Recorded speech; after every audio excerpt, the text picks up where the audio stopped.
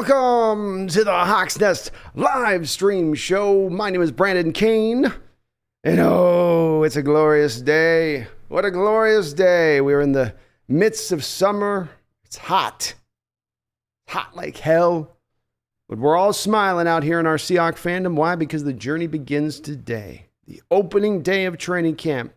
All of the talk, all the prognostication, all the analysts telling you what your team's going to be, what they aren't, what they can't be. Well, now we shall see. Now we will find out. This is the best part of football, is the unpredictability, and I'm excited to see what this team has to offer. It's a young, fast team, certainly a team that is in the midst of its cycle of development, but young players can develop very fast and sometimes a lot quicker than you even thought was possible, as we're seeing with our own Seattle Mariners in the very same town right now. We've got plenty of news to discuss with this. Leading off, DK Metcalf is indeed in training camp. Yay. Great sign there. He is, of course, not practicing, so this is the new hold-in situation that we have been dealing with recently. We saw it with Dwayne Brown and Quandre Diggs last year, and I guess we will see it again here with DK this season. So I'm hoping they've got a deal done soon. It really sounds like, and listening to Pete Carroll's presser, that there did seem like, the reporters did a good job, by the way, pressing him on the timing of this. And if it's far away, is it close? Just trying to get a little bit more information. And if you're trying to read between the lines, it does appear that there's going to be a deal here done sooner than later. Maybe I'm just being an eternal optimism on this one, but that's just the way it at least a little appears to me. So DK is at least in camp. As I've said throughout this process, all indications are that there's going to be a deal here. All indications are it'll get done. Sometimes these things do take a bit of time. Jamal Adams was into a couple days of camp before we got his deal done last year. But a deal will get done here nonetheless. The Seahawks are sitting on a lot of cap space. They've got a lot of flexibility into the future. He's worth the money. I'm not going to get targeting him today on why they should sign him. That's going to be part of when he signs. I've got a show prepared for you guys. And I'm looking and doing some research right now in the background on this. And I think you guys are going to have your eyes opened, especially maybe some of the naysayers on DK Metcalf when comparing him up against a variety of different guys through their first 3 seasons and looking at a couple of different stats within that. So encouraging there with DK, most definitely. I'm happy to see him in camp. Quandre Diggs, man. He's dig it, man.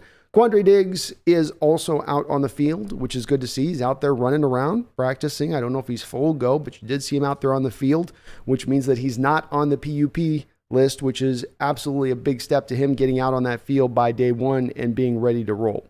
We'll see what he's able to do this season, coming off an offseason where no doubt he had to spend a lot of the time rehabbing, but he's out there. Like DK, this is an encouraging sign. It's also been interesting as we look. Not a lot of guys coming in the door that are broken, especially of the really important variety, where in past seasons we've had rookies coming in that were nicked up and dinged. Last year, Eskridge with his foot injury, for instance, or you have other players that are still kind of in a weird recovery point. At this point, everybody seems kind of full go. I haven't heard anything on anybody else as far as there's some guys that are in the minor edges of this that are, out there on that, but everyone else seems pretty good to go. So that's encouraging. Ben Burke-Irvin was released. This kid was taken, I believe, in the 5th round. I know somebody's probably going to correct me on the chat when I said 6th round, man, 6th round. He's taken later on in the draft. A kid had the most tackles in the NCAA the year he came out, but he's a little bit of an undersized spark plug where he really is at his best being in a defense as a 4-3 inside linebacker. I don't think he's going to be adequately suited to make the transition to 3-4. I just don't think he's going to have quite enough size to hang in there when you've got those guards coming downhill, very often at times, and you've got to kind of just take them on. Now, Carroll said that this is almost seemingly kind of more of a move being done because of the recovery process. Evidently, Ben Burke-Irvin had some nerve surgery as well. So the combination of those two things would seem to indicate that maybe they're going to have him back at some point, but that there's still a little bit of a road here for him to get back to the team potentially. It does further draw down a linebacking core and a middle linebacking core that is right now pretty much paper thin. Cody Barton is being given the starting job above any other position on this team almost as much because there's nobody else behind him to really push him at this point. That, as we know and as we've learned in the past, that does not always breed about the best competition or the best results on the football field. So we will see if the Seahawks do not have maybe a move to address that middle linebacker position rather than just rolling with Ben Burke-Kirven. Again, there were a couple of other minor injuries on certain guys, but nothing that's going to last. The team's going to be very protective with this team at this point. So don't be surprised if you are seeing it go down to where, there is guys they're being very careful with them. But again, this is a good start to camp. Carroll seemed very encouraged by the first day that they were able to get a lot implemented on the field, or rather than the first day. Sometimes, you have guys just kind of getting the ball rolling, getting the momentum starting to go. They seemed like they were ready to snap in and ready to go. It'll be interesting to see who on this team throughout this training camp steps forward as the leaders here. We have two of our leaders lost. That's going to be a big part that we don't talk often about on this channel of who does step forward now. Tyler Lockett's been mentioned. DK Metcalf's been mentioned. Jordan Brooks has been mentioned. But this team definitely at this point does need some leaders from within to help drive some of these young players into this upcoming season for any kind of potential success that they could tap into. A couple of other news and story notes that I think are interesting that I want to discuss here. And that is, a lot of times I tell you guys, if I make a prognostication or prediction, and I'm not just doing here's a season prediction, but this is something that I'm telling you is going to happen. I at times will get a lot of pushback in the chat with telling people that, where they go, you don't know. I'm telling you, just trust me on this. Just trust me. From the moment I learned about what was going on with the spinal fusion in Chris Carson's neck, I told you guys over and over again that this is a situation that he's not going to come back from. And there were so many fans out there that have held on to so much hope that he would. And I understand that the Seahawks have technically kept that door open for him to come back. But as I confirmed over and over again, he's just not going to be able to get on the field with that kind of injury. It's been tough watching so many of these Seahawks come through here in the last 10 years that have had the neck injuries. And I don't think that it's anything more than just being a fluky situation. Ricardo Lockett got absolutely blindsided and lifted up off the ground on just a crushing hit on special teams. With Cam and Cliff, they both seem kind of freakish situations. And then with Chris Carson, if there was a running back who you're like, yeah, he needed spinal fusion, his running style would certainly be one to go, yeah, I could see how that guy with that running style might eventually require that. He's pretty violent. So props to Chris Carson. A short career here, but he did amass a good 3,500 yards, 24 touchdowns, pretty decent hands out of the backfield as well.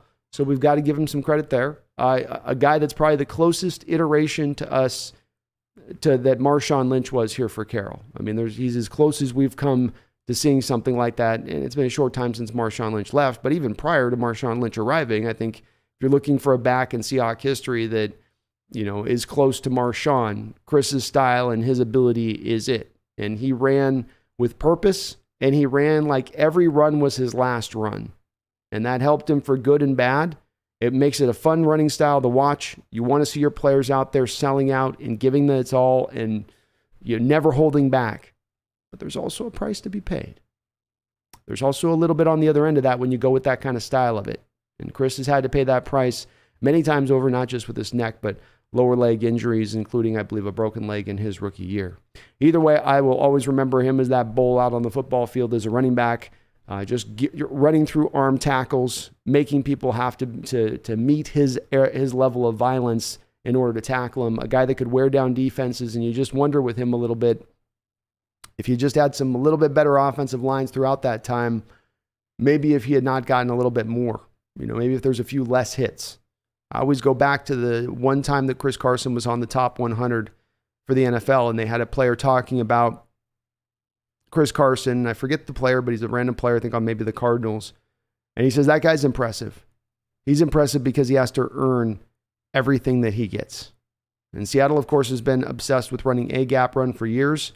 And then you didn't have always the best of run blockers up in front of him. So he knew the defense knew where he was going to go. And he knew the defense knew also that they didn't have really the best of run blockers to really come at him all the time consistently. And yet he still found his yards. But that quote will always stand out to me with Chris Carson because the defensive player had no reason to say it. And I think that there was a lot of truth to it. On top of Chris Carson's retirement, we get a double dose, don't we, folks? We get two Hall of Famers leaving in one day. here this offseason, and then we get two very, very good players for this team for many years, good soldiers, guys that were warriors out on the football field, and KJ Wright is the other guy that retired. And it was tough. I'm going to play a little slideshow here. Man, you were watching the Twitter there with KJ and him signing the papers, and John Schneider and Carol posed up over in the corner of the doorway looking in. And KJ first coming down and sitting down and looking very stoic and composed.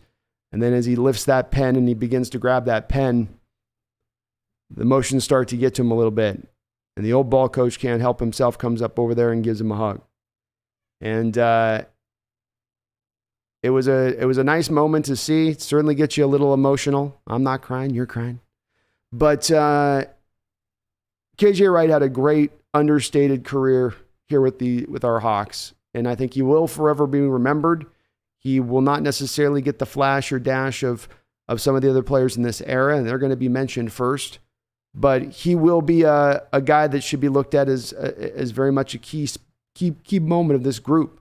You assemble a team when you build a great team, or you build a great defense or an offense. We oftentimes fall in love with these skill position players or the stars on the outside, but it's the totality of the team that ultimately dictates the greatest success.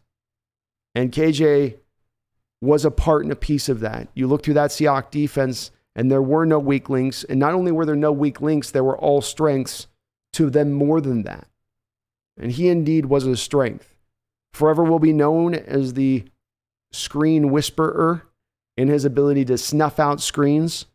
He sort of seemed to add a little bit of an element in this last couple of years here in Seattle of providing a little bit of punch, a little bit of thump at times. He's got a couple hits young in his career, but he was more of just a wrap him up kind of tackler. And there were some times he was willing to be a little bit more punishing in his last couple of years here. He certainly played a long 11-year career, 992 tackles. Poor guy just fell 8 tackles short of that 1,000 mark, which is a little bit tough to see. Not a Hall of Famer, but again, when you talk about building your team up, you got a team of some stars and a whole lot of KJ Wright types all in up, down, and in between. You probably have yourself a pretty good football club. But props to KJ for what he gave to this team. You never had to question his heart. You never had to question his effort. You never had to question his preparation. The man was there every day. And if he happened to suffer a difficult injury, he was going to bounce back as quickly as he possibly could. I remember watching him the first time, just how long and tall he was for the linebacker position. It was the thing that really set into me with this Coach Carroll defense first, as I was starting to get familiar with this Legion of Boom defense in its early days. And you had this KJ Wright guy at 6'4" and all arms, Cam Chancellor back there, and Richard Sherman, and you're just looking at the team and going, man, these guys are so damn big. They're just so big. But he was a complete player. He could snuff out a screen, but he was good enough in coverage. We all remember his one-handed interception against the Dallas Cowboys in the playoff game in a moment you needed, where everything was kind of scuffling. You're down there near the end zone. If the Cowboys score there, it's definitely over. He pulls off a one-handed interception that I've heard him talk about. It was all about preparation. It was all about watching tape. So a great player, highly revered. I don't know if he will make it into the Ring of Honor. He's kind of into probably that territory of a Joe Nash type of career in the way it'll be looked at. But again, not to undervalue him, not to throw any shade at him. Fantastic player. Gave us many years of very good play. Kind of a guy who could do a little bit of everything to a degree. I never thought we ever kind of tapped into fully what he might be able to do as a pass rusher off the edge. He didn't get a lot of opportunities to do that, but when he did it, he was fairly effective with it. But props to you, KJ. You gave us it all on the field. You made it a fun team to watch. You part of the best defense this franchise probably will ever see. And there's no doubt about it that you've earned this golden sunset. Now stay on that speed dial, like we're hearing Jordan Brooks is saying, that you're on that speed dial and the players can call you, and hopefully Seattle's hiring you as a consultant right now, if not a coach. And you can keep coaching these guys up, keeping them ready, keeping them going. They need that help. Young guys need that guy that's got those years in the league. And say nothing if, hey, something may happen. You never know. We might have to have the old man take his gun down off the wall one more time, should God forbid some injuries strike. And especially when you look at the linebacker position and it is as lean and thin as it is. Find a little bit of information I want to bop into and talk about a little bit with you guys. And thank you, Megan, for the $50 donation. I'll get you guys on the donation just one sec. I want to just talk about one more item that did come up that's actually not Seahawk related. And it's going to be at some point a topic for a whole show for us to discuss, because it's not only important from the standpoint of, looking at what we're going to do in the future as it pertains to the quarterback position, and not just the quarterback you're looking to pick, but how you're looking to deal with that said quarterback if they happen to be good. Say nothing of great, but very good. Because this last week, Kyler Murray got handed a deal by the Arizona Cardinals. Monstrous deal. Paid after 3 years. And a part of this discussion, of course, comes to, again, that fifth-year option people talk about with that first-round pick. We got to throw that discussion out. People have got to stop mentioning that.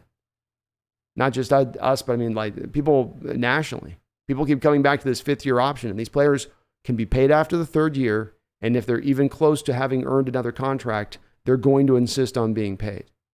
So the fifth-year item of first-round picks needs to, when we look at the value of first-round picks, more and more, I think we've got to look at them through, 3 years, maybe 4 years of what you're getting from that player through the first run of things. And the Cardinals had their feet held to the fire here. They didn't have any other better options behind him. They had picked poorly in Josh Rosen before him, so it's not like they had a track record of success there with the general manager or owner for that matter, and their long times in being there, and their long time being there of finding great quarterbacks. So they're caught in a bind. And this is what the topic of the show is going to be about in the future. Is this a smart approach to take? It's the approach that fearful teams throughout football are making. Well, who's going to be, if we move off of this, who's it going to be? And then if not them, when we're going to get fired, then we're going to be gone. And I would offer that it's become so extreme, and not only the way that these quarterbacks are being paid at the high of heights, but now how early they're being paid, that we must reevaluate whether or not this is really the right path in going to try to build a Super Bowl team as we move not in through the past, but into the future, what it will become. Because I just keep coming back in my own mind looking at this situation, this contract given to Kyler. And of course, you guys have seen the ridiculous contract rider, which requires Kyler Murray to study for 4 hours a week without a computer, without a phone, his full concentration onto the screen. So let me walk you through that one, folks.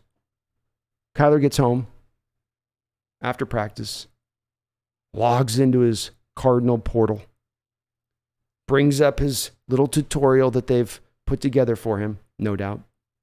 And then he has to give over access to his camera and his microphone so that some 17-year-old intern in the Cardinal building can watch him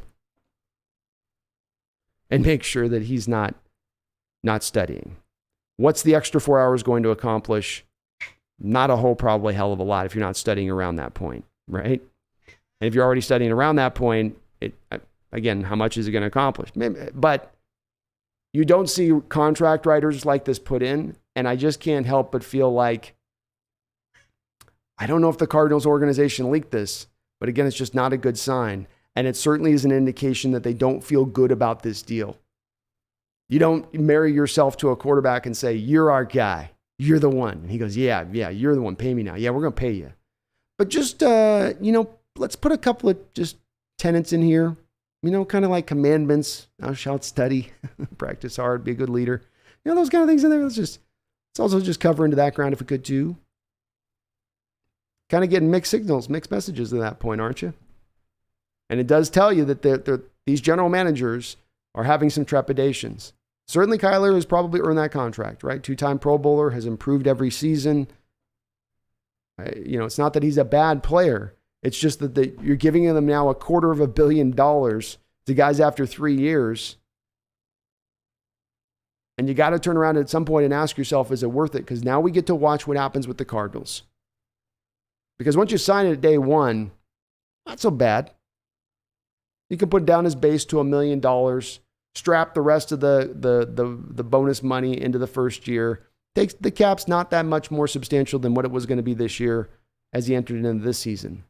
But then you move into the future and it just keeps growing, and it just keeps growing, and it just keeps growing. Chiefs are starting to feel this now. Mahomes kept his first 2 years of the new contract low. Now third season it starts to click in. Now, Tyreek, man, buddy. We can't do 30 million, man. We just, Frank, we got to renegotiate this. You haven't been good enough to earn this contract, 23 million a year. We got to renegotiate. Stuff's getting tight. Orlando Brown, I know you want 25 million a year. That's what's happening right now with KC's. They've got a left tackle who's wants to get paid top of the market, and they don't have no more money left. They thought they were going to get Orlando on a discount. You're in the bind now. You're in the wash. You're in that whirlpool through the middle of a river, and you can't get out, and it's spinning you down, and it's sucking you below the water as you just get a little bit worse as that contract grows a little bit more. It's to me becoming a little bit of a cautionary tale situation. And don't think that Russell Wilson over there, Denver's not coming back with a five-year 250. If not more at this point. The price is only increasing. There's got to be a point we're reaching with this where you're pushing into the spot where you can't, it's got to go the other way, where you go, hey, how about we just build up a great team around a solid quarterback? Why don't we take an approach where we're not looking to spend $40, $45, $50 million to the position? Because to me, it's become shorthand for not building the rest of your team. Because then if you have the guy, you can say, well, we always got a chance because we have a guy. If you don't have a guy, that's when everything's horrible, but we got a guy. Build up the rest of the roster. Yeah, we need a quarterback too, and it's still a quarterback-driven sport, but I do feel like we are coming to a point here of the smart team that looks ahead on this maybe a little bit more starts to go a little bit more like, yeah, we're not going to take that approach like you guys all are doing. That's not quite as smart. And again, for a Hall of Fame level talent, an MVP level guy that can get that place, a guy that can be truly a guy that's tilting the field throughout the course of the game, I can pay that money.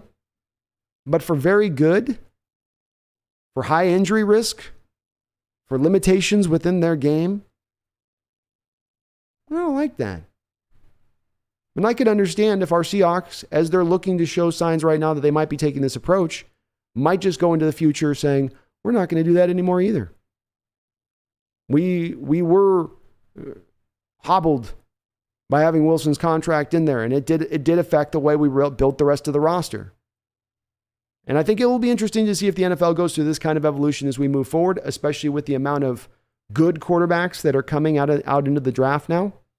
Hell, we might have 5-6 first rounders in this next draft. You might see yourself with 10 to 15 quarterbacks taken in the first 3 rounds of the next draft. It's a good one.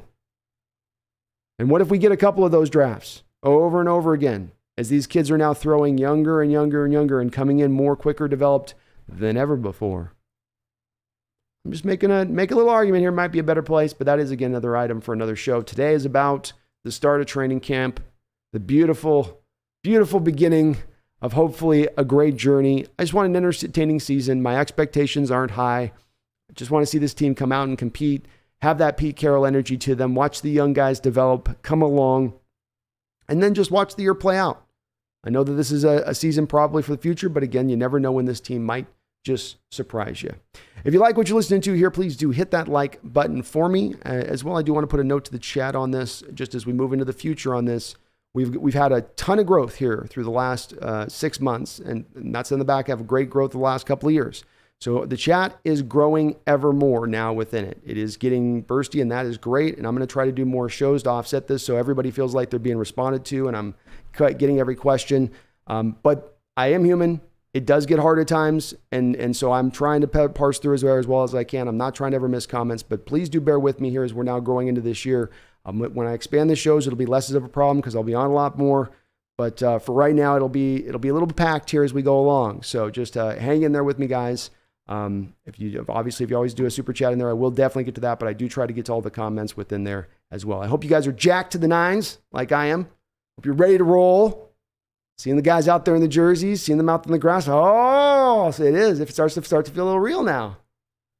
Starts to feel real. Well, they're getting it. They're getting it. Weights are cracking. Ice tubs are icing. All right. Well, thank you guys for jumping in. Randall McDaniel starting us off with a $5 donation. Thank you, Randall. I'm sorry, Randall. I got you on the other one. Wait, Randall, let me start below. Let me start the first ones here. Soviet Sport Guy, thank you for subscribing. Randall with the $2 donation says more than 2 rats mating in a wool sock. What was that, Randall? Was that on hotter than 2 rats mating in a wool sock? It is. You guys are going to see me sweat today. So it's me sweat or turn on an AC and you guys hear. So I'm gonna be a little sweaty in here. All right. It's gonna get a little sticky, a little musty. But I'm rolling. I'm jacked up. I don't care. Megan, Gok Roger coming in with a big fat $50 donation. My lady from Danenda. How you doing, Megan? Hope all is well. And thank you for the big monstrous donation. My goodness. Make me blush over here, Megan. Thank you so much. She says, sad to hear that Chris Carson is gone, but I have said that neck injury was unrecoverable. I know Coach Carroll loved him, but he had to go. Loving what I'm seeing out of Renton. Well worth getting up early for. Bring on week 6. Go Hawks. Yeah, it was fun watching the feed. I props to the Hawks, the Seahawks PR staff and what they did and what they kind of put together. Sometimes they just would put up a camera that was like facing the ocean and occasionally one player would meander into the shot, Megan, but actually they're getting some shots and having Ray Roberts and Trufant up there talking about the situation, talking what they're seeing on the field a little bit and stuff. So hopefully we get some more insights from those guys going forward. And it just was sad to hear with Chris. And like you, I was along the whole way with that, saying it's just something you can't get over. And we fall in love with certain players and we don't want to see their end come. We've had to see it a little bit too often with our Hawks at times through this back end of this run of 10 years. And it is unfortunate, but at least he did get that contract. And I think that, Megan, he does have some injury guarantees built within that deal, which, should at that point in time give him a little bit more, kind of protection there of a couple million extra, hopefully. I haven't seen how the contract deal works out, but I would imagine that the injury guarantees makes pretty much most of it guaranteed, if but a slight not. But thank you so much for the $50 donation, Megan. I really appreciate it. And I am looking forward to week 6. Got week 6 coming up. That's going to be coming up very soon. We're already getting into August, Megan. We're 2 months away. Let's go. Let's go. And I like what I'm seeing out of these guys too, Megan. Everybody's healthy. That's a good noteworthy thing here early on, is everybody's really out on the field that's of any good note. Love seeing that, including Quandre. And again, the Seahawks Sports Guy, thank you for subscribing. You're awesome. Spectre7, super chat at $2. Julio Rodriguez. Ay, rico. Suave. Now, Julio is holding it down right now. And if you guys are interested, by the way, my Mariner channel is going strong on the other side of things. The Crow's Nest. We've been, I think I did 5 straight games we streamed over the last week over on that side of things. I know we don't have a lot of baseball fans necessarily in the chat right now, but if you are a baseball fan, pop on over there. Channel's getting nice and big on that side of it. And boy, it's Julio with 2 home runs in back-to-back games over the course of the last 2 games to really put a cap on that series, get a nice sweep after what the Astros did to us, after they did us dirty. They did us so dirty. But Julio is absolutely a superstar already. And he is going to be, if he can keep turning it up like this, be in the MVP discussion. Judge is going to probably win it when it's all said and done, but he'll definitely be in the talked about, probably get a couple votes. Thank you, though, Sector 7, for the $2 donation. New Phone Who Dis says, yay, I made a live stream. You did indeed. Soviet Spy, what's up? Good to see you here. Sorry you guys missed the last couple. I know I've only been doing the 1 a week stream here, but we'll be back to the 2 a week thing now that we got some good, honest news stuff going on. Nitro Hawk says that Julio Rodriguez home run was amazing. Dude, he's just got a great swing, and he jumps on pitches. His hands are so fast. Some of the fastest hands through the zone I've seen on a player. It's effortless how fast. It doesn't look like he's swinging with the power that he generates off the bat, but it's those hands are so quick and just snap through the zone. And yeah, it's his run production over the last 2 days that has gotten them enough to get over the hump in those 2 ball games to win it. And boy, this team's going to be fun to watch down the stretch. Say nothing if maybe DePoto can add another player here. Come on, Jerry. Megan says 9 degrees C here, cold as F. Well, Megan, you wouldn't want any of this right now. I'm looking at mine. It says 99 on my computer right now. Like it's got the emoji icon of the sun literally in red right now. Like I don't know how why they put the red on it, but it's showing it's that hot. Too damn hot. Supposed to cool down though soon. It's good to see you though in here, Herbicide. James Black, let's go M's. Let's go M's. Ryan Wilson, I like the feel of camp this year. The future is bright and we have the pieces in place that will set it up. I agree. Can't be mad this season either. Surprisingly fun or just as we expect, can't disappoint. That's right, no expectations. I know some people are really out on this team, but I'm in no expectations and hopeful.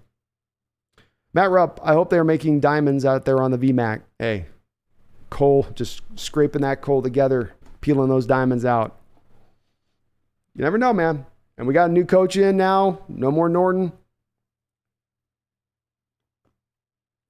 Second year of a new offensive coordinator, which is usually when you start to feel out those best results, or at least you get the good results of having a new coordinator. The first year is the year where he's got to kind of train and show everybody the way. James Hughes says we're going to sweep the Niners. Let's go, James. We own the Niners. We're the Niners daddy right now. I'm sorry, but we are. I know the Niners are thinking right now, yeah, well, it was Russell that was our daddy. And now he's left and gone to another state. Well, you might think that, but I think you're going to come to find Carroll's kind of got Shanahan's number a little bit in how he plays him. Riverside says, KJ was my boy. I think I was sadder about him than Bobby, just a low-key dominator. He just went out there and got his job done. Do your job. Handle what you're responsible for. Don't go past that. Don't leave your lane. A very fundamentally clean player. Ton of length. Very smart.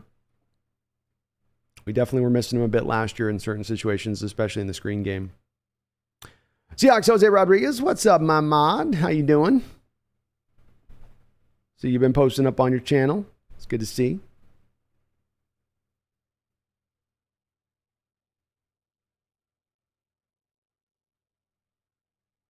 Are we still having the mic problem? I thought I had fixed it, B. Russ, when I went and put through. So I thought it was fixed.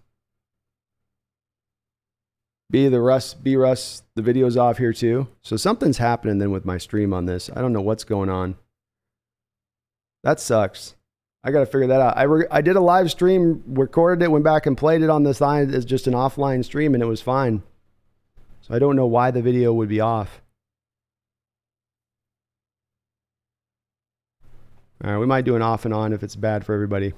Sorry about that, folks. I tried to work on fixing it, so it works offline and then just suddenly doesn't work when I go live now, I guess. I might have to just go through StreamYard at this point.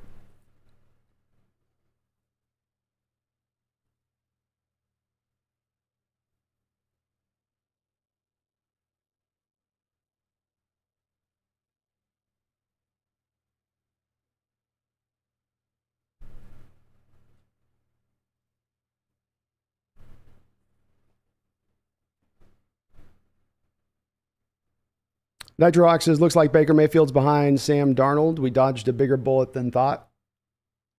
Yeah, he's also a little bit going to be in the situation. He's coming along late. Darnold's been there for a year. So you're not surprised to see him behind initially. I still think we dodged a bullet, though.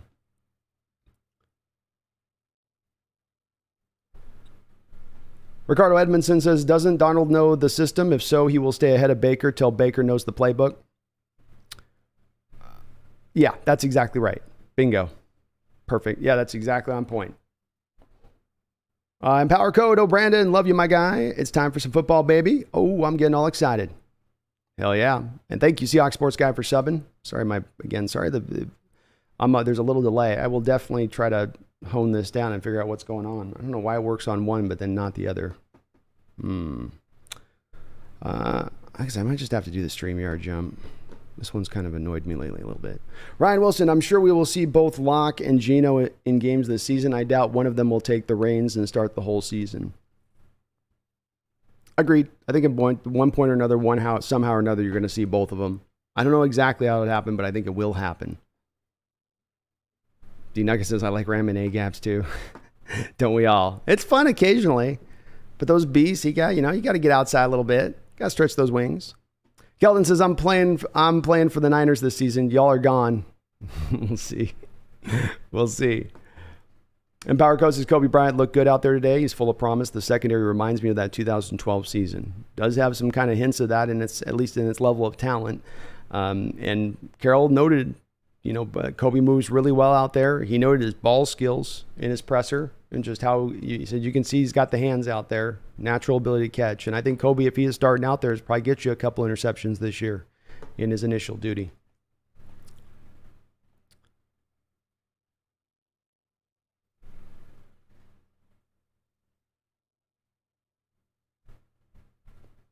Randall with a $5 donation says, who was the 32 that Pete said Carson reminded him of? I say Ricky Waters.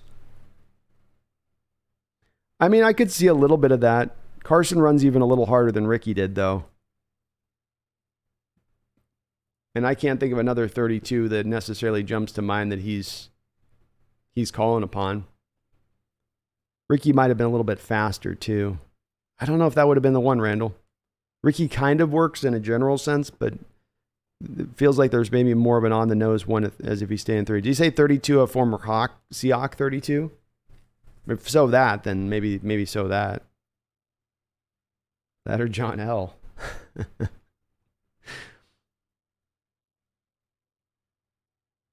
Jeffrey Thistle with a $10 donation. Thank you, Jeffrey. I appreciate it. Man, you guys are being very kind in the chat to open things out. Thank you for that, even though my mic video sucks right now. Even though that's going on.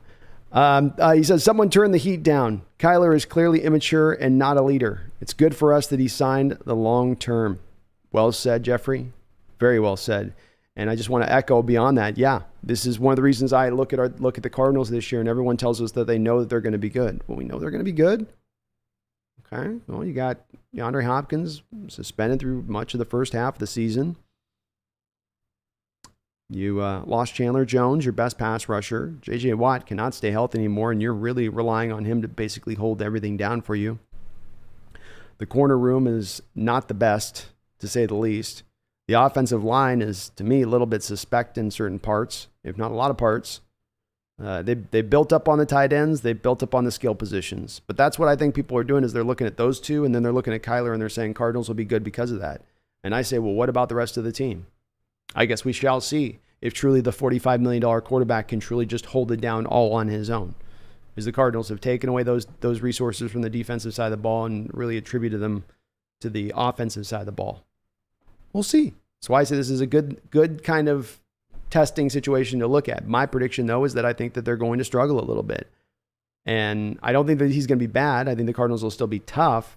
But they're going to be as good as they were last year, or that they'll somehow still, again, start out hot 5-6-0 and then fade again, or whatever it may be. I think they end up as a middle-of-the-road team at best into next year. Soviet's Pie says, don't forget to hit that like button. Yes, do please hit that like button. It does help me out considerably. And thank you, Jeffrey. Megan, you're awesome. Randall, Spectre7. Appreciate you guys. And lady.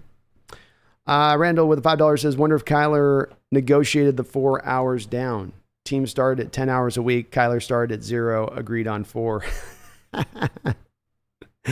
Yeah, so they go. I'll play Kime. Steve Kime coming in. Hey, Kyler, how's it going? That's good. All right, well, we got the contracts in, right? Yeah. All right, well, you're happy with the money? Happy with the years? Yeah. All right. So we just got one last little thing, Just one thing. You mentioned in an interview last year, studying is not really your thing. You're just kind of feel a guy, You just kind of play from your gut. Yeah, I play from my gut. I don't understand that whole film stuff. That doesn't really help me any. I just use my instincts. Yeah. Instincts are good. We're going to give you all this money, though, in all these years. We're just going to put 10 hours of study time. What do you say? Just a small little, just call the writer on a contract, just a little stipulation, if you will. What do you think? 10 hours. I just told you I don't want to do that. Yeah, but we kind of need you to study a little bit. You're not really doing any studying. I told you I'm a field guy. All right. How about like 7? How about 1? God, come on. What are you going to accomplish in an hour? I don't think I'm accomplishing anything with any of this. All right. 6, 2. Oh, come on. 5.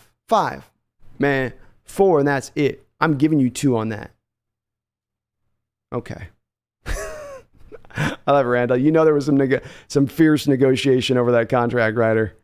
But yeah, I don't think that 4 seems like a settled number to me. That doesn't seem like the number the Cardinals front office started out on and what the expectation was going to be on from that. Either way, it's absolutely ridiculous that you have to have your leader of the team, your quarterback, this quote unquote star that you have to impel in order to get him to do his job. And then you have I can only think it's his people, I guess, leaking this because they're upset about it, but because it does not make the front office look good by them leaking it. But nonetheless, then it gets leaked. Just, is that 4 hours worth all this blowback?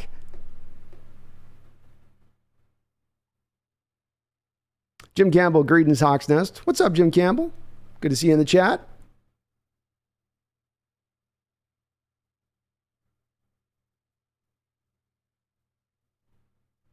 Keldon's getting the heat in the chat. Sorry, Keldon. They're tuned up, man. It's training camp. It's training camp, my brother. What are you going to do? It gets everybody's blood up a little bit. I'm trying to think about the 32 Carol would have said, Randall. Otherwise, if he meant a Hawk, I'm not sure. D-Nugget says, can you believe Kyler Murray's contract says yes to? For yeah, the study thing is just ridiculous, D-Nugget. Absolutely ridiculous. Keldon's respectful, folks. Be kind to Keldon. Keldon's very nice when he comes in here. He's donated into the channel. He likes to come in here and just chop it up. He's cool. He's good people. Herbicide, KJ could always step up and lay the boom on someone. My fave is him and Kittle or him and Juszczyk. Can't say that guy's last name. Oh, he could. He could always hunt out that screenplay like almost no player I can ever remember being as adept at it. You get a player eventually snuff stuff out, but to be able to do it anytime a team ran a screen, you know KJ Wright was going to come sailing in off screen and just, deplete the guy. Ramon says the Seahawks will generate excitement, but they're going to lose and lose a lot unless Pete lets go of his stubborn ego to save his own tail. That will require him staying out of the offense. Very well said, Ramon. I don't think I'm anticipating that he's going to stay out of it, and maybe I'm giving him the benefit of the doubt of that without seeing it. But I look at not only the moves he made last year to bring on Waldron, but also then to make the change away from Ken Norton, his guy. I know you're hiring from within, but then to bring in Desai and to implement what they're trying to implement defensively, these are showing that he understands he needs to enact changes on both sides of the ball, which if you look at Carroll to the last 8 or 9 years, he wasn't looking to enact any kind of changes. I do fall back on can he stay towed to that line and trusting the new and go through the bumps in the road as you develop into what this team could potentially be? I hope so. But he did last year. We know probably put his fingers in the offense at certain times, bringing them back into the old ways, and that wasn't always maybe the most beneficial thing for him to do. So I like you, hope he does stay out, but I'm anticipating he will, Ramon, and that's also why I'm a little bit more higher on him at that point. James, Hawks are going to be fine. RD is legit. I agree. I like our defense. Randall's 106 there. Oh, my lordy. Lordy. Spectre 7 with $2 donation says KJ is the most underrated Seahawk, period. He might be. There's a couple of other guys that get forgotten about a little bit that have maybe a little bit of a claim on that side of it too, though. I mean, I can make an argument for Jacob Green. My guy had over 100 sacks in his NFL career, and he's, rarely thought about in the Seahawks fandom or talked about. But KJ is definitely in on that list of the underappreciated, if not up as the number one. It's definitely, I wouldn't necessarily argue against it to a degree. I mean, as I think about it, I'm getting ready to argue against it because I also look at nearly 1,000 tackles is great, and he was a very solid player. He's a very solid player though. It's like Joe Nash was a very solid player. Played 15 years for this team. Got himself 60 sacks and had, you could say Nash brought you equivalent production from his defensive tackle position that you got from KJ.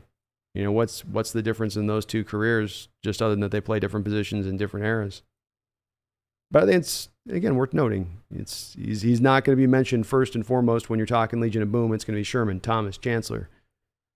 He may go to the defensive line, and Averill, Bennett. You eventually get then over to KJ after you get through Bobby, then he's not the first linebacker. So yeah, you're right in that respect. It's going to take him a bit to get to there. Herbicide Derwin James about to get paid. You know it. And they need that. If the Chargers have that secondary and defense able to hold through healthy, I think that's a very dangerous defense down there in LA. The J.C. Jackson signing as a shutdown man-based corner on one side. Your two pass rushers with Bosa and Mack. Mack was already looking chippy there at the press conference, like he's ready to go. And you've got the safety play in there to back things up. They're going to be able to do some really interesting things there with Brandon Staley's defense. And Derwin probably deserves to get paid. AK Eagles podcast. Yo, what's good? First time here. How you doing? I'm loving life. AK. I'm opening the season. You know how this goes on opening training day. It just kind of brings a general smile to your face. As I said in my description title, hope springs eternal when you begin anew. So I'm kind of hyped. I'm enjoying what I'm seeing from this team so far. We're kind of quiet. We're flowing under the radar. I like us into this underdog role. I like us as kind of being viewed as more of a Cinderella potential team. I like that. So we're feeling pretty good about things overall, I think. And Empower Code, yeah. So folks, on the mic sync, I'm very sorry. I did troubleshoot this off stream, tested it, and then put this back in, and now the problems are coming back up. I can't really troubleshoot it live as I tried to do yesterday, because most of the changes I'm going to try to enact are going to mess with stuff. So I'll have to do it just off stream, and I will try to fix it for sure at that point, figure out what's going on. I don't know what happened. And I am sorry about that. Stuff always works until it doesn't with this stuff, I'll tell you. Let me see here.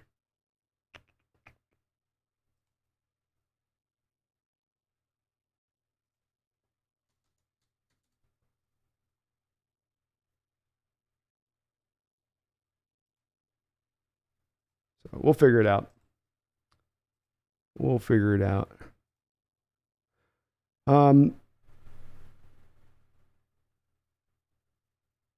Megan says, my question about Kyler contract is if he doesn't do the required study each week, is that a breach of contract? And if so, will that be enforced?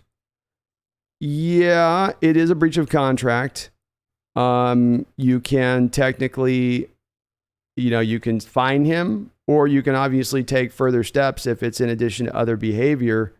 You can at that point hit him for the breach of contract, but I that's usually a little bit more of an extreme step that teams are not going to take, Megan, because of the fact that you're going to get blowback down the line for doing that. So they're not likely to do that, but they would fine him, and it could be a bit of a hefty fine at that point. You could probably clip him for $50,000 or something if it was, you only did 3.5 hours, give us 50. But again, then are you gonna enforce it and piss your player off? That's a bit of I'm not sure on that one.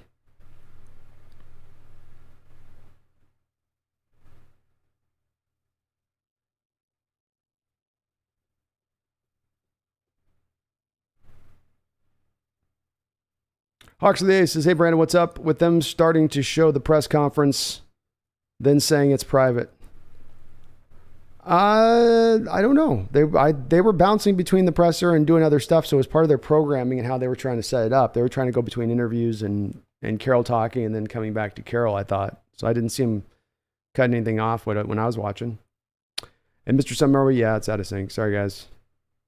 I'm almost want to just pop off stream and back on, see if I can get it to go at that point. So I don't know what. I wish I hate when I get stuff working and then it just doesn't fix. It's freaking weird.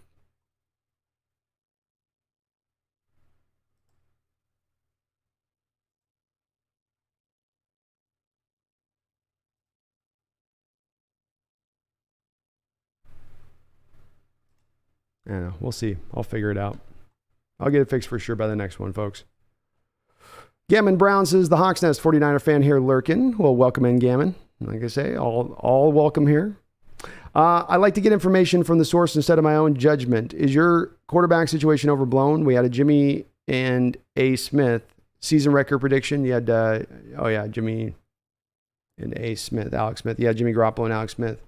It's a little overblown, Gammon. I mean, the most of the calls are coming from a national perspective of things. So what you're getting is you're getting people saying, look at the Seahawks situation. They've got to go do something. You know, you can't run out there with Drew Lock. You can't run out there with Geno Smith. And it's not really taking into account what the team thinks or what the team is really informing everybody and what they're doing. They stayed away from quarterbacks in this draft. They didn't bite on Baker Mayfield.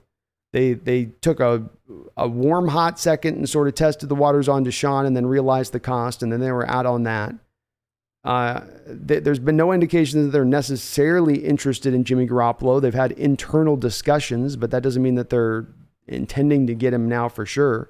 I think if he's released, yeah, they're going to, you go to them and say, okay, what's the cost in a 1-year deal? But even then, I think that their interest is going to be low because of the fact that we're already getting into training camp at this point. Your returns on this guy, even if you think he's a moderate improvement over what you have in Geno Smith or Drew Lock, is not going to be that much. So I still come back to he's going to eventually go somewhere else. Like he gets cut, I see him going to Cleveland. If Deshaun's half the season out and trying to do that, or find a good landing place. I think if he's a free agent as well, this probably might not look like the best of landing opportunities for him. Maybe though, maybe he's like, I want to just go and screw over the Niners now. I've never been able to see why it makes sense. He just doesn't seem like a fit on a lot of different levels for me, Gammon. And Mr. Summer, I'll be sorry it's out of sync on the mic. We'll get this right. I promise, guys. Crystal Bush, informative. Thank you very much. I appreciate that. It's very kind of you to say. Rams are the champs here. Benjamin Jarvis, G. Smith played as good as Russ last season. Now the draft gives us key pieces. Geno is going to surprise you. Benjamin, I just did a video myself 2 days ago. I posted to the channel saying exactly that point. I think Geno's going to surprise some people. I like Locke too, but I think both guys do have some honest to goodness potential that you're seeing them put on these lists as the 40th and 41st best quarterback in the whole sport. I think, again, I'm not trying to say they're stars, or stars in the making or have star ability, but I'm saying like these guys have ability to push themselves into middle of the road as a quarterback, or at least the high 20s, come on, 40, 41. Seahawks Jose Rodriguez says Orlando Brown is the size of Orlando. He is. He would take up the greater part of the counties if he was standing in it. He's a big boy. His dad was even bigger, Jose. If you remember, his dad was the guy that played for the Cleveland Browns, and that's the guy who had the official threw the flag at him, and they had beanbags in the flags. I don't know if they still do, but back then they had the beanbags and the flags, and those guys and the officials would whip it at the players like, this is the guy who did it. And the flag went and hit Orlando in the eye, I think, and he then went and attacked the official. It's a pretty crazy moment in NFL history. Yeah, Megan with a big $50 donation. Megan with another $10 donation. Thank you, Megan. I'm a little late on acknowledging. Sorry. B, could you give godson Noah a birthday shout out, please? He is 15 and was at the M's game with his grandparents and sisters and wasn't expected to live past 24 hours. Hey, shout out to you, Noah, Megan's grandson. And you are officially in the 12s, of course. I didn't need to tell you that. You already knew that. And now you're going to the Mariners? You're about to ride with the Mariners too? Wow, what a game you got to see today with Julio going yard and going yard deep. It's a great stadium there. I'm sure you were blown away by the experience. You got an awesome grandma who's a big part of this channel here. And hopefully we'll be getting you into the mix shortly in here too. Keep expanding our Australian audience down there, though. He's local, isn't he, Megan? So they live local, if I remember correctly, from what you were saying before. But Noah, I hope you're doing good, and I hope it was an awesome game. Hope you stuffed yourself with some of that good stadium food, that good stick to your rib food. David Pugh with a $5 donation. Thank you, David. He says, thank you for the vids and your commitment. Thoughts on Drew and Geno's performance today and team overall? Hard to tell much from the first. And first, thank you for your kind comments. You guys are just awesome. Very kind, not just support, but so kind in what you guys say. So first off, thank you for that. When it comes to the performance today, I didn't read or hear much about what was going on with them. It's going to be pretty light the first day that they get them on the field. They certainly sounded like they were installing some things, but you're also going to be kind of taking the baby steps. Once they get to the pads, once we're getting a little bit closer into the first game, I think we're going to get a little bit more of a feel for where things are at. Geno does still continue to have a little bit of an early lead on things, and I do think that he's going to maintain that. Drew's got to kind of take this job. Geno, and it's not Drew's fault that Geno's got a little bit of that head start because he's been here a little bit longer. They're both, I think, very close. They're, like Carroll said today as well, they're both guys that are big with good arms that move well, but they're very different type of quarterbacks in what they do well. And so they've got to lean in. If I'm either of those two guys, lean into what you do well, lean away from what you don't do well, execute the offense, be careful with the ball, and make your plays when you get the opportunity. And this is why, again, the competition to me is where I keep coming back to on this, David, that let him have a good, honest to goodness competition. Don't just give the job to Geno because he's been here a year. He can have the early start, but let this thing play out over the course of the weeks. Make your assessment at that point, and then let's do it. And I think that that's going to be the pathway that they take with this.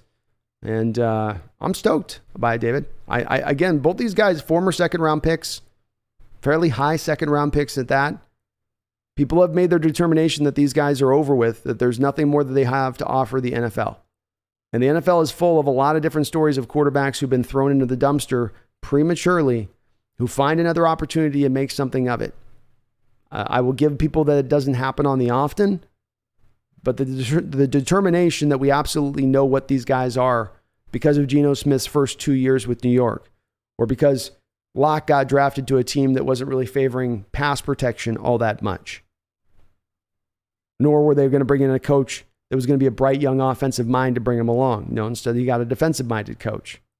So both Geno and Drew have this in common, David, in that they both went to situations out the gate, their first initial situations, where everyone who's really throwing as much shade as they're throwing at them is they're building all that shade out of those first experiences these guys have had. When people talk to you about, well, we know what Geno is, it's off those first 2 years. He wasn't given opportunities to start in other places, and people can counter with that and say, well, he didn't win the job. Yeah. I mean, he goes to New York with Eli Manning starting 212 straight games. But, if he outplays him in practice, I'm sure at that point in time in Eli's career, they're going to bench Eli. Give me a break. No, they weren't. Sometimes you don't get a second opportunity, even when you're balling out. There's a moment last year where DK Metcalf's pointing at Geno Smith as he's leaving the field, like this guy should have been the one starting this game rather than Russ with his broken finger. And there's been a lot of players that have said, hey, don't be surprised with Geno, including the guy that retired today, KJ Wright. I ride with Geno. Don't be shocked if he shows you something. So it's early yet, David. And I think any reports you get from today, you would definitely take with a tiny bit of salt, just a pinch. But I like these guys. I like that you got a competition here. I like the competition here better than what you were having going back 10 years ago. Let's take Russell Wilson out of the scenario, but if you had Charlie Whitehurst and Tavares Jackson fighting it out, or Tavares Jackson and Matt Flynn fighting it out, Drew Lock and Geno Smith are a huge leap ahead of what those guys were, in my opinion. Maybe Tavares is kind of close to a guy like Geno. I mean, they have some similar stuff to him. And Drew to a lesser degree there as well. But it's going to be fun. Meatloaf, thank you for subscribing. You're awesome. Staniel, thank you for subscribing. My video may be off, but you guys are still jumping aboard the Hawks Nest train. I appreciate you for doing that. Hey, Brandon, I think Geno is a taller, faster version of T-Jack. There we go. But Geno has more talent at wide receivers and tight end than T-Jack did with the Seahawks in 2011. Very well said. I wasn't looking at your comment prior to what I was just saying, but you just, that went perfectly right on the end of what I was just talking about with this quarterback situation. He is kind of a Tavares Jackson type, but you have more than what Tavares had coming in here. When Carroll walked in the door back 10 years ago, the cupboard was bare empty. There was an old peanut butter jar in there, and somebody had already done the spoon technique where they whip through the sides. There's like one little wafer in the cookie jar left. There wasn't much. Now there's a little bit more here. DK, Tyler, a couple young studs out on the outside. Good running backs in the backfield. In the running back situation prior to Marshawn in those couple of years, what do we have? Julius Jones? What was it? Wasn't it that? It's horrific. Horrific. Much better right now. Herbicide says Blair and Jackson were out there. They were indeed, I believe. Rams says Rams are repeat, and we'll see, Rams. You've done a good job this offseason. Your team has in trying to set the table to do that repeat that is so hard, historically speaking. But you haven't taken any major missteps, and that's encouraging for you guys, this upcoming year. Luke says new mic, but new problems, of course, now because I can't get this stupid audio sync to work, Luke. But the mic is good. That's why we're having these problems, folks. I just upgraded this mic, so it brings on with it some more moving parts than I had before, which is the USB setup, and I'm working through those issues. It's a process. Free truth. Chris Carson was always the back for me that could have been if he could have stayed healthy. He could have been great. If he could have done this, he could have been great. I miss him. Very well could have. Situations matter. He just came to the team at a time when the lines weren't great, when he was really going to be asked to pull down a big part of that haul. The unfortunate part with the free truth is, with Chris, you go back, there's just guys, as a general rule, that just can't stay healthy.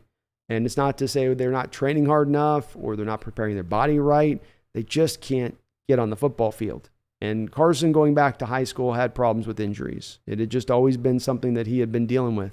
And as Carroll said in his press conference today, there's just certain players that have kind of a knack for staying healthy at that position. And I don't know if it's that Carson didn't have that knack or just his running style, but just that was the part where he just couldn't hold that together. Part of why we also have to appreciate when we do see greatness and a back who's done it for a long period of time and a back who's available week in and week out. On top of what they do from a statistical standpoint, being able to put yourself out there week after week with the punishment that you've sustained is impressive and absolutely noteworthy. Seahawks Jose Rodriguez. Yep. So streams you don't need, if you're in the chat, let me know the stream's lagging. I got it now. I'm gonna have to fix it offline. I wish it isn't, but it is.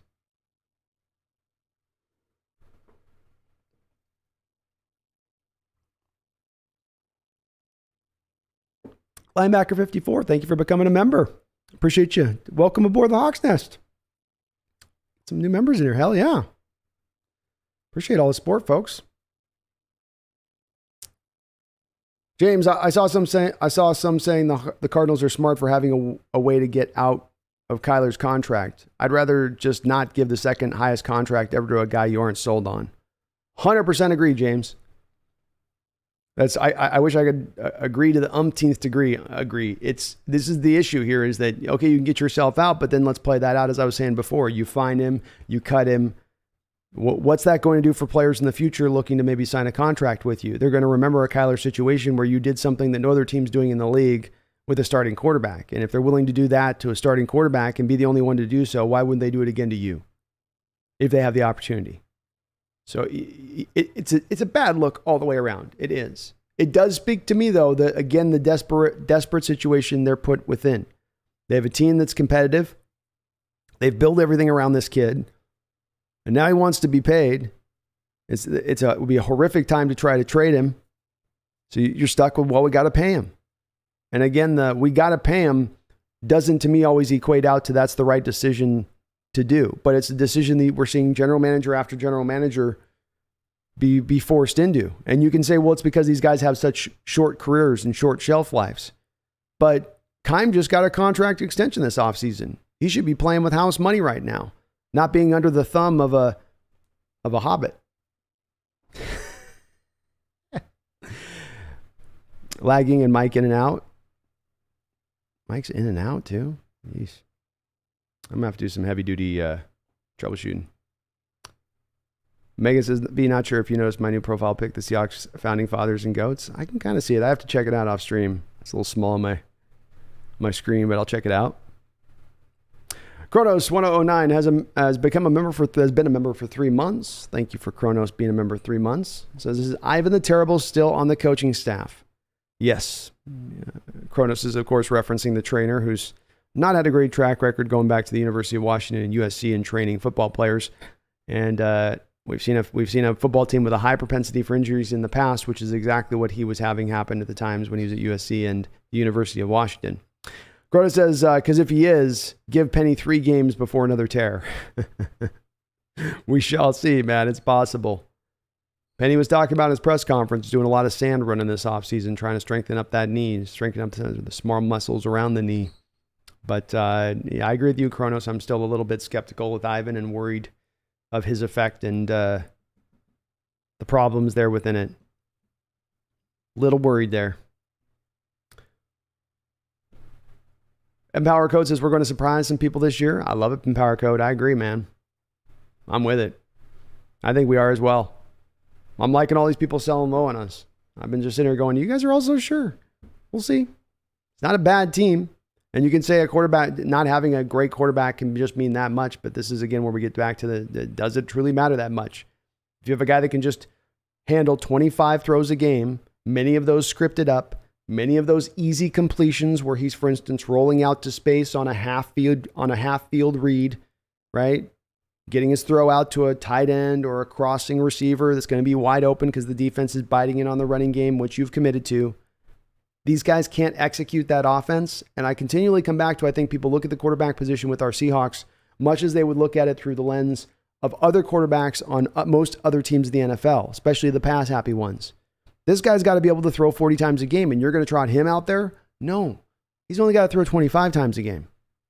Look at it through that lens. And again, not 25 high-leverage throws. I'm not going to need him to be throwing whistling post routes 35 yards down the field on a line between a closing cover 2 safety and a trailing cornerback. It's going to be many throws that are going to be somewhat wide open because of how you're scheming things up. So I think they can handle that. I agree. Paul L. says, hi, guys. Greetings from Germany. Go Hawks. Go Hawks, Paul. Yeah, hopefully you're going to get a chance to see the team in the stadium this year. Be a fun watch. Edmund Armitage. This year will surprise some people. My dream scenario would be Drew Lock becomes a quality starter so that we don't have to spend next year's first-round picks on a quarterback. I definitely would be very helpful, Edmund.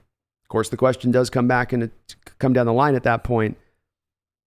What's the contract you're signing for Drew Lock if he has a quality starter season? Can you get him to the middle of the road contract, to that, what we call a blue collar contract for a starting quarterback? Because that mid-tier contract really doesn't exist right now in the sport.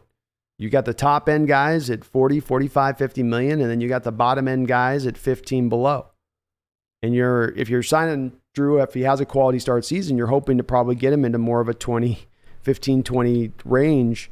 And that might be a tough sell for a guy who might have other options out there willing to pay him 30. And that's the key is, Edmund, do you want to pay 30 for him if he has just a quality start season rather than drafting a guy? It's an interesting question. Herbicide, I don't think we should pick a quarterback in the first regardless if we get a good quarterback play or not. Really? You'd go 2 seasons without the a young guy, huh? Okay. Interesting. Seahawks Jose Rodriguez says, that's why I stick with StreamYard. Yeah, I might go with StreamYard moving in the future now.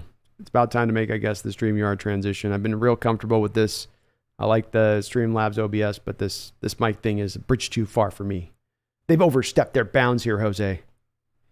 They've crossed a line. Brian O says, Sean Alexander. I don't think Sean was 37. Sean was 37. Carroll was saying he reminded him of a running back that was 32. And all I can think of is John Allen Rickey. It's the only backs as a Seahawk I can remember 32.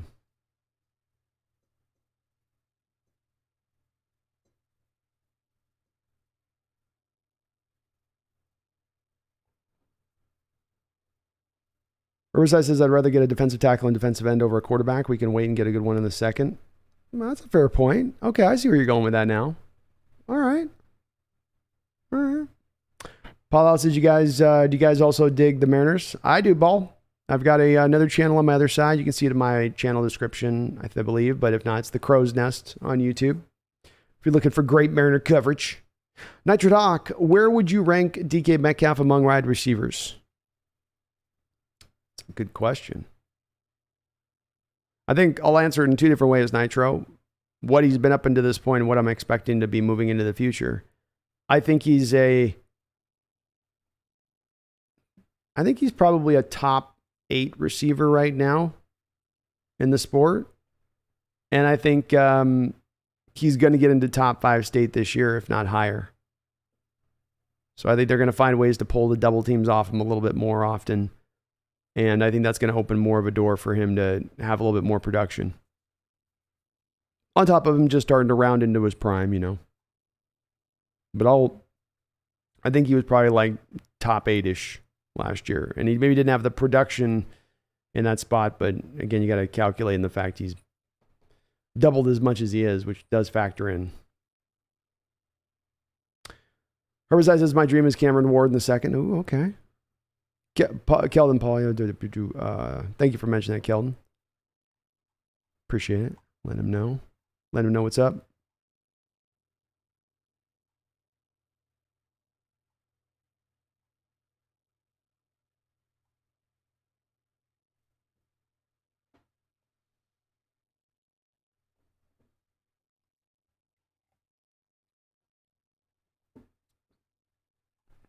Daniel W., does anyone else have the delay? Yeah, Daniel, my mic's, if you're new in the chat right now, I'm just jumping in. Mic's a little bit disjointed at the moment. I got to troubleshoot it, but I can't troubleshoot it online because most of the changes you have to restart the thing.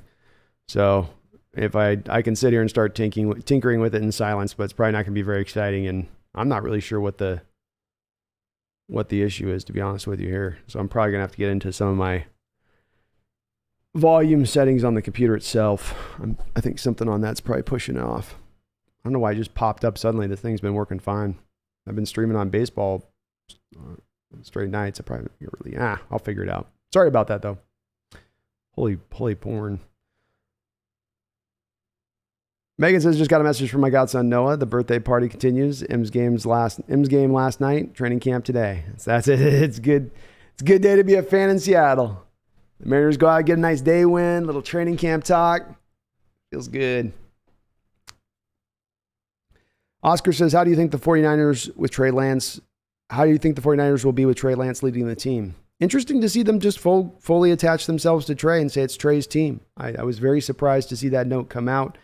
It does say that they have a lot more optimism maybe than some people were reporting throughout the offseason in him, because I think they would have held on to, I think they got to do something to Jimmy because of the Bosa thing, but long term, I think Trey Lance is very dangerous for the 49ers. And I loved his skill set coming out for not only our Seahawks, but I loved it for the 49ers, because you look at it through the lens of this. It's not about the perfect quarterback play with Trey Lance. It's not about a star you're getting in the making. What it is about is a guy who's got upward mobility from the quarterback position. He can run almost like a sub running back at times from the position. He's got a big, deep arm. And what that allows you to do then is, if on a simplistic state of running an offense, you want to be able to have it where when that safety comes into the box or when the defense commits extra men down into the box, that things should open up on the back end. And you want a quarterback that can then hit those throws, that will have the arm strength to get those throws out there, that can maybe run away from trouble and then throw that ball late like we've seen with Russell when he gets under a little bit of duress if they happen to be bringing a blitz instead of just dropping guys into short coverage. Problem with Garoppolo, not been mobile, not able to hit those deep plays. So this is condensed and reduced the ability of the 49ers offense, in my opinion, to get the most out of it over the last couple of years. Jimmy's not bad, but he is limited. Now, Lance is going to be limited in a different way from Jimmy Garoppolo in the respect of he's not going to execute playing and play out in the way Jimmy did in throwing. But with the way the Niners can lean into their running game, I mean, they can run damn near 65-35 as their run pass splits and find success within it. And if that's the case, then I think he'll be good long-term there with Shanahan. He came out really raw, Oscar. You know, he was young. He came out raw and really young. And to say that you're going to take yourself from raw and really young in a year to now being developed and ready to go might be a little early for him. Just a little bit early. But long-term, I think he'll be good there. Will's Miff says, I think KJ would have been the best linebacker on at least half the NFL teams in his day. Probably. Would have been interesting to see if other teams would have had him play all full-time at the middle, too. But it could be. I could see that. Keld says Trey Lance probably the next Mahomes. I don't know if he's the next Mahomes, but I think he'll be effective, and he opens up the potential of the 49ers offense past the low ceiling level of what Garoppolo gave them. Megan says, can anyone tell me how a one-day contract works? You just sign the guy. You sign a guy that's a free agent. It's to a one-day contract, so it doesn't cost the team substantial money or anything like that. But it's a way for a player to retire with their original team. And it's very commonplace in the NFL.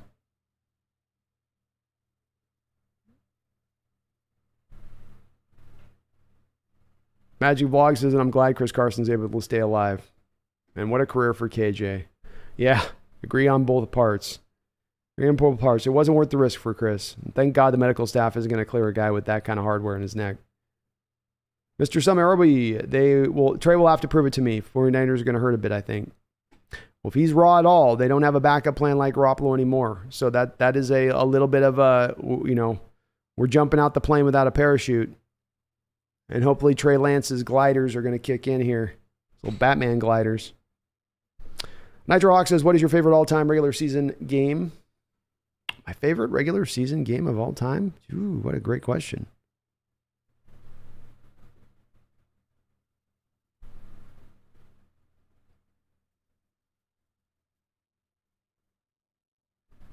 Huh. Let me think about that, Nitro Hawk. Let me go through all my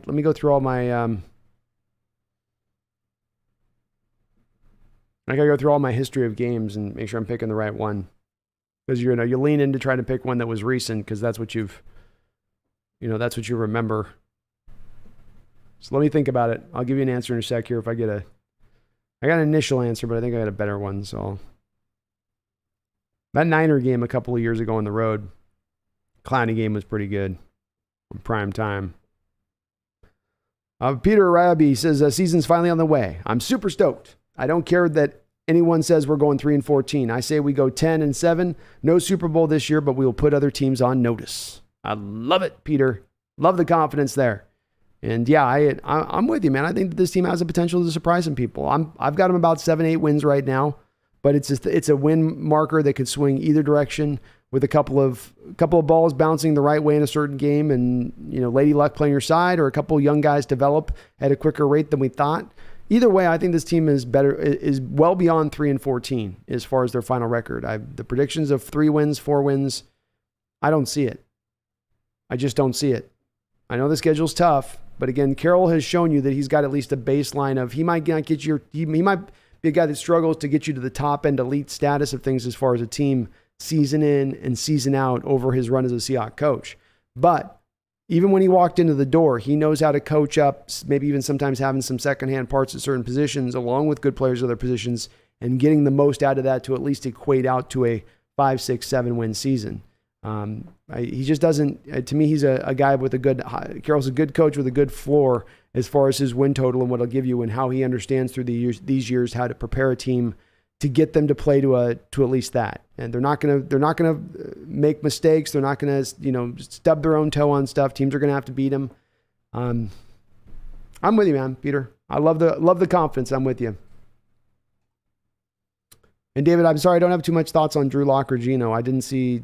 I was looking for reports, but I didn't see much on them, and I didn't have a chance to watch them earlier on the deal. Brian says they signed the contract, then retire, breaking the contract. Oh, so you're speaking of Megan.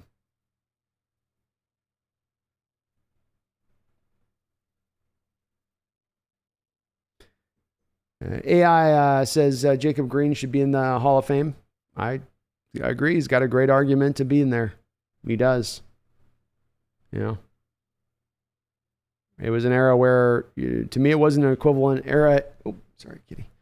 To me, it wasn't an equivalent era as far as the sacks to interceptions, where, the 80s, getting interceptions was a lot different than getting interceptions like it is today to a degree. And it's hard. It was a little easier to get sacks than it is now with all the 3-step drops and spread stuff. But Jacob was legitimate and a good all-around player, not just a good pass rusher. You could play as an end and as a 3-4 or 4-3 defensive end. Do it all.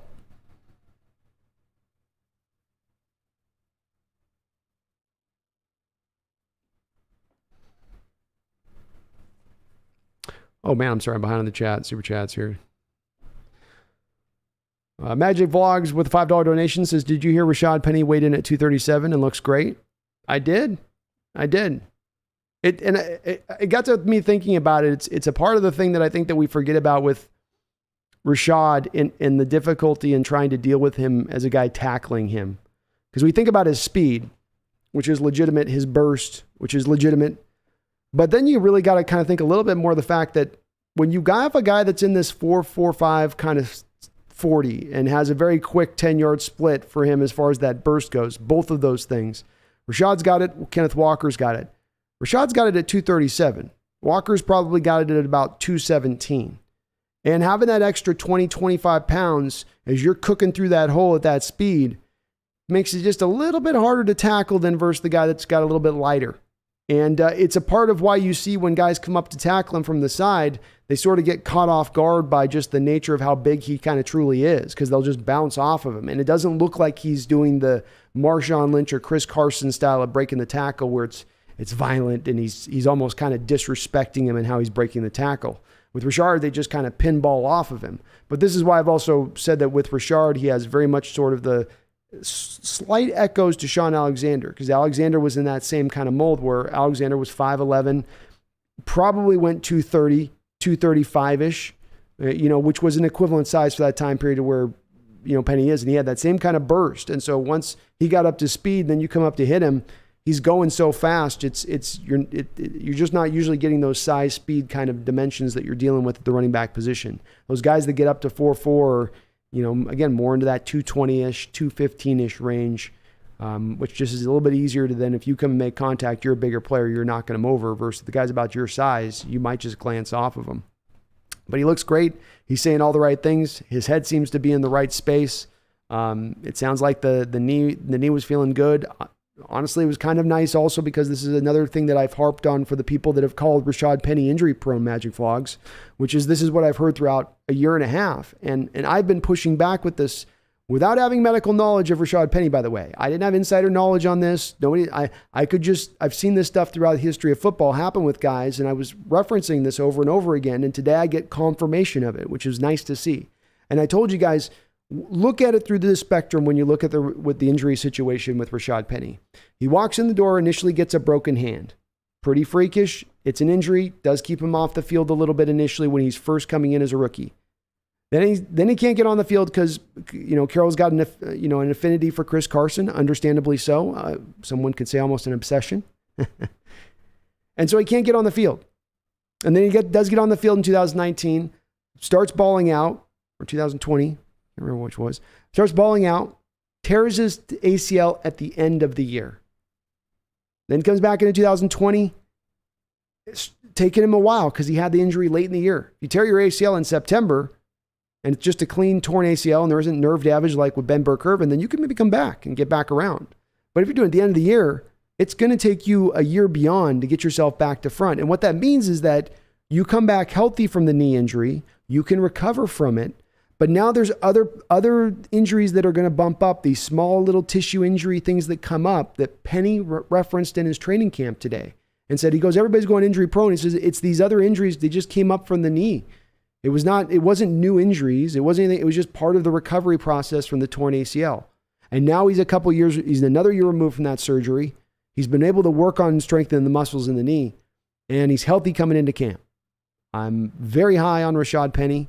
He's going to be your bell cow back. And if he can stay healthy, and you can get this guy 10 carries a game for at least 10, 11 games, you're looking at a guy that's going to put up 1,500 yards next year. That's where I stand with it. Chase Stern with a $20 donation. Thank you, Chase. I appreciate it. Very kind of you. Says, do you think we'll be able to trade up for CJ Stroud next year with our additional draft capital? They have the option to do so, Chase. I think you're in a flexibility state with things here, and you get to sort of read the room for what it becomes. If quarterbacks, Chase, go in this next offseason and into this next college season and they ball out, and you've got a plethora of guys at every single turn that are looking talented and they can hold the day and they fit your offense, which a lot of these guys on initial view do and would, and CJ Stroud is one of them, then are you as impelled at that point to go make a trade up to go get a certain guy if you have a variety of those guys peppered through not only the first round, but maybe even into the second round to the degree when you do have those 2 second-round picks in addition to a Chase, especially if there is a game-changing talent that's available to you in one of those two, if not both of those 2 first-round picks on the other end of it. So that first is the factoring in, is that the only way you're really trading up for CJ Stroud is, in my opinion, is if you're in a position of scarcity as far as the talent in next year's draft. If instead of it being like what I think it'll be, where we'll see 5 first-round picks in next year's draft, it becomes that there's only 2, 3. Well, now you're driven by the scarcity to have to go make that trade at that point and go get that guy probably, and that opens that door a little bit wider. So it's hard to answer that question black and white for you, Chase, and say it's going to be this or be that. It's determined by those factors really mainly. How many good ones are in the draft? And I do believe that the team is looking at this next draft as being the one that they bring that quarterback on. As I've said, it's the 2012 blueprint that they're looking to replicate. And within that is build the team up first and then bring the quarterback in at the back end. And I think that it's not going to be necessarily the Russell Wilson side of that, though it could be, as someone else mentioned in the chat. They could look to go all the way down to that, where it's a second or third round quarterback that they look to grab. I tend to think that they'll go through this year. They might have some ups and downs with sort of 2 second-round quarterbacks on the roster as it is, and they might come to a determination on the end of that you have a limited top end on the second rounders. Let's go get the true blue first-round guy. The roster is ready. And I'm expecting him to make that kind of move. So we'll see what they do. They could do it. Chase, they've got plenty of draft capital with the 2 firsts and the two seconds. And then, of course, you got future draft picks that you can package in together with that as well. So you're going to have a ton to be able to do that. Don't forget, though, as well, we could get caught here a little bit with the quarterback situation if it is light next year and it is scarce. Because I know the Texans are probably going to look for a quarterback. I know the Lions are probably going to be looking for a quarterback. And I think both of those 2 teams are going to have worse records than us this year. So you could very well have those draft capital to trade up for in the draft and come to find that there's multiple teams at the top of the draft who need a quarterback and have no willingness whatsoever to trade for you to go get it because they want that guy. And so you could also get caught in that pickle too. This is one of the reasons why I say, Chase, the most important part on this is having as many of these quarterbacks in this college season ball out as possible and develop as possible. Show a pro-ready nature as possible. Because if that can be deep for a position of need for us, that will then allow us the flexibility to truly stick back in that best player available philosophy as it pertains to the draft. And as we saw in this last draft, that brings about great results.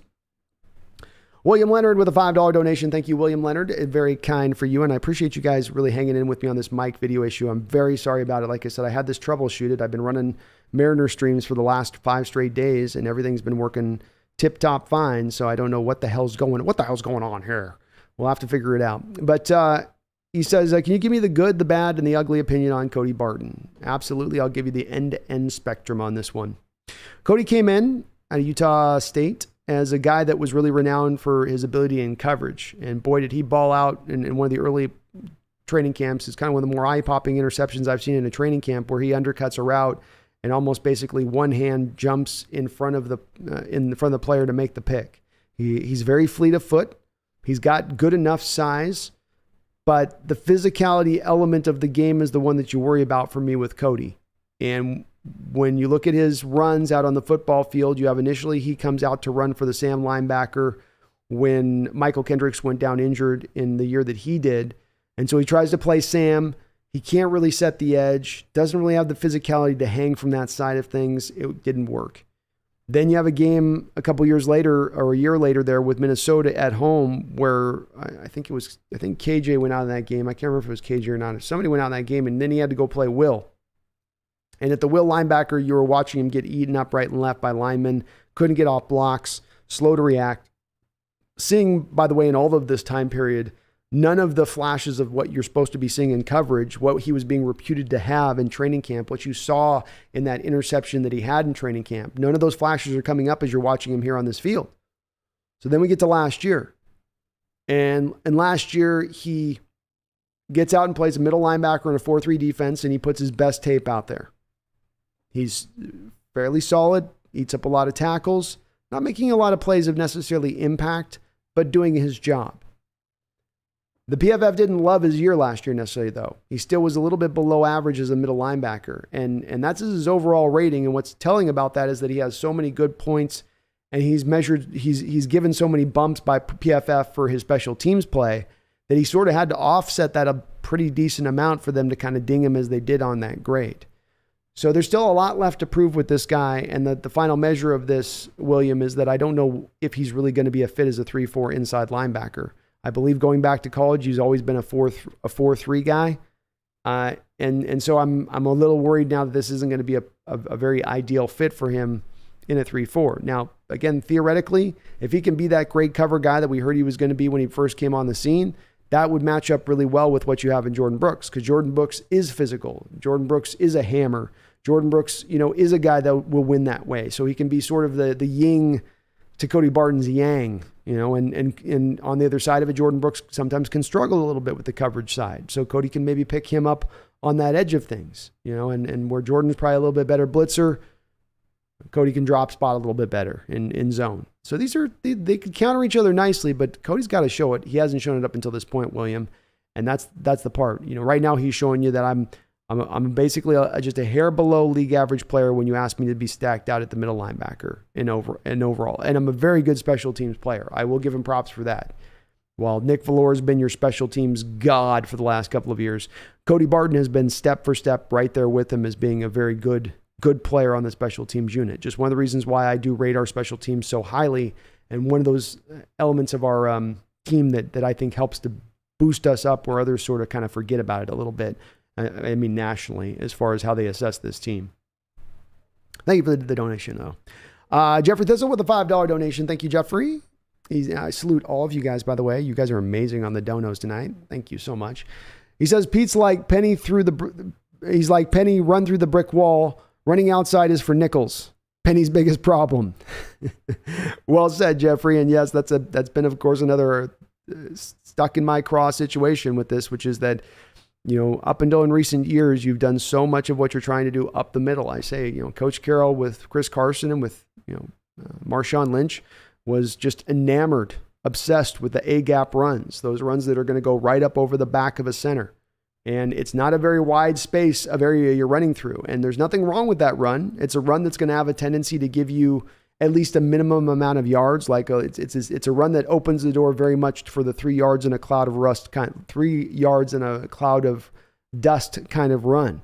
But then on the other side of it, you're not necessarily opening as big a holes. There's not as much of the potential to get the bigger runs. But within it is that in those 3 yard runs, you're wearing that defense out with those body blows, body blow, body blow, body blow.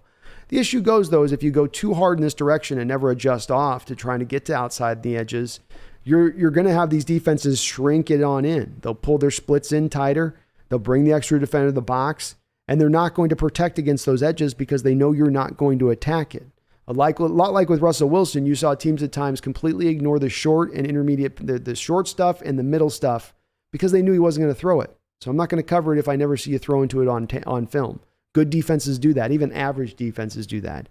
If Seattle has even just a measure of commitment to the outside runs this year, just a measure, just a little bit, they're going to have way more success in their overall running game. You will start to then see the impact inside because now those tight splits, those defensive tackles that are all lined up shoulder to shoulder inside as they're trying to prevent holes being opened up on the inside there, now they start to stretch up a little bit wider.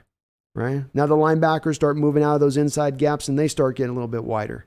And now the A-gap runs start to become lethal again. Rather than being 3 yards in a cloud of dust, now you can maybe hammer some 13, 14, 15-yard runs up the middle. But one's got to work off the other.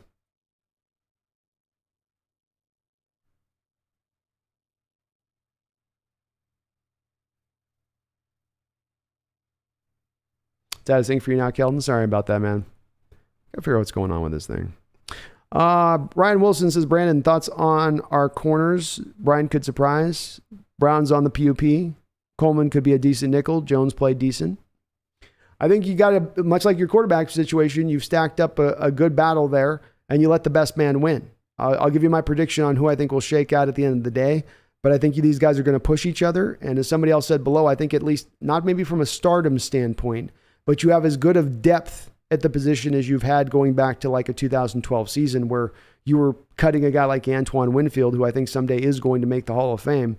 And he had been brought in to specifically be a nickel corner. You just felt so good about the situation.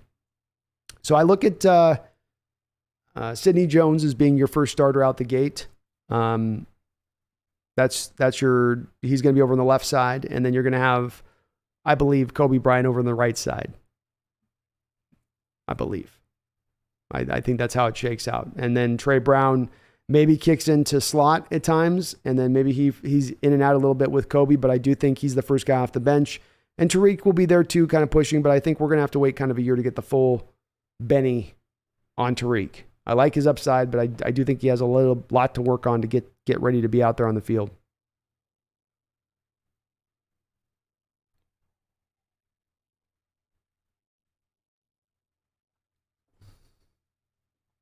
Jeffrey says Niners are going to wait until someone needs a quarterback to make a trade now before the deadline. It's a smart play. That would be the smart way to go if I'm the Niners. The only tough part about that, Jeffrey, is that you got to figure out what you're doing with Debo and Bosa, who both want to have contracts, who both want to get paid.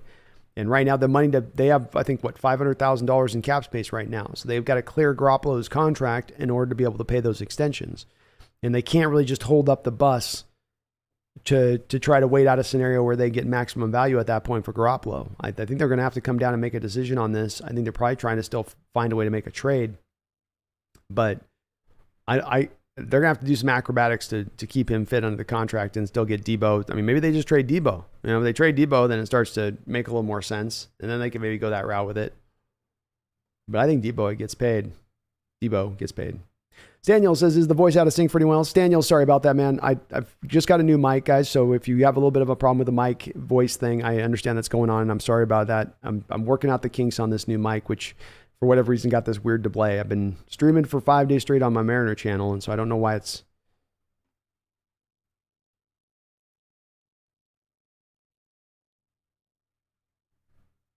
Ryan Wilson says, I heard on the camp live they say something perfect today about our quarterbacks. They don't have to be stars, but rather get the ball to our stars. This is the best explanation I've heard.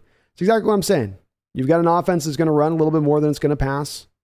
And if you look at the modern NFL game from a passing standpoint, you're going to have 3 bubble screens scripted in. You'll have a couple of quick little easy drag routes put in there. There's a couple more throws, right? Just easy guys coming across the middle short. You're going to have probably about 6, 7, 8. You do a lot of play action under center in this offense when it's optimal. So now you got 7, 8, 9, 10 play action passes, which are going to tend to get a defense to take false steps up, open up things on the back end, which makes those passes easier, which makes us needing the quarterbacks to throw into small windows or high leverage throws be reduced. And you quickly, just between those throws alone, you end up at 14, 15, 16 throws for a game. So then it comes down to, okay, well, I've got maybe 8 or 9 true moments, 10 moments where they're true high leverage. I need you to kind of go out there and maybe make a play on one of these throws.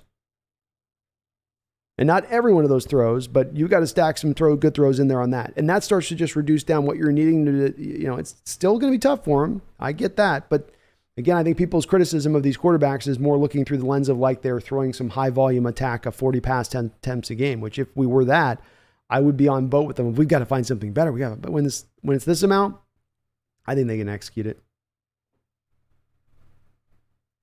Megan says, Grandma B? No, Godmother. My bad. Oh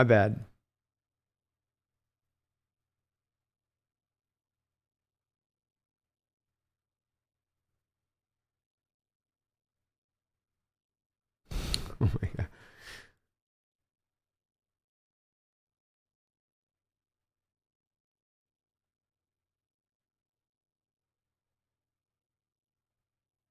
Arf says, hey, Brandon, instead of showing your lips while talk on the live stream, how about wearing an ice pack Seahawks mask to cool your face and so no one else can see your lips? That's a good idea. I'll have to start maybe doing that. I'll just keep my mouth over the mic. You guys can't tell when I'm actually talking at this point. Super entertaining. Mark Habercorn, what's up, man? Says, okay, I'm here listening while cooking. Hit that like button, sub button for this hard working man. Go Hawks. Please do if you do get a chance. I do appreciate it. Hit that like button for me. Small little thing, but it's a thing that helps me out a ton. Small, quick thing. Just go up there and get that little click.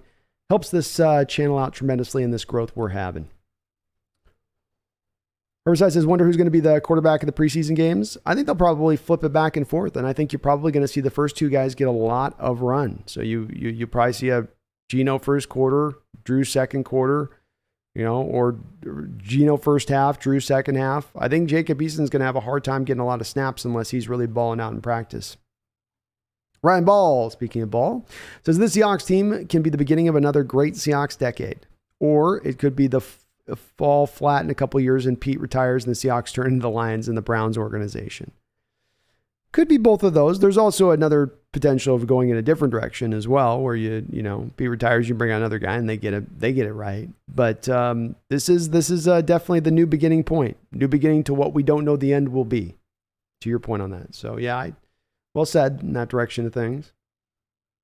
Hopefully, it's the former, as you said, Ryan. Michael Ponikowski says, "Oh yeah, Russ should not have played that Packers game. At least Geno would have scored some points." Russ came back far too early, and it was very easy to see in watching the gameplay. It was very easy to see on throws that Russ would usually easily make. He was, to say he wasn't out there at 90%, he wasn't out there at 80%. He was probably out there at somewhere at like 70%. And I'm sorry, but 70% of Russ was not better than what you were getting from Geno. Maybe Geno wasn't going to give leaps and bounds better, but it was going to be better than what you were getting out of Russ, which your point on that, Michael, that Packer game specifically was one where Russ could do almost nothing in that game. He was completely inept and hampered and had no ability to kind of throw the ball there. Herbicide says, I worry about Geno getting hurt. It's possible. James Stoltz, all your content's dope, bro. Always enjoy. Thank you, James. Very kind of you to say. You guys are so very nice. I really do appreciate it. But I love doing what I do, man. I have so much fun with this. I just need to get this GD microphone to work. Appreciate you, James. James, one of my OGs on the channel. I remember your name. I remember because I always think Eric Stoltz when I see your name. James Wolf, in all honesty, do you think D. Eskridge will contribute at all? I think he is too light in the backside. Well, to your point on that, we talked about Chris Carson, Jason, at the top of this show, and where his injury nature and history was not just one that was begotten in Seattle. It had happened in college. It had happened all the way to high school. I don't know about his junior high days, but I imagine he was probably rolling ankles back then too. Some players just kind of get into that mode of things. And Eskridge is the same way going back to college. The injuries were an issue back then for him. And so now he gets to us last year, initially comes in out the gate with a foot injury. The concussion's not his fault, but it took a long time for him to get back. I do worry about him long-term from a health standpoint. Players really who have an injury history like that, where they're just constantly being beat up, constantly can't stay healthy, constantly something going on. They don't just suddenly then hit 25, 26 years old, and now they're just going to be, they find that healthy spot. You don't tend to see it that way. And his game is very reliant on him playing sort of that sub receiver running back role, which of course is then going to lend itself to you taking a little bit extra damage. He's a key player to this team though. I will say that if he's out on the football field and he can just at the very least run the gadget receiver role, which is your bubble screen guy, your fly sweep guy, if he can fit into that role solidly, that's fine for me at that point. I don't need him to be the true blue number 3 at that point or develop into some number 2 at that point. This is becoming a common piece you need on the offenses. 3/4 of the team in this last draft were looking for their Debo Samuel type who could run those things within their offense. So it's important to have. It's not small if that's just kind of his only role with a little bit of passing in there. But yes, durability with Eskridge is probably the main question with him right now as you look at him, James. Kronos says the problem with using the preseason is outside of the first quarter is generally second and third strings are playing. Very true. Very true there. I think you do get a little bit more run with the first teamers now, Kronos, with the fact that there's one less preseason game. So we might see a little bit more of an elongated look-see at it. I think you need to see who can execute this offense beyond them playing against upper-level competition. Who can just execute the offense? Who can look in control? That's more of what I would be looking for than necessarily the results. Did he go? Yeah, the guy was open here, but was that the first primary read to go through? How did he land at that spot? The stuff the coaches are assessing in the background. Big Country, what's up, man? Good to see you in here. Herbicide says Eskridge needs to wear those big inflatable practice helmets. Very true. There'll be one for some player eventually. Just wear the big, uber big helmet like the big pads used to be. Like if NFL started to allow it. Magic Vlog says Rashad Penny 237. He's gonna be a beast. He will be a beast. You better believe it. And thank you, Jeffrey Thistle, William Leonard, Chase, Magic Vlogs, Megan with the $50 dono, Randall. My goodness, David Pugh. So many don't knows. Thank you so much, you guys and gals. Daniel says, do I think Kenneth Walker will be the future number one? Yes, I do. I do indeed. I think after this season, he's your number one moving forward. I do think the team's going to commit to having running backs, as they've shown in recent history. They're going to have more than one, but he will be your bow cow back after this year. Penny goes out and balls out for 1,500 yards. I think Seattle will be perfectly happy with letting some other team go out there and give him a 4-year, $40 million deal or whatever he might pull in at that point. I see Bo Melton as our kick returner. He did it in college. He did it well in college. Though I will say DJ Dallas did a very good job of it last year. So I'm not selling DJ out of it yet. I'm more interested in the punt return game as much as anything else. I like what Dallas brings. I think he's an upper level kick returner. Not elite, upper level, but is a punt returner with Swain last year. That was rough. Michael says, Gino getting that DUI soured my opinion of him. No excuse to drive drunk and risk somebody's life or loved one. It's a fair point, Michael. Very fair point. And it certainly is a horrible look for him, for a guy that was just about to get this opportunity like he is here, to put himself in that position. Inexcusable. Harrison Hill, is there a pathway for Rashad Penny to re-sign after the 23 season, or will he be too expensive? Well, I once made this prediction, Harrison, about Chris Carson, that the team would not re-sign him, that there'd be a team willing to offer more than they're willing to offer. There wasn't eventually a market for Chris Carson, so you were able to bring him back on a fairly small end deal at the end of the day, though you did pay him a little bit. I tend to believe Harrison, and I'm going to lean into what I think is going to project out to this year. And my projection of this year is I think Rashad's going down for 1,500 yards. I think he's going to show elite traits like we saw last year, that not just merely a good back, but sub-great back in this league in what he's giving you from a talent standpoint. So he goes out and gets 1,500 yards. I do think some team out there at that point, with the cap continuing to increase, is going to be willing to offer a 3-4 year, $40 million, $45 million deal, 15 to 20 million guaranteed. I don't think Seattle's going to be in a position to feel like they want to do that. I didn't really touch on this point, Harrison, at the top of the show, but it is noteworthy. The Seattle Seahawks, as an organization since, let's say, about 2005 onward, have given out good money, big money contract to Sean Alexander. Give a little bit of money to Julius Jones. You paid Marshawn Lynch on 3 separate deals, one contract extension, 2 contract extension, and a third one. You gave Eddie Lacy a little bit of money. You gave a $4 million deal to Carlos Hyde. You paid Chris Carson on a multi-year deal. Most of these deals, with the exception of those first 2 contract extensions to Marshawn Lynch, have not worked out in your favor. It's not been for your benefit in paying running backs, not only in Coach Carroll's time here, but even going back. The second you paid Sean Alexander, he dropped off a cliff. And while Julius Jones didn't cost us a tremendous amount of money, he still wasn't very good. I think you got to kind of try to learn your lesson on this one. I've pushed back hard this offseason against the people with the Kenneth Walker pick who are saying this pick's so hellacious because it's the second round. I said, when did the first round become the second round? The rule of thumb is that you don't take a running back in the first round. It never applied to the second round. This has been something recently that these nerds are starting to do, which is stupid. But I still do land on no first round pick, and I ain't spending big money on him. And the team would be smart, even if Penny comes out with the type of season that I'm proclaiming he will. I believe the team would still be smart to avoid putting another running back on a big-time contract extension. Let's just keep the carousel turning. You know what I mean? Keep that baby turning. Staniel says, which rookie am I most excited for? Staniel, it would be Abraham Lucas. I did a ton of scouting on him. It was a fist pump pick for me when we picked him, not only because I knew that the player we're getting, not only because I knew that he would be pro-ready right from the jump, but also because I got to watch so much of him at Washington State. My other channel, Seahawks Scouting, I did a big breakdown on him, and I just loved so much of what I saw with him. And I want to see if I'm confirmed in what I saw on tape, being that he is not a guy that's a developmental guy. He's a guy who's going to beat Jay Curhan out for the job right now. He's going to walk on that football field, and he's going to give you good play. I'm not saying start him, but good play from the jump. 30 straight starts coming out of Washington State. He's ready to go, in my opinion. So he's the guy to me that I'm kind of most. I know what I got in Charles Cross. I know what I got in Kenneth Walker. I think Moye Mafe is going to take a year to kind of fully develop into what he can eventually become. But I come over to Lucas. I go, I don't know.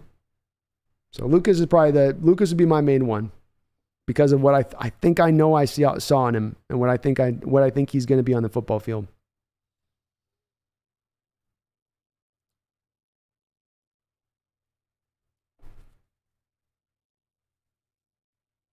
Jason Wolf says second round pick that contributes as little as D. Eskridge hurts.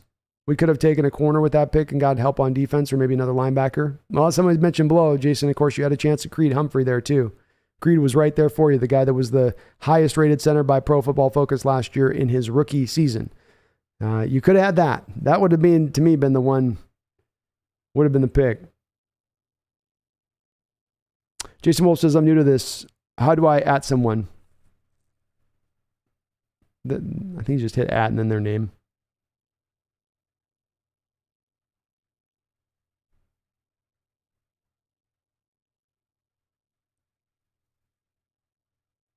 Keldon says, Niners fine with Seahawks running McVay system without a Hall of Fame quarterback. Agreed. Good point. McVay's shown there that Stafford definitely helped take that offense to another level, but you got a 4,600 yard season out of Jared Goff in this offense. Jason Wolf, I think this is Pete's last season in Seattle, and the new coach will get a quarterback to work with. Could be, Jason. I mean, remember, Pete just signed this contract extension, a 5-year contract extension, not a year and a half ago. And now he's just moved on from Russell Wilson. They're eating $40 million of dead money. Is Pete going to want to walk into the last year of his coaching career as being a rebuilding year and then leave as the fruits of that rebuild are going to start to take place? I think he's going to want to be down there picking that fruit, and if he's willing to make the sacrifice of moving on from Russell, if he's going to have the stones with his legacy and how he will be viewed by moving on from Russell rather than trying to double back down on your Hall of Fame quarterback, I think this all speaks to his, let's call it, for lack of a better word, hubris, to believe that he's going to be able to re-put this together and that it's his system still works and that his method and approach, when it's unhindered by outside factors that don't let it run pure, will still bring about some amazing results when he's allowed to run unfettered. And I do believe Pete will. And I think that in that freedom, I think he's still going to be here for a couple more years, Jason, kind of regardless what happens to this season. Riverside says, I'm not familiar with StreamYard. It doesn't do anything different on your guys' end, so it won't change anything with that. But hopefully I'll get a little bit better consistency here with this volume thing, man. It's annoying. Wish I could fix it live too, but you gotta stop and start stuff. AGM Productions is not you. It's a little laggy right now. I'm sorry about that, man. It's I got the new microphone going. Thought I had everything fixed and working smooth and steady, and something seems to have gone off the rails. So I'm gonna have to troubleshoot and find out what that is. Maybe just, I don't know. Check. Oh, there we go. I don't know. It's weird. Michael Podakowski says KJ was only 8 tackles away from 1,000. That sucks, but glad he's retires a Hawk. It does suck, man. It's brutal to get that close for our guy KJ. And as I say, Michael, you never know. He is retired, but you never know if a linebacker core does get a little bit diminished. And you gotta put the bat signal up into the local area. Be like, Cliff, KJ, Michael, anybody? Michael, can you see this from Hawaii? You see the bat signal? We might need a little help this year. Marshawn, can you see from Oakland?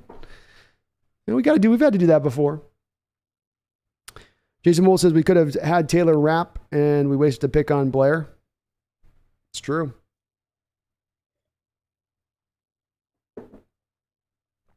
Blair was a very odd selection at the time, Jason. Hawks for the Aces, 10-7 is my prediction. If our quarterback situation in line and the defense goes well, 6-11 if things go south. I like it. Alexander says at this point, it would be tough for Blair to win a nickel from Justin Coleman. Yeah, Blair's got an uphill battle to get on the football field this year. He does. And it's not necessarily his fault. But the Seahawks have stuck this offseason and they buffed up the nickel cornerback position in a big time way. Not just with Justin Coleman, but I think if you add to Artie Burns, give you some snaps over there. Ugo Madi's in on there. They've definitely kind of filled it out a little bit. But we'll see what Marquise can do this year. I think we'll eventually see him on the field one way or another, especially with where Quandre and Jamal are coming in with their health situation.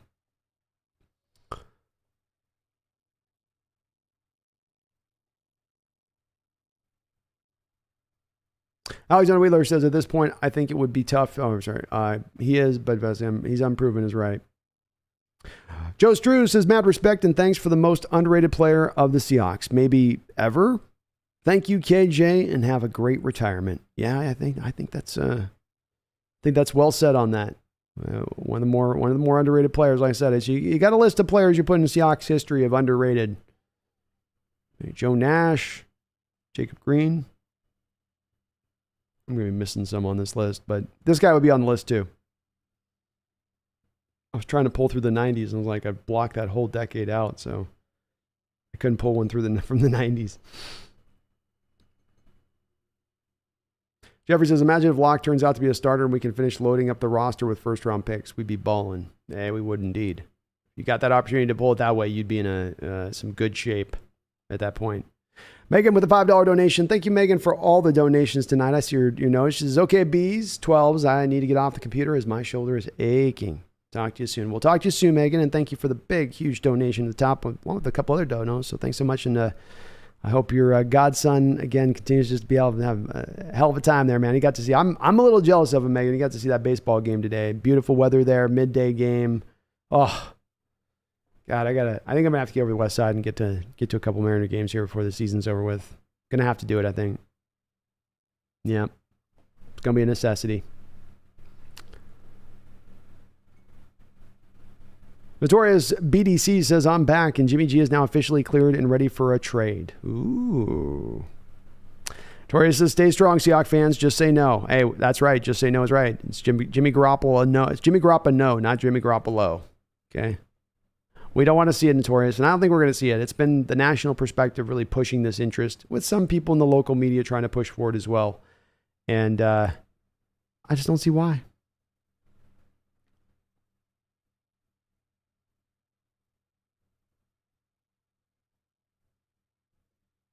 Alexander says, Blair's quite explosive from the little we've seen him, particularly in the run game, whether it's nickel or dime. He'll see some time if he stays healthy.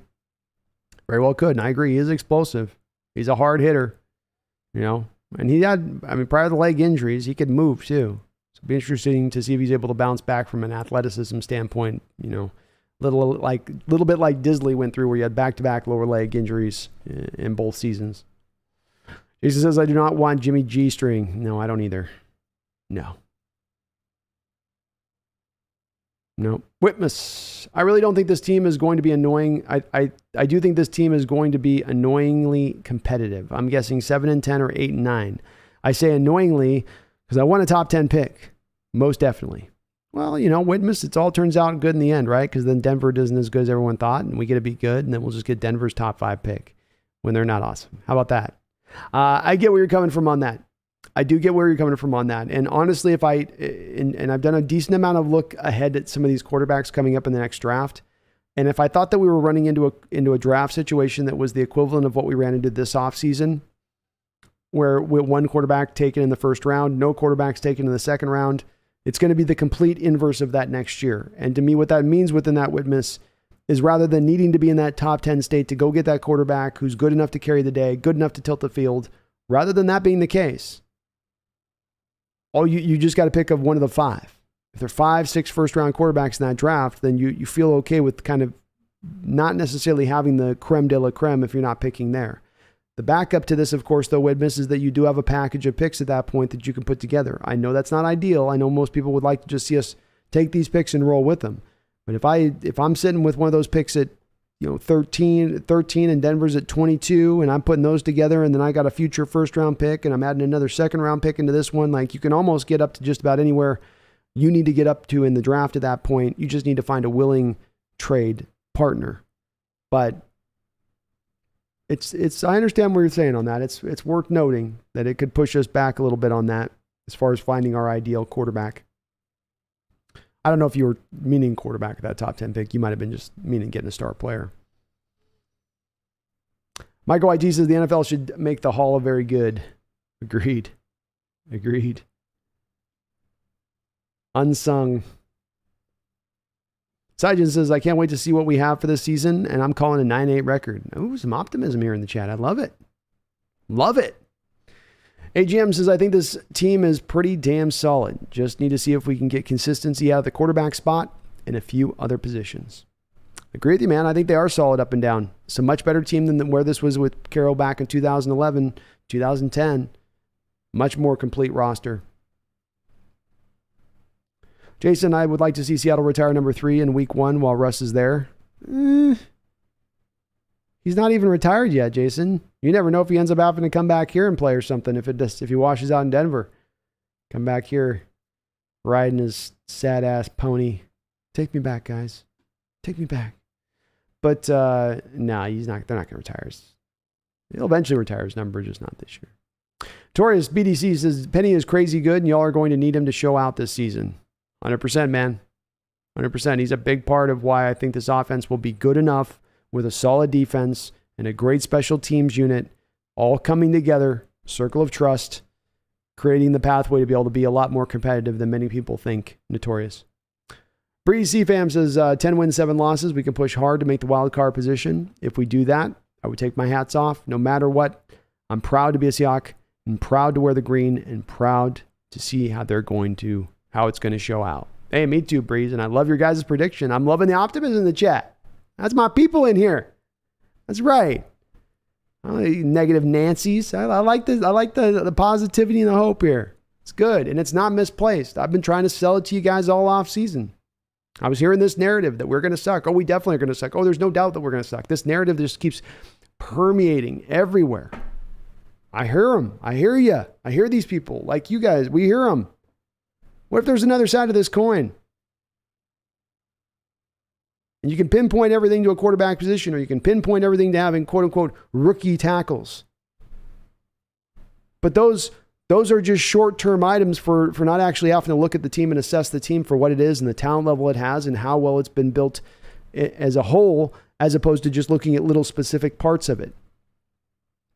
I love it, though. I love this optimism. Ryan Ball says, I just realized this morning that Abraham Lucas was the starter for all 5 years with the Cougs with the 72 on his jersey. The Seahawks picked him with what overall pick in the draft? 72. There you go, man. That's some numerology stuff right there. It is in the stars. He is set up for success. Herbicide says, hey, I'm going to go skating for a while. I'll check back later. Sounds good. You know, I'll be here, my man.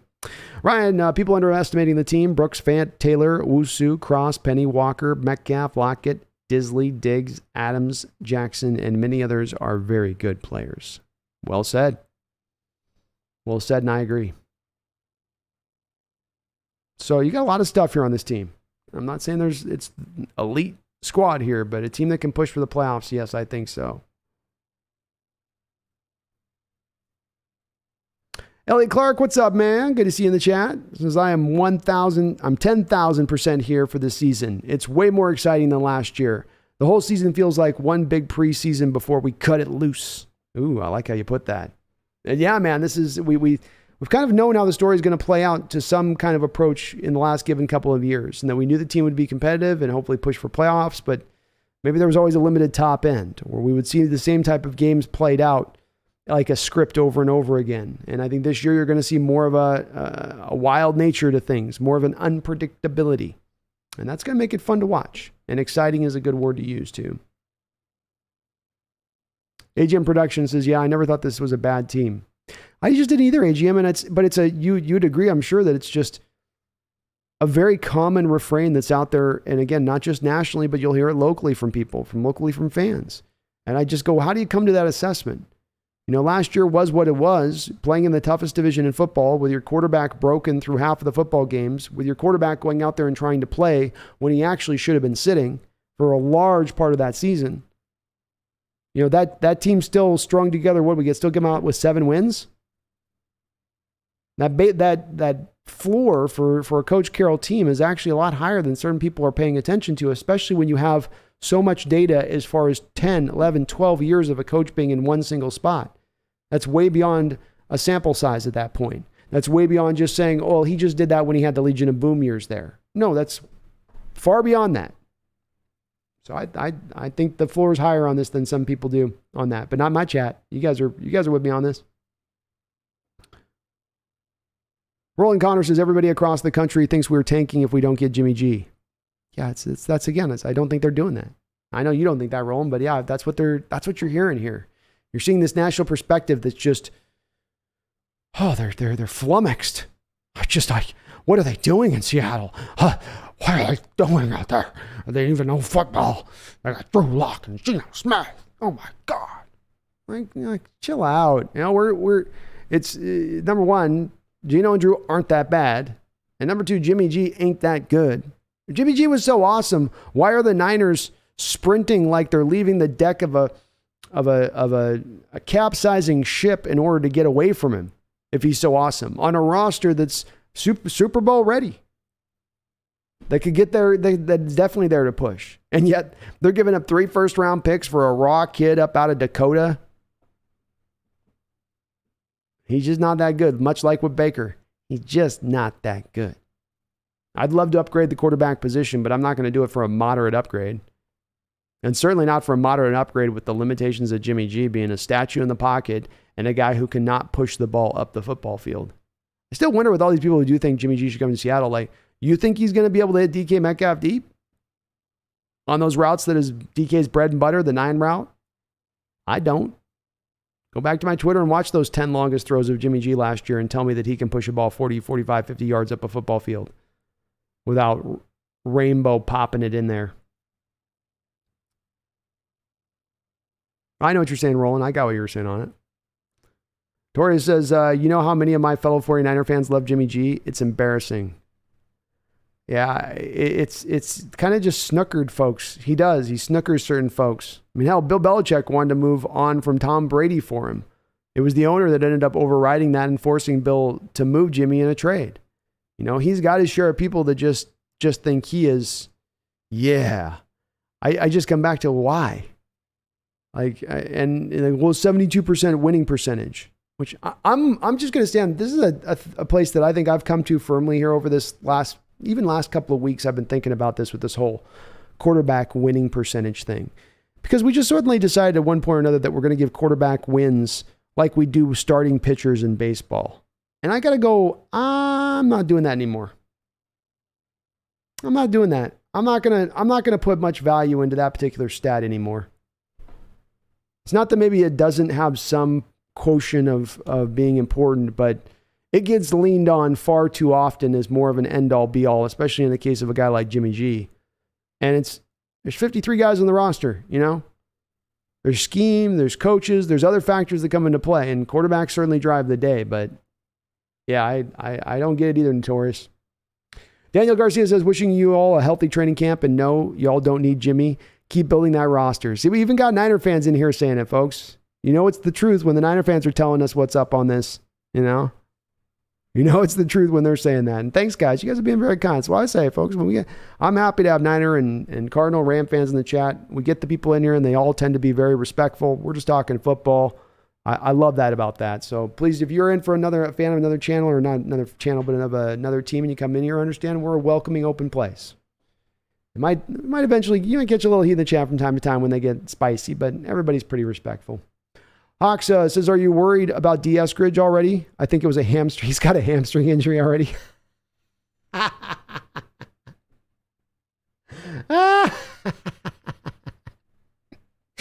Oh, goodness. Am I worried? I'm not worried. Just confirms like what I'm saying, you know, which is that a guy gets injured every year and going back to college, he's not going to get healthier as he gets to the pros, most likely. And kid came in injured last year, remained injured through most of the year with a different injury, and now he's got a hamstring injury, which is one that can tend to be one that just sticks around and you can't train with it, and you just have to remain immobile to try to get it to alleviate.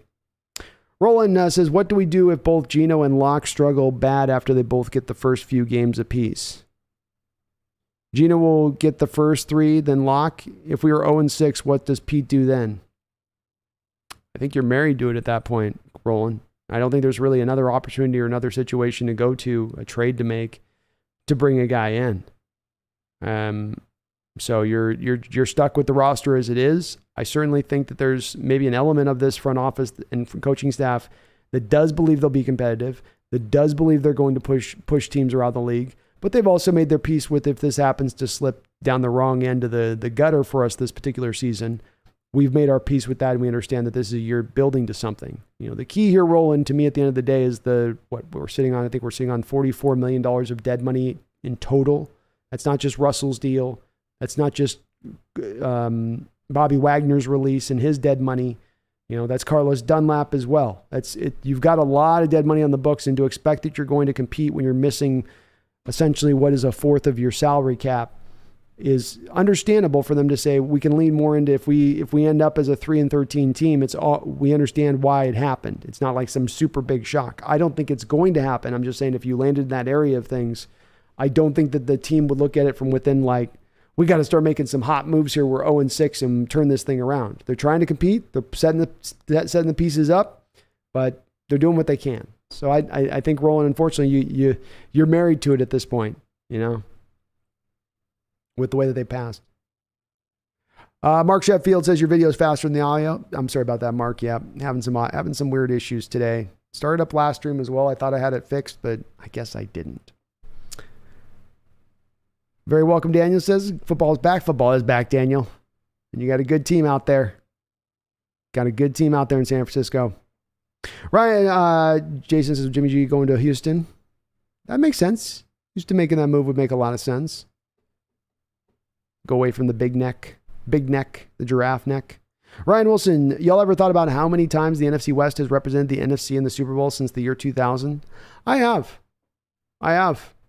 It's been interesting how the West has really stayed as consistent and dominant, and it isn't just one team. It's a couple teams that have come through during that time period. But we have the best division in the NFC at the very least this year, and we've had one of the best divisions in football for many of those years in that 2000 point too. It's not like you just had the weak AFC East like division as it was for the Patriots all those years, where you're just beating up on the weaklings until you eventually can, just hit the cruise control until you get to the playoffs, and then you actually start to get challenged then. It's been tough. It's interesting. It's just teams out west are a little more aggressive than those East Coast teams, I guess, than the Midwest folks, They all take their time with it. We're trying to make things happen now. Right now. Dave says, that's okay. We just listen, not watch. I appreciate that, Dave, and I'm sorry about that audio again. It's like, God, you think you got something working, it just doesn't quite go. By the way, bear with me. I'm going to get some more coffee, folks, and I'll be right back. So let the kitty entertain you here.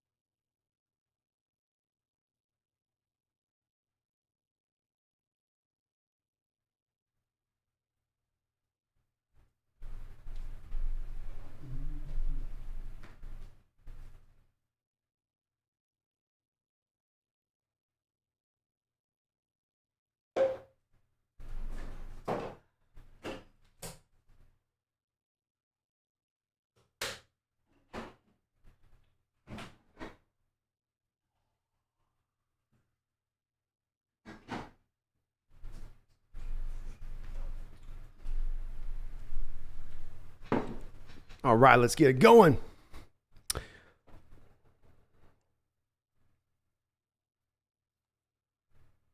Megan says, not only is football back, but Seahawks football's back. That's right.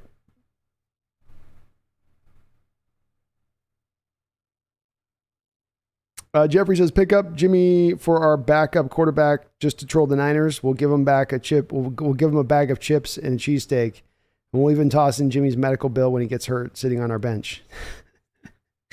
It's too risky. Sasuli80 says, keep your eyes on Josh Ngajungi. All right, I will. I will keep an eye out on that one. Yeah, the NFC East is been a joke in the last, like the Eagles had that 1 year outlier year. Outside of that, it's been, ugh. Megan says, I told you Russ was at back too early on one of those games and was that injury all fingers 30 years ago and my hands are still wrecked. I agreed with you, Megan. You told me, I believed you at that point. And it made sense. It made sense why I was going to take him a little bit longer to come back. But I also knew with Russ, he was going to push that barrel faster than he should. Jason Wolf says, Geno did nothing versus New Orleans at home. I'm still mad about that game. Our defense had one guy to stop, and they couldn't. Alvin Kamara at all. They couldn't stop Alvin Kamara at all. And it was certainly the bugaboo of that prior defense, Jason, being that they just couldn't stop the running backs. I mean, last year, you were on pace pretty deep into the season to give up an NFL record for receiving yards to running backs. It was bad. I mean, they made Derrick Henry look like Alvin Kamara when we played him. But yeah, Geno did struggle in the New Orleans game. He did. Overall, I thought he played pretty decently. He was going up against some pretty tough defenses over that run of those 4 games. The one defense that wasn't a real top-notch defense, he slayed, being Jacksonville. But he didn't play as a difference maker either. I definitely would give some ground there, and that you would like to see him be a little more consistent. I think one thing I would mention about Geno last year, a year which in 4 games he set career highs for completion percentage, yards per attempt, quarterback rating, touchdown to interception ratio, QBR. I mean, almost pick any quarterback stat. He had his best year last year. And within having that essentially best year of his entire season, he was doing it under a first-year offensive coordinator. So all of the rope that we were trying to give Russell Wilson and saying, well, it's his first year with this new offensive coordinator and a true new offense for the first time in his whole career since he's come in, Geno was undertaking the same thing. And while Russ was struggling with that, Geno was setting these career highs with it. So that's part of why I do think, Jason, too, you get a little bit more of the second-year returns with Geno now, as that's what tends to happen with those new offensive coordinators. Brian says, I missed the streams. Dang, I miss y'all. I got different job hours. Oh, I'm sorry, Brian. We'll be doing more streams at different hours, too. I'll be doing some early streams, too. You know, for instance, when we get DK Metcalf news, I think DK might be signed here in the next couple of days. And when that does go down, I will be going live on that day if he does get signed, because I'll be reveling. Tori says, welcome back to football. Welcome back. It's beautiful. DJ Owen says, if you're watching, hit the like button. Help this man out. He's a hard-working individual with a lot of 12th man pride, and that always deserves a thumbs up. Thank you so much, DJ. That's very kind of you to say. And yes, do please, even if you're listening to this on record or live, go up there if you can for me and just hit that like button. It does help this channel out. I know it seems odd. Why would it help this channel? It tells YouTube for me to show up on other Seahawks fans looking for Seahawks content. So it's a great thing to help make this channel grow. Have a good one, Brian. Sorry you're only able to jump in and out real quick. Dave Chamberlain says ultra low latency settings. Yeah, I've got something with the latency thing. I don't know what's going on with it. I got to do some troubleshooting after. I've been doing some streams on the other side. I'm a baseball. They've been going just fine. So I don't know why this one's being a little wonky with it. I wonder if I can do a little bit of buffer. Maybe that would do it.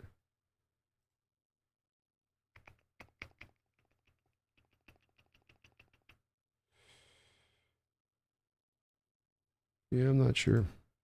Not letting me do anything right now anyway. Make sure fix it offline.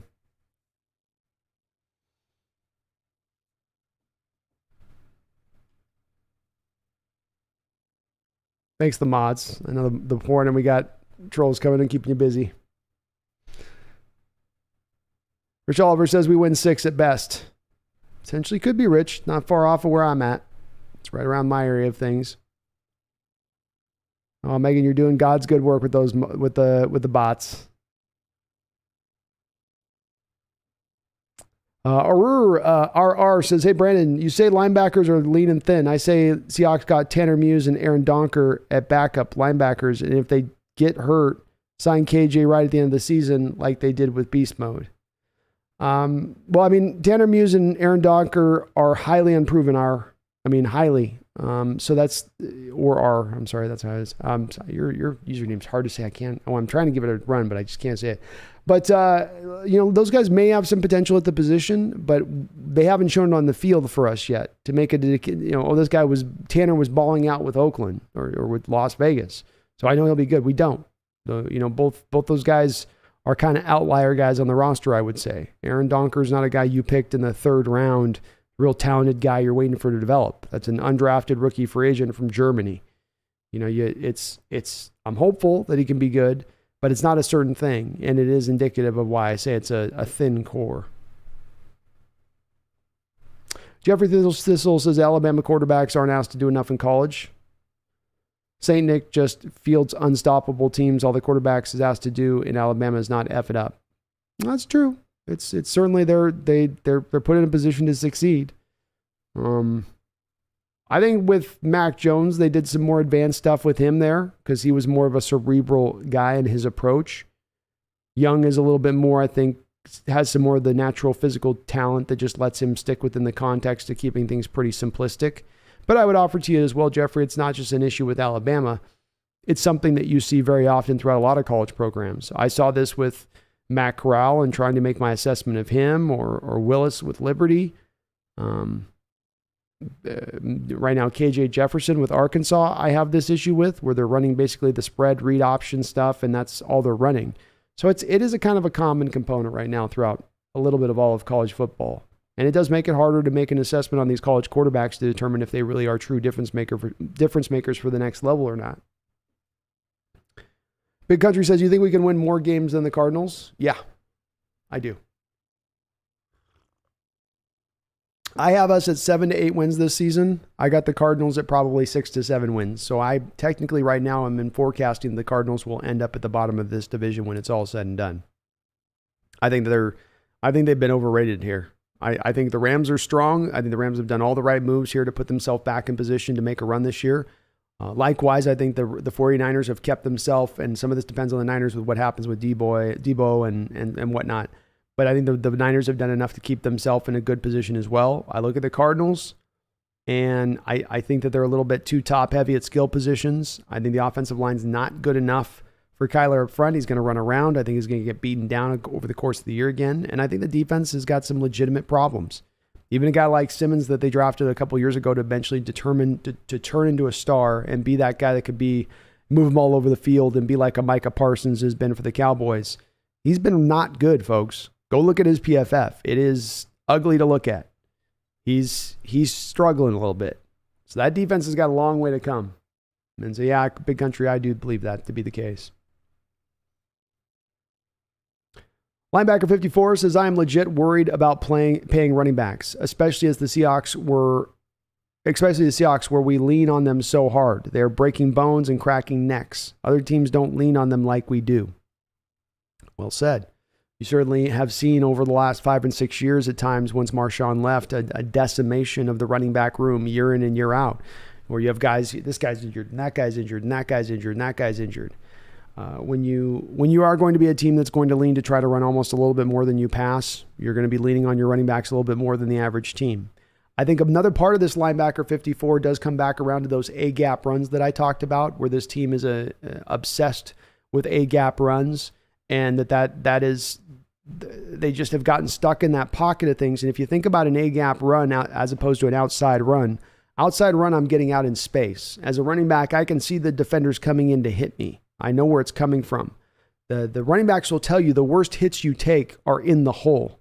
They're not out in the open field. And the problem with those A-gap runs is that you have to take the ball and get coming downhill instantaneously, which means there's not any time for you to make an assessment and take a look around about who's coming and who isn't coming. You got to get downhill into the hole, especially in a zone-based scheme. Man-on-man scheme, you might give the running back a little more time to take a moment to pick his hole. But on a zone, you have a pre-programmed hold you need to get to, and you better get there fast. The problem with getting there fast is if I'm up to speed and I'm running as fast as I can as I arrive at the A-gap hole, and there are linebackers closing in on me, and I haven't had a time to make an assessment of where they're coming from, I could get jacked up pretty quickly then without being able to look. And so I think you probably do take a little bit more punishment on those inside runs than what you would see on the outside stuff. Where I lean with it is with you, linebacker 54, as I say, don't pay running backs. For me, we start from two places. I don't pick a running back in the first round, and I don't pay running back. The whole, you get a 5th-year option on a rookie on the running back in the first round is bumpkus. The guy's a third, like with Ezekiel Elliott, if he's a first-round running back, he gets through the first 3 years, he wants to be paid then, if he's good. And if he's not good, then you've just paid, then you're getting 2 extra years of first-round use on a guy who's not all that good and who's been kind of a bust for where he was picked. Not exactly a good situation either on the other side of that. But you don't pay running backs, you don't take them in the first round, I think are pretty hard and fast rules that should be set. Second round, I'm all over it. Because then the value's pushed down, right? Because then 20 years ago, a running back that would have been taken in the top 20 picks is now falling into the top 10 picks in the second round. Well, now we're talking about value a little bit more then. But paying him, no. Not only with us, but league-wide, it's shown that it's just not a smart approach. AGM says, I think how many starts a prospect has in college is important because it tells you experience and such. Agreed. You can't shortcut experience, AGM, right? You can't have a guy in film study for extra 20 hours every week and then he's going to be able to catch up what you need to do to just get on the field and play and learn the game and the nuances of the game. And when you watch Lucas, this is why I'm so excited about him. And Cross has this to a lesser degree as well. He has a lot of straight starts, I believe, as well there where he was playing. But with Lucas, you see the nuances that he has in there. His super skill, Abraham Lucas, and I hope it shows up this year on the offensive line, but his super skill is his snap out of his stance. He's legitimately 6'7", so he's really big, but he gets faster out of his stance than anybody else on the offense or defensive line. And it's snap after snap after snap. You watch him pull in space, and you'll have a ball hiked, and he's already running back across the formation to pull in space as other guys are just starting to get up out of their stance. And it's getting quick with your snap count. It's you got overwhelmed initially off the snap. Can you recover? Do you have some techniques to recover? And he does. He gets his body big. He kind of angles himself around. He just makes the pass rusher essentially try to push him up off the ground rather than getting any sort of any more pressure. It's like when he initially gives up a bull rush and the bull rush really overtakes him a little bit, he can then kind of sit down, anchor back down for a second and kind of buy his quarterback a little bit more time. So he's got these little flavors of technique that he can bring out at any time. And I think those have come about by all of those starts that he has had, to your point on that.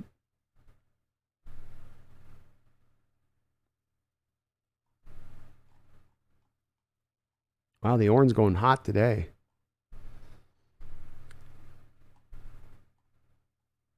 The porn's turned up for spring training camp. They're already going hot here in the goodness, Megan. You're going to turn that into a full-time job for you.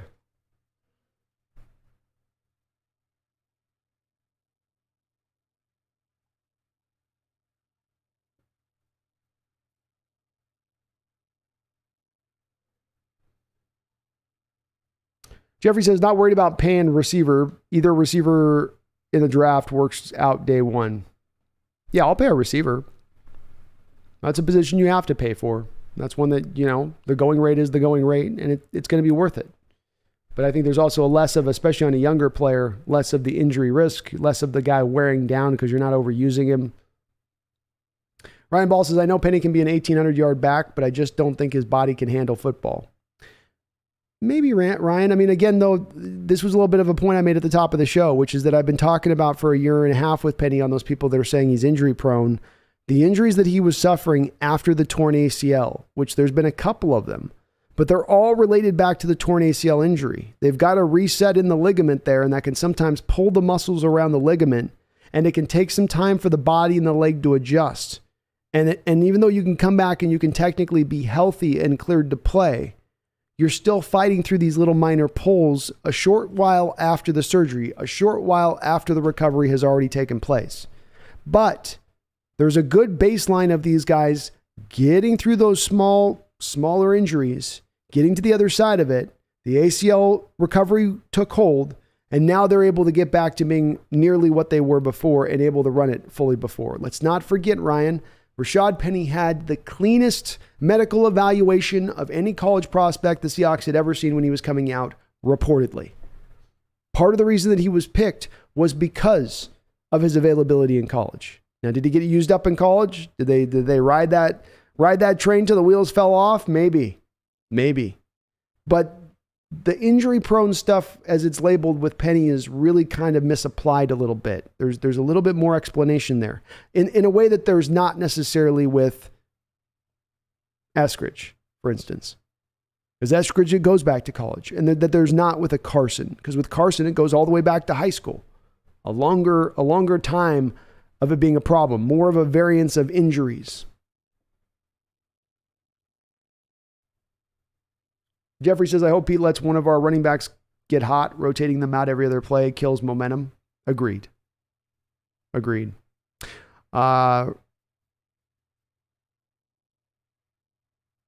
McDaniel with a couple donations here, Randall. Sorry, I missed your first donation 7 minutes ago there, buddy. He says, with $2 donations, there's usually about 3 to 4 days until they put pads on. I believe that's right. It's usually right around the beginning of August that they start getting going with that. It's kind of weird. They kind of stack it in a certain way too, Randall, because it's so restrictive of how many practices they get. So sometimes they change up to having a couple for a few days and then one off.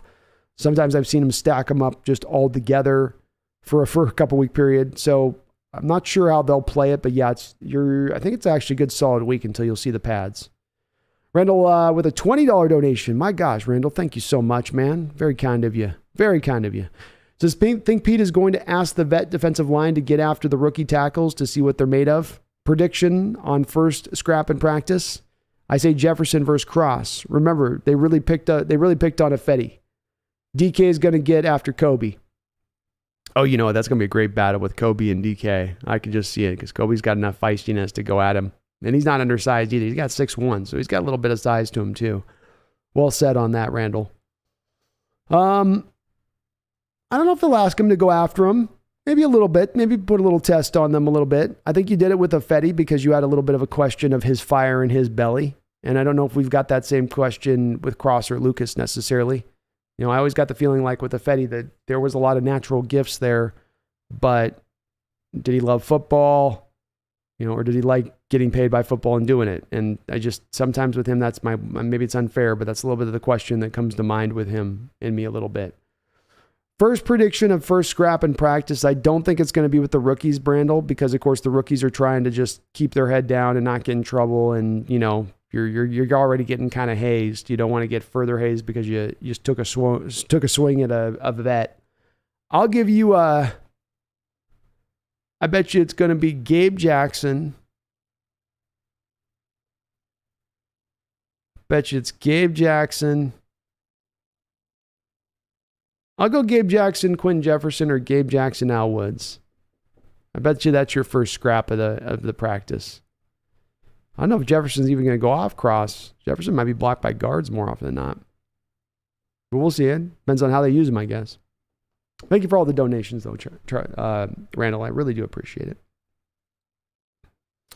12 man, stand up. Big ol' what's up? What's up, 12 man?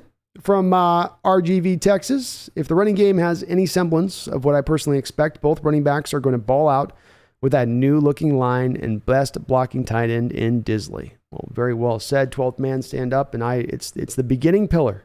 I started this offseason off. I said, okay, everyone's saying that we're going to suck. Or there's a lot of people, not everyone. I'm overstating that. There's a big majority of people nationally and even locally that are saying we're going to suck. We're not going to be good.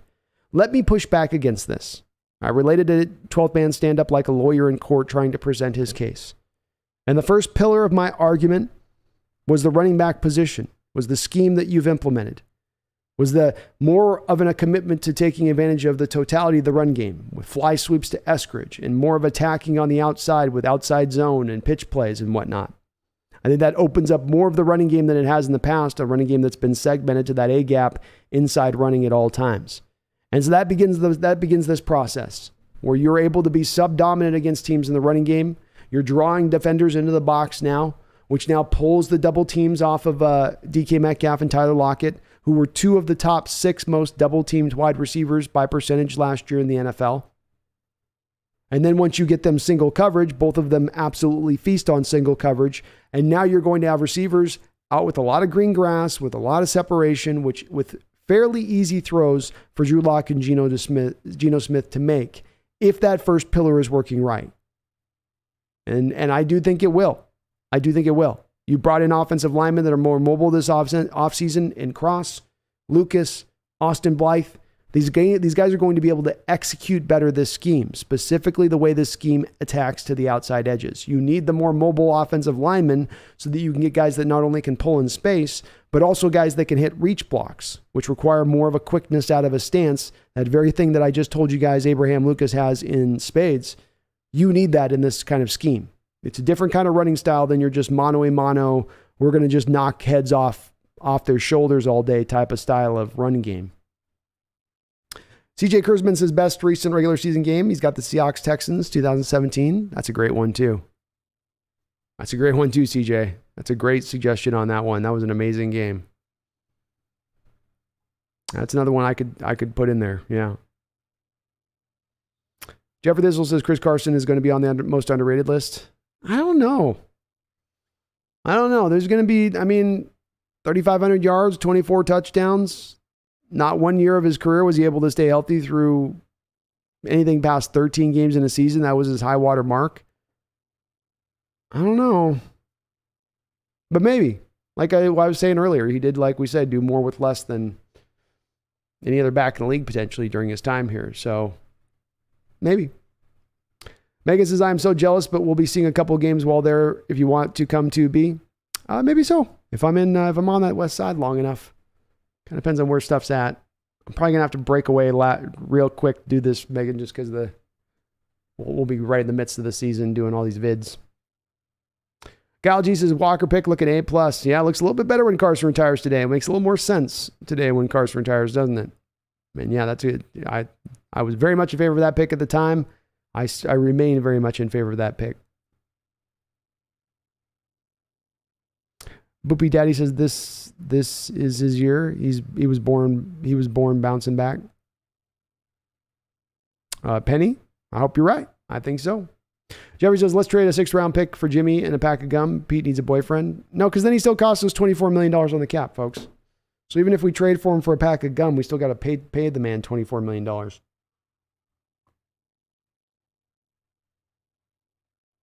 James Watson says, if Pete wins another Super Bowl, would he be the first quarterback to win it with 2 different quarterbacks?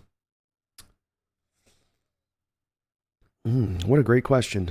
I'm thinking. Technically, Bill Parcells won a Super Bowl with both Chris Sims and Jeff Hostetler. I think he had 1 year. He won with Jeff Hostetler against the Bills at quarterback. So technically, he did it with 2.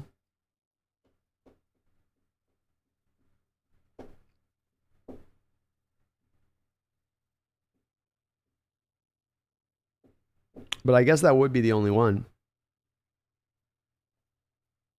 I think that would be it. Rain Energy Production says, can't wait to watch the Seahawks collapse. Well, it's not happening, man. 5-12 is reasonable, Rain Energy. It is reasonable.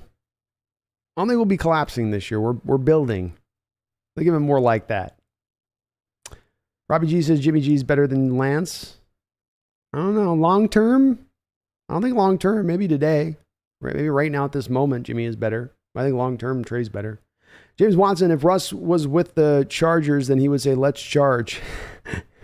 If he was with the Giants, he would say, let's get big. Let's get big. Seahawks Time says your channel is one of the channels that inspired me to start my own Seahawks channel, and I salute your hard work and commitment, brother. Hey, well, thank you. That is, wow, thank you. That's very kind of you to say. I'm happy, glad I could inspire. I hope you're having fun with it, and I would, as I hopefully said to you before, we talked before, I'll just stay with it and, enjoy the process of it. That's what it is for me. Is just as I do this is my favorite thing to do.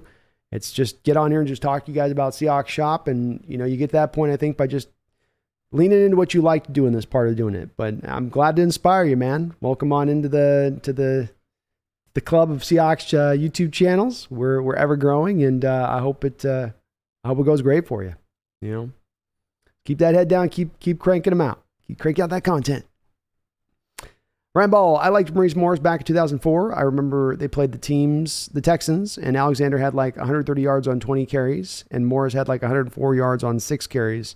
and one of the great runs.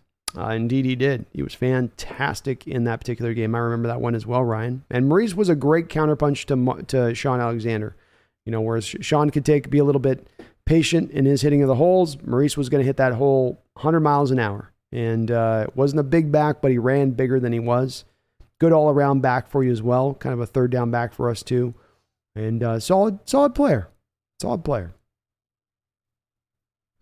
Benelli says, what's up, Brandon? Go Hawks. Go Hawks, Benelli. Good to see you in the chat. Oscar says, what are your 2 to 3 hot takes you have for the upcoming season?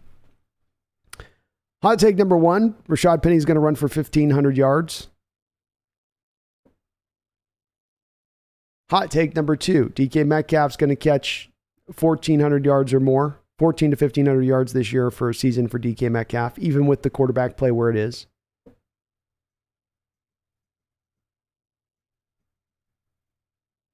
Hot take number 3.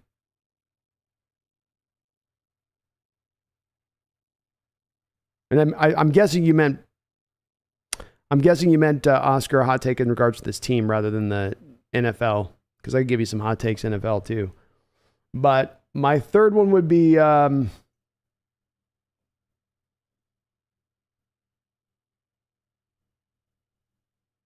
Jordan Brooks makes All-Pro. Might be second team All-Pro, but Jordan Brooks is an All-Pro by the end of the season. So how about 3 positives, huh? Let's keep this positive theme going. And Benelli, yeah, sorry I got to figure out the mic thing. New mic, problems to kind of iron out with it. So appreciate you guys bearing with me on it. Jimmy G's going to the Giants, says Rain Energy. Good. Cliff Ewell, as far as Jimmy G goes, he had a Super Bowl in his hands, wide open deep ball, and he choked when it was prime time. It's the great point on your point, Cliff, with that. It's a crystallization of what I talk about in bringing him here and almost the thing that is the final thing of a quotient that says no for me. No, I don't want you here. And that being that situation played out in that Super Bowl exactly like what I'm talking about. It's in general terms on a given game. And Shanahan has overcome this because his running game is so diverse. It doesn't just like the Seahawks running game that I talk about is obsessed with the with the A gap and running up the middle. Shanahan's running game is obsessed with never letting you know where it's coming from. If Kyle Shanahan was a pitcher, he'd have 5 different pitches and he'd throw them all at different times to you. And he's got that way of going about it where he can overcome getting an 8th man in the box because of that. He can still work around that. So it's not a death knell if his quarterback can't hit that deep shot. But that throw you're talking about is exactly what I'm talking about. It's the one that you got your 1-2-3 punch offensively. My running game attacks, harms the defense. This says this is harming us. We've got to put a Band-Aid on this. Bring a defender up to help. Now comes number 3. Me attack over the top because I don't have the cover 2 looks. I got a single high safety. I'm going to get one side of the field where it's one-on-one with maybe my best receiver. Can I hit that throw in that moment? Can I make that throw and hit it? If it's wide open especially, which should be even an easier throw at that point, which it kind of was on that throw for Jimmy in that game. And no, he can't. He will always be limited in that thing. He might complete some deep passes, but it's always really going to be a big struggle for him. And means that to me, I could end up having a lot of limited returns on this guy, especially again, $24 million a year is what he's costing right now via trade. I still think he's probably going to cost you $8 or $9 million on even a 1-year deal if you're trying to bring him in for something like that. Nah. Cowboys are number 1. Been a while, Brandon. Hey, Cowboys are number 1, man. Good to see you in the chat. Hello, sir. Good to see you. Lamar to Dallas. I can see Jerry doing it, man. I can see Jerry doing it. They've married themselves to Dak, but Jerry's just, he had that crazy press conference there. It's Jerry's team. All right. I run this show. I want him, I get him. I want that guy, I get that guy. We the cow boys, okay? Cow boys. We do what we want out here in Texas. But interesting with Lamar, man. Still not gotten paid yet. I mean, the negotiations aren't even out there and open. He's just trying to push for you want to franchise me and I'll be eventually a free agent. Odd by Lamar to do it this way. But he is his own agent. He's decided he wants to go this route with it. And Cowboys are number 1. You guys are looking good. I think you had a pretty good overall draft. I like that offensive lineman you guys got.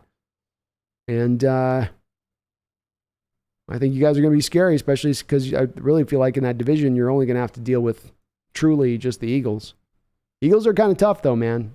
They've made some moves this offseason. D-Boy in the house. What's up, D-Boy? Good to see you, my man. Says, what's up, everyone? Blessings to everyone. Blessing to you, too. Ryan Balls. You respond to Radio Energy. Joe Man says, finally made it home. Go Hawks Nest. Thank you, Joe Man. Go Hawks Nest, indeed.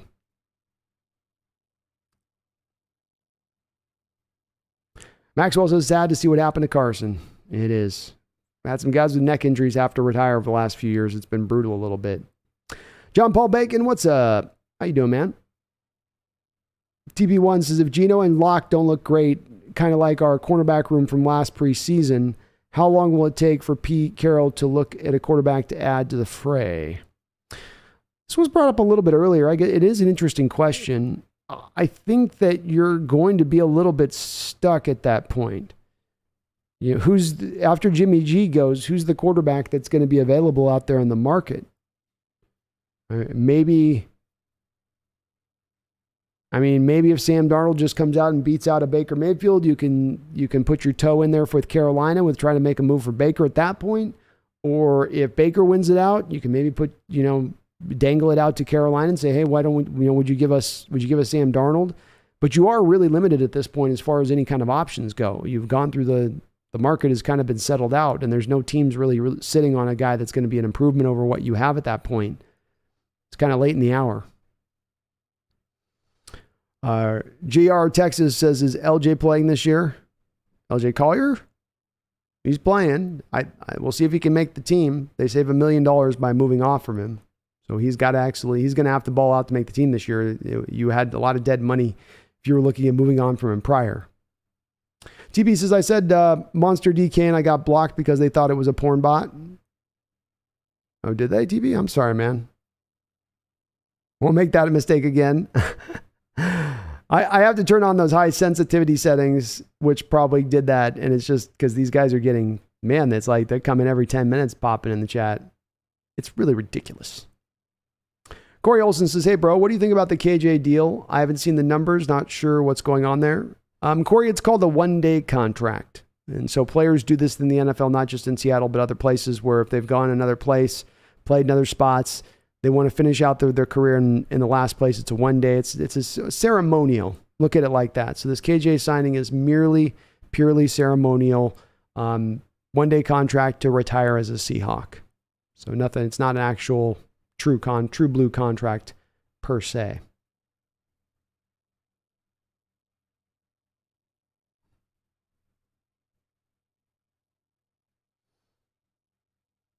Breezy Fam says, the Seahawks Times guy commenting here is that so lit. I'll follow him. Also, CenturyLink going to be crazy loud. So much emotions and energy there. It's going to be something beautiful to see. History. Oh, it is. And yeah, we've got some good local Seahawks Times. Give the guy a follow over there. My man Seahawks Jose Rodriguez is doing his thing on his side of the channel over on that edge of things as well. So please hook that guy up over there too if you guys are looking for some folks to sub to Seahawks fandom wise.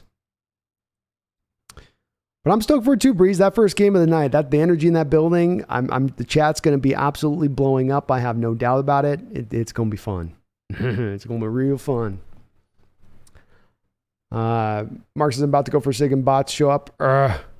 Yeah, they're inundating it tonight. I got that sensitive setting turned on for them that's supposed to keep them out, Mark, but they're just, I guess, Mark, they're just super hyped up for the beginning of the season. I'm Batman says, did the Broncos lose or win the trade, in your opinion? This is definitely highly Batman into opinion mode. So I will give you an answer on this, but I'm definitely diving into waters which are surely my opinion, and I'm making a prediction which is out without any data of seeing Russell in Denver and how he's playing, how he fits to that personnel. My feeling is that while Russ is still a very good quarterback, I think that he is a quarterback that has a little bit of a diminished skill set, both with his legs, and I do think also as well with arm strength. I think he can still get a ball to the same place he once got it there. I don't think he gets it there quite as fast, especially in those deeper throws. I think this factors into this, and that you're getting a good player if you're Denver, but it's not just merely this all happens in a vacuum where you're bringing on Russell Wilson and you're giving up the assets they did. You're bringing him in, and then after this year, you're going to sign him to a market-breaking deal. 5 years, $300 million.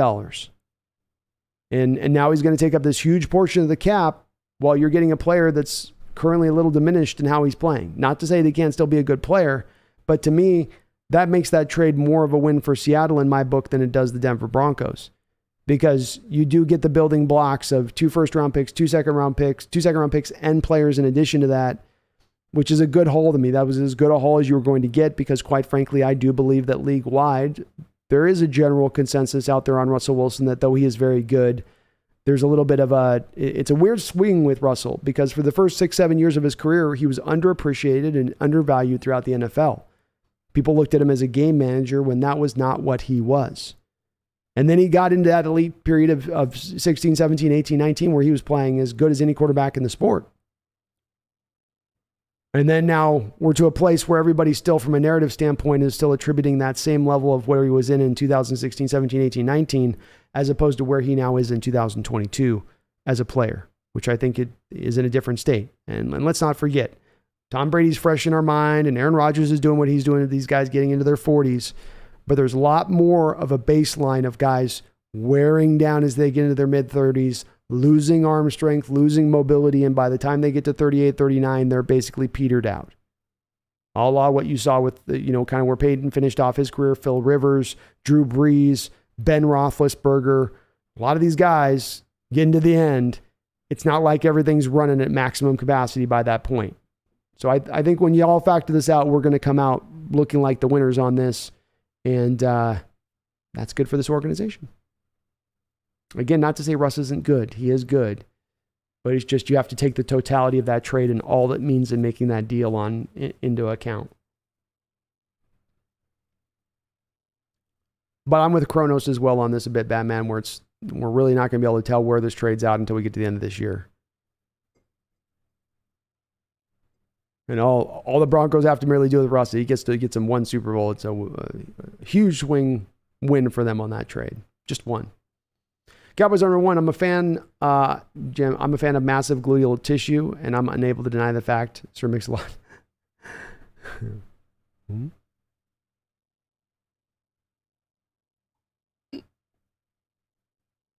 Brian Meyer says Locke throws more touchdowns than interceptions, and Hawks finish 8-9. Go Hawks. All right, go Hawks. I like it. I like it, man. I can see it. Okay, kitty. Come on. Come on. Yeah, the porn bots are in here crazy today. Jesus. I haven't seen him this aggro. HB says, I could see carry one less receiver this year and giving that roster spot to a tight end. If we're running 12 personnel, we won't need much of a wide receiver 3 anyway. Can't have enough tight ends in Wald's system. They're a cheat code. I could see that. Yep. That stat, HB, to your point on that stands out to me is that you ran the 10th most of 2 tight end sets in the entire NFL while running the least amount of plays in the entire NFL last year. Which, if you extrapolate those numbers, that means you basically ran the highest amount of 2 tight end sets based on percentage, if not by total plays. And that would lead to being, if you're going to do that again this year, which you would expect them to do with Fant and Disley on the roster, say nothing of Parkinson as a backup option. Very well said. Seahawks Times says, I was at the Seahawks versus Texas game in 2017, and I promise that's the best football game I've ever seen, and I've seen many, many. That was a good game to watch. That was a prime time game, too, so that was a fun one. Michael Collins says, what do I think about the NCAA realignment? That's a big question to unpack. Obviously, this is the fallout from the NIL. The NCAA has no one to blame but themselves in this situation. They had years to make an adjustment and find a way to pay these kids and not have to go to courts, and the courts make this determination, and the NCAA just throw up their hands and say, fine, it's a free-for-all now. And I think within that free-for-all, you're seeing a college landscape struggling to find equilibrium just a little bit. It will come eventually, but right now this means a lot of teams are going to do a lot of desperate things to try to adjust around it. When the Pac-10 commissioner has done an absolute piss-poor job of running this conference. And quite frankly, I think the conference has been misran going back probably 30 years. They didn't just arrive where they've arrived overnight, being looked at as some, second fiddle to your SECs and your ACCs and your Big Tens. We were right with those guys back in the day. It's been a fall from grace. And you look at the commissioner's office with what they determined, where they're trying to do like a separate television network for every college team, which wasn't going to work, rather than just having a channel. They just completely ass backwards in their approach. And I don't know what's going to happen in the future of the Pac-10. I hope they just kind of dial it back more to a local front of things. But I can't blame a team like USC or UCLA for moving out. You're going to get 4/5 more profit moving to the Big Ten than you are remaining in the Pac-10. And you need those profits, not just simply because you're a greedy college, but because you've got to put a big portion of your budget towards now paying players. So I can understand them wanting to leave. It sucks to see. There's so much history and tradition involved here that now gets thrown out the door a little bit. But that sort of began with the college playoff system anyway. Sam Sajur says, AGM's best football game I ever saw was the Rams versus Chiefs Monday night game, 2018. Yeah, that was that 52-48 game? That's a pretty good one too. That was wild. Brian says HB's got to have 3 quality. HB says our interior linebacker depth needs help. You better believe it does. It's the weakest positional group right now on our team by probably quite a wide margin. Breezy Vam says this is the time to be a Seahawk dang near in rebuild mode. This is like a movie. And just get some popcorn. This is going to be epic. Just imagine we look back on this and say it's going to pop, and it did. Oh, it is. It's great watching a young team come along and develop and get on their rise. We had this benefit of this with the Legion of Boom team and the way they came out. And man, you were like, man, this team's good. Oh man, they're really good. Oh my God, this is like all-time great team. And just the levels of excitement that you start to unravel as you get to experience that. And we're getting to experience with this Mariner team a little bit right now and how they're starting to pop as a young team. It's fun. You're on your rise. You're not stagnant. You're moving in a direction. There's no guarantee for success, but I'll tell you what, they've taken some very smart steps, Breeze, this offseason to really put themselves in that position for this to really click in and go, and much sooner than later.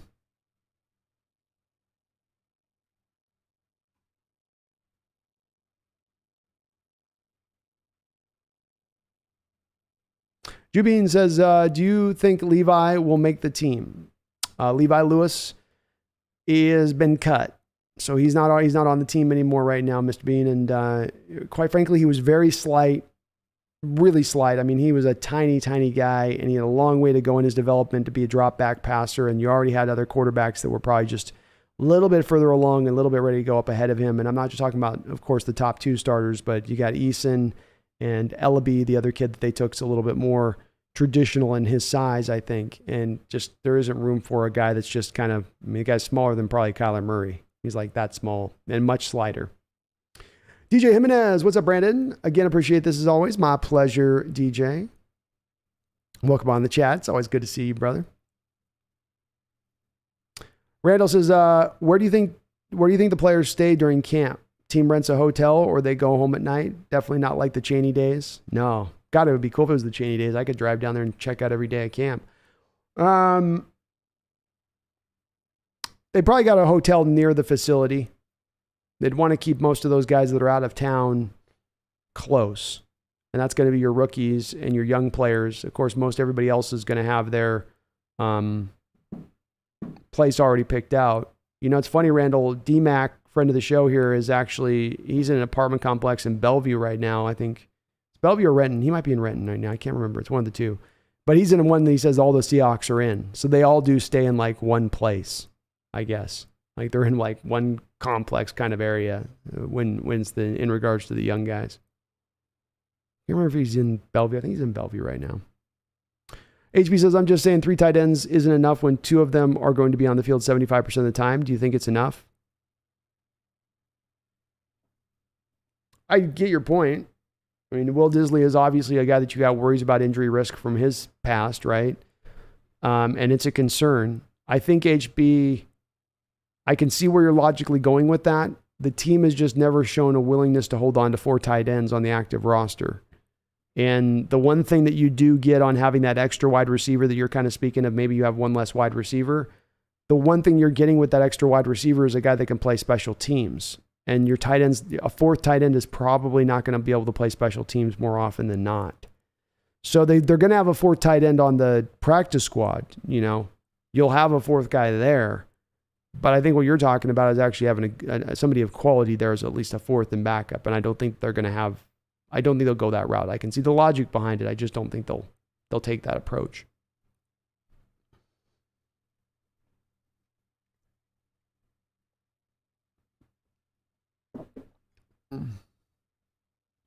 The other thing you can address with this HB is if you get an injury early in the season, you can go and make a move for a tight end on the market at that point too. Obviously, you're stuck once you get past the trade deadline, but they could always, if they really need to, go and make that move. And you can, tight end is a position that you can usually insert in pretty quickly.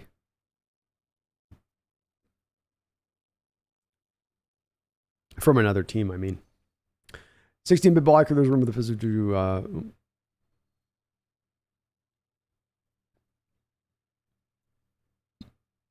Herbicide says, I'd be cool paying DK 28. It'd be tough. It'd be gritted. I'd be putting that contract out through gritted teeth. But I think, your point on this, and it's a solid point to be made, would be that do you want to lose DK over $3 million? Because I'm willing to pay 25. The market rate's 26 off of AJ Brown's deal. Next guy up always is going to get about $1 million more APY. So DK commanding 26 makes sense. And for a couple $1 million difference, it's top of the market. It's a high amount. It hurts to pay that amount. But at the end of the day, I want to keep DK here. And I want him as part of the plans into this future. And I would still make the deal if I had to. It hurt, but I'd do it. Corey Holson says, did you see Russ sport his own jersey? Yeah, I did.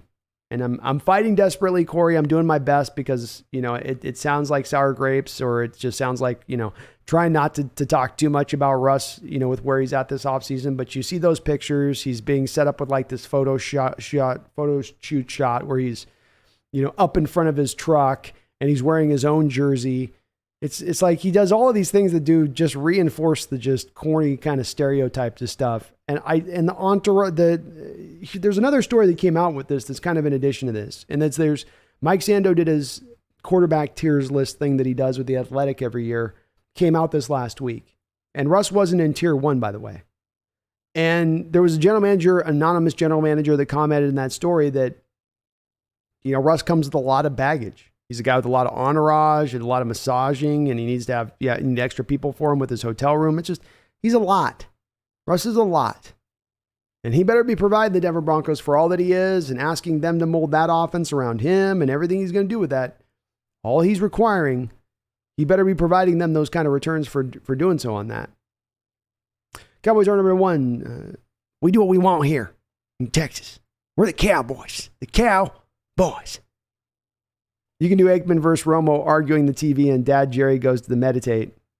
I can't do a good Aikman or Romo, though. So that's my problem with that. Aikman's got a little bit of a draw. Just let it draw. Tony, you suck out there. Why you tell me I suck? You suck. I don't suck. I got Super Bowl rings. What do you got? It's not my fault. I didn't have the team you had. All right? Dude, I didn't have that team. All right? Bro, right? You had all that offensive line and Irvin and Emmett. What'd I have? You had enough. I watched. I called your games. You did just fine. You could have done really well with that. You guys, listen to me. You're both great quarterbacks of Dallas Cowboys, okay? Troy, you're amazing. You sit on a pedestal. Tony, you're all right. Dude, what do you mean I'm all right? I'm telling you, you're all right. You didn't bring a championship to Texas. You brought a lot of dust to Texas. We got enough dust in Texas. I don't need your pretty boy ass in this place no more.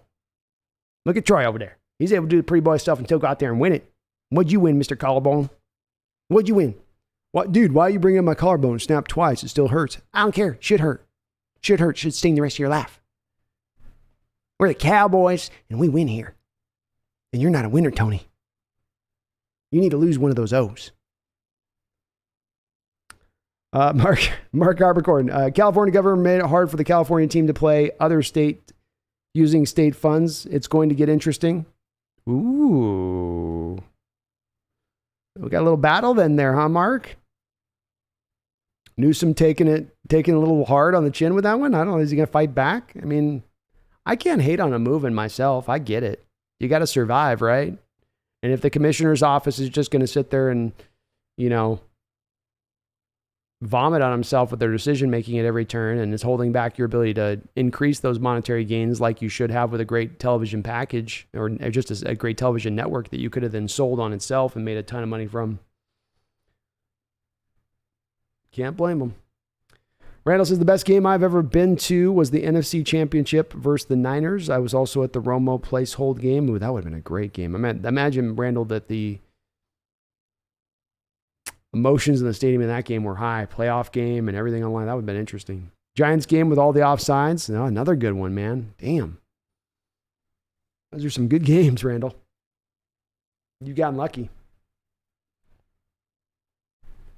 Lucky to see those ones. I'm still working on my answer for that. I can't think of the one that's probably my one that makes sense. I don't want to grab one that's in the last 5 years because that just feels like I'm picking the one that's the most recent in my head. Randall says California governor makes everything difficult. Yeah, he does. Colorado boys are in 2013, I think. Oh, you were asking something else. Mark says, wow, I read a post about those damn bot hit right in the middle, shaking my head. Today's been the weirdest day, Mark. They've never come through like this before. I don't know if we just have because we have so many people in the chat. They're like, get after that one. Maybe I'm the only guy streaming. So I picture as a guy in a basement, dirty underwear, no shirt, right? Poorly lit. And he's sending porn out all night. Ryan Ball says, Brandon, what are the chances Pete Carroll wins Coach of the Year this year? As good as any time in his history here, Ryan, because part of what gets you Coach of the Year is expectation. So if you have expectation level that you're going to be a good team, that you're going to be an elite team, harder for that coach to then go out there and win that award. Part of the reason why I think Carroll has not been a guy that's been in that, even though he's had some very good years where he's done a good job of coaching, just not even been in contention because people are like, you're supposed to be good. You're supposed to be good. But when you're supposed to be bad, and you're supposed to be bad by such a great consensus of people and how they're saying it, I do believe that then opens the door. If they flip it to the other side, they become a playoff team with the guys at quarterback they have, Carroll is going to then get a lot of that credit. And that credit could definitely equal out to Coach of the Year.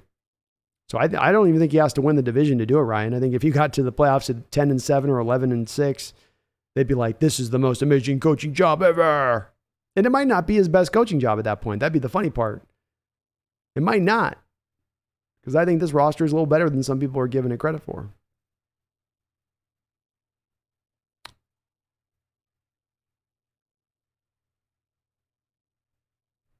Cowboys are number one. It was like 50-48 or something. Yeah, that was that Kansas City game. Somebody mentioned that one, Cal. That was a good one. That shootout. Ryan Ball's Pete Ruiz, bang, bang. But y'all actually got a nice roster, low-key sleep on. I agree, Pete. I agree, man. You guys got one, too. You guys are set up really nicely this year. So hopefully Trey Lance is ready to roll for you guys. And if he can take the bull by the horns, he doesn't have to be magnificent for the 49ers. He's just got to not make stupid mistakes, not make the dumb throws. And when he has those select opportunities to beat the teams deep with that big arm that he's got, take advantage. And if he can do that, sky's the limit for your Niners. I still do maintain that guy was my number 2 quarterback in that draft coming out. Herbert Rodgers looking like Nick Cage. Yeah, I saw that. That was legit hilarious. And of course, the internet gets right on it and they overlay Nick Cage's monologue from that movie with him walking out of his car. It was pretty funny. Brian says Rodgers wishes he was that cool. DJ Jimenez says your Jerry Jones impersonations. Hey, Jerry's he's on fire right now lately. I love watching. Cowboys are number one. I didn't get to talk to you about it, but I had that. It was awesome when he had that press conference. He's like, no, y'all think I don't make decisions here? I make decisions here. All right. Y'all look at me. You just think I'm just owner here. I'm just saying things and I'm just making choices. I got to know what I'm doing. Okay. Micah Parsons was me. That was me. I had the scouting department literally put downstairs in timeout that pick because they've been doing so god-awful. And I said, this is my pick, boy. Steven said, no, Daddy. I said, boy, you took Taco a couple years ago. You've had your pass rusher chance. Now you will let me have mine. Daddy, that was a consensus pick. All of our scouts wanted it, and that's why they're downstairs. Shut up, boy. You shut your little dirty mouth. I should have made it with something else. Soft jeans in you. Soft jeans in my daddy. We've drafted really well. No, you haven't. I don't see a Lombardi up in that trophy case. I see one in the 90s. I see another one in the 90s. I see another one in the 90s. But I get up into the 2000s right about here, Stephen. Right about here. That's right about where you came in. You came in, you boy. And what have you brought me? What have you brought me? I brought you some good play. We've been better than we've been in one more games than we lost. One more games than we lost. This is Texas, boy. We don't put our head on that. I'm not jangling my spurs over that. You give me some Lombardis in this bitch.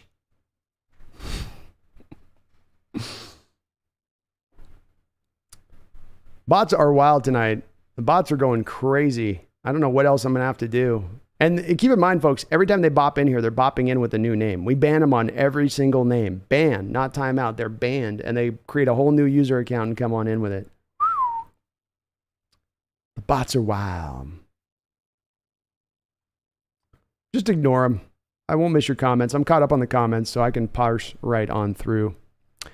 HB says, Kyler playing 4 hours of flight simulator to prepare for the Jets.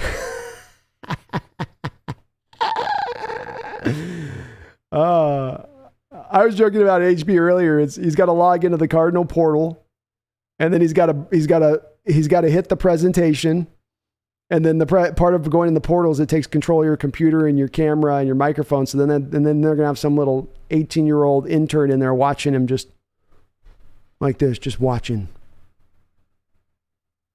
Is that a phone, Kyler? Is that a phone? It's on my phone, man. I just got a drink. I look like a phone. It's so ridiculous. Mark says it has to do with social justices and using state funds for travels. 22 states were banned. Oh, I'll look a little into it, Mark. I hadn't heard about it, but that's interesting. 16-bit Blockers is Gardner Minshew for Hawks quarterback 2022. Let's make this happen. 16-bit blocker. I like Gardner, and I would be way more excited by Gardner than I would be by Baker, or I would be by Jimmy Garoppolo, even, quite frankly.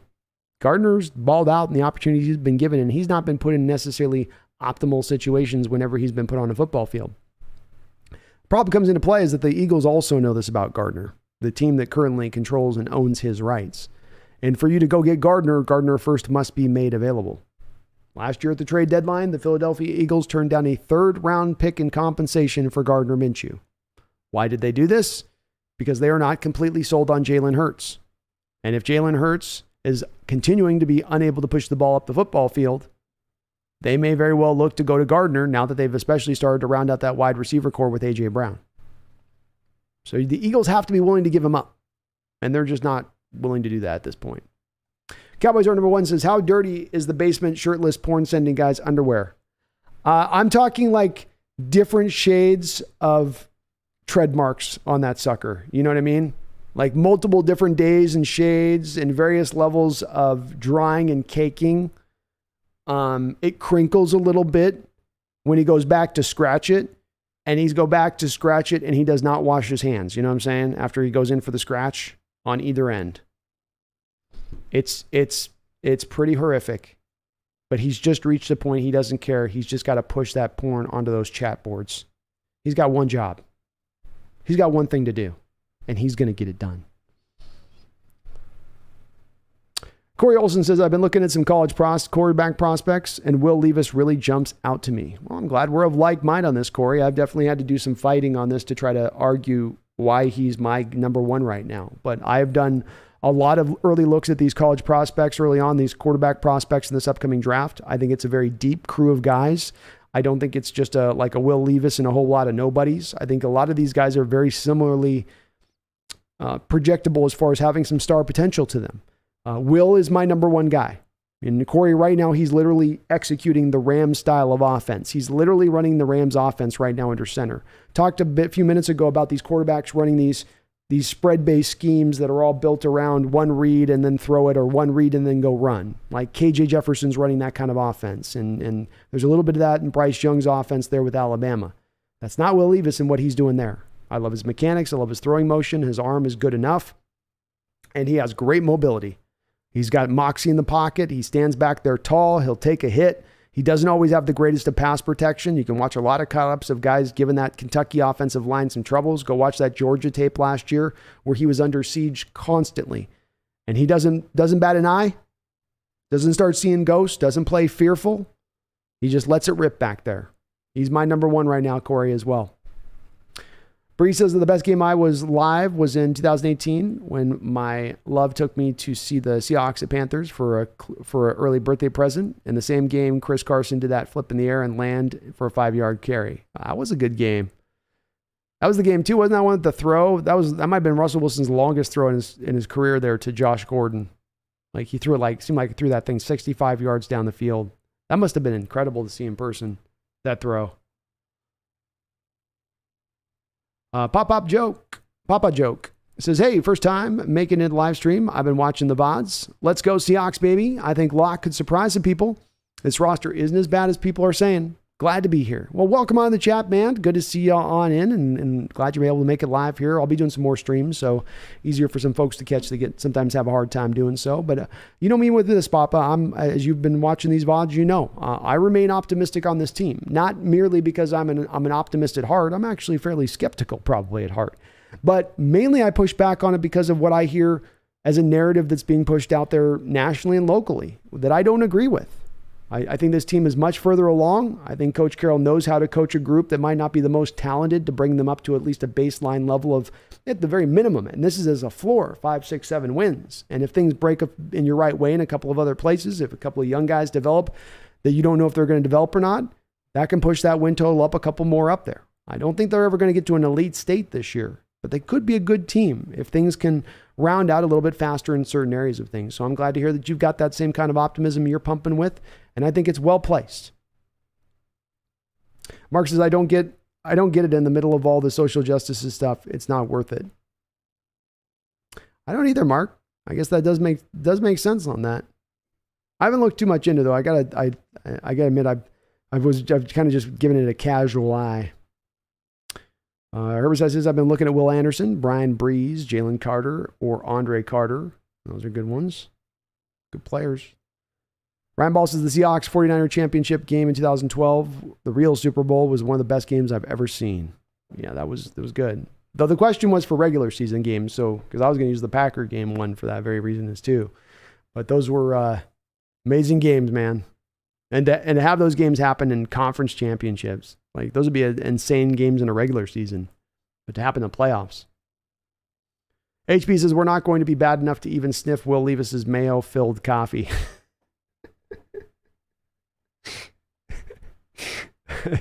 Maybe not HP though. Hey, there's a lot of people that aren't as high on Will. You know, I've seen some draft charts that don't even have him in the first round. I see others that have him as like a number 1 overall pick. So there's a little bit of a deviation in opinion on Will. What do Grug says, what does Scarface think of the Mariners? Oh, I'll tell you about the Mariners. Mariners are the best team in baseball right now. Bottom line. Oh, you think you're better now because your record is better? Your record not better. They're just getting warmed up. What do you say hello to the little friend?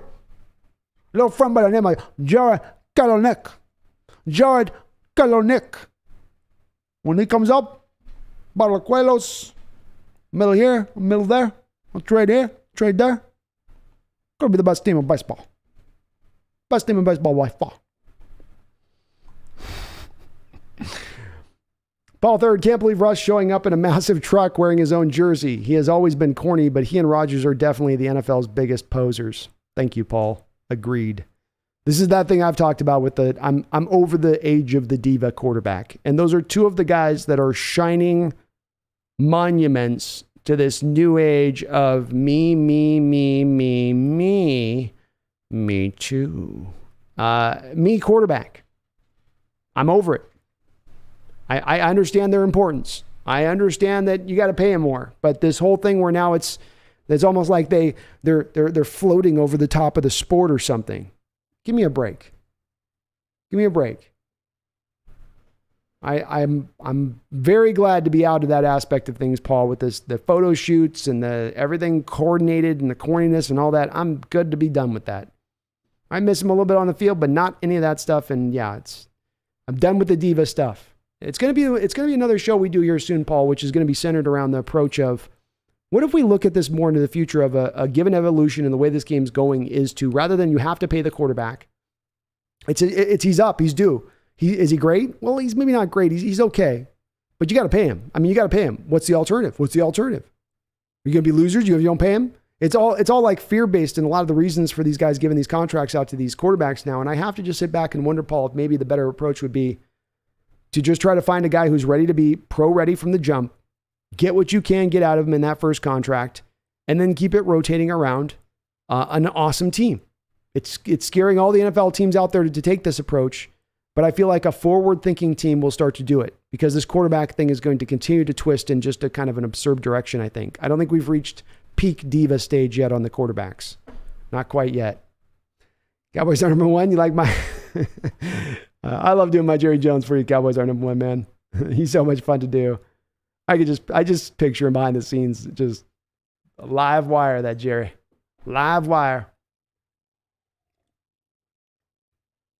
Riverside says my favorite game was 2014 playoffs. That would be that very conference game I was talking about. Yeah, that's probably my favorite all-time Seahawks game, just for its craziness and twists and turns.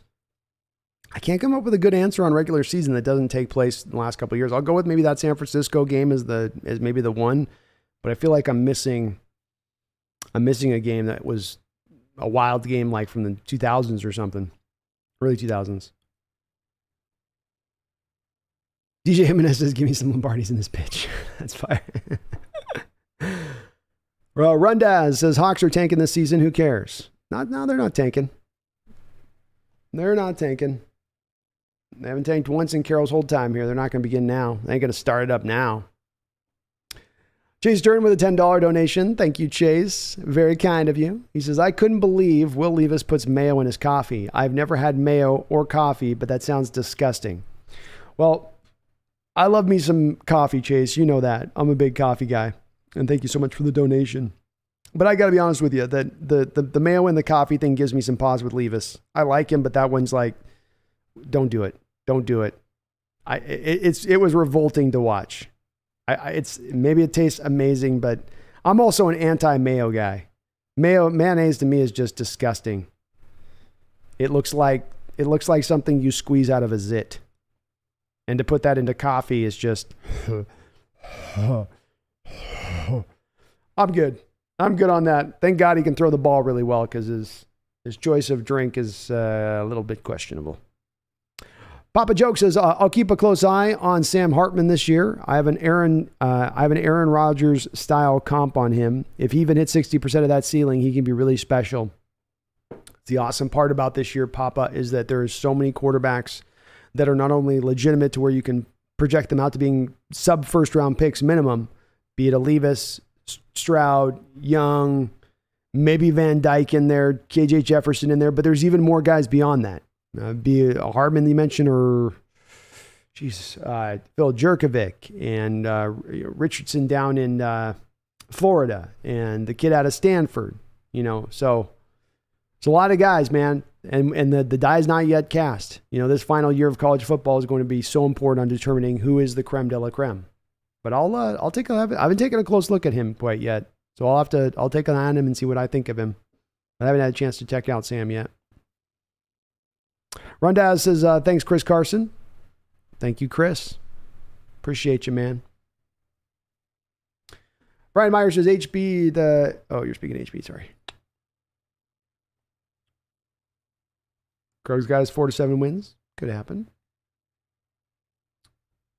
Mason Dale says, on the bright side, having a quarterback battle makes this preseason way more interesting. It does. Every throw matters. Every drive matters. And especially, too, now, Mason, because you have one less preseason game. So maybe one less just it makes the games matter a little bit more for the coaching staff to get the players prepped, a little bit more time with the starters out there maybe. Might be presumptuous, but I bet that we do see that. Cowboys are number one caking. Mason Dale says your audio and camera are a little out of sync, but for me it's not a big deal. Yeah, I got to troubleshoot it. I thought I had it fixed. It was happening on the last stream, and I thought I had it fixed. Tested it out throughout the course of the the deal, and then it just it's not resolving. So I might have to just go to StreamYard, quite frankly. Might just have to do the StreamYard thing, unfortunately. But thanks for putting up with it, Mason. We'll get it back by the next time.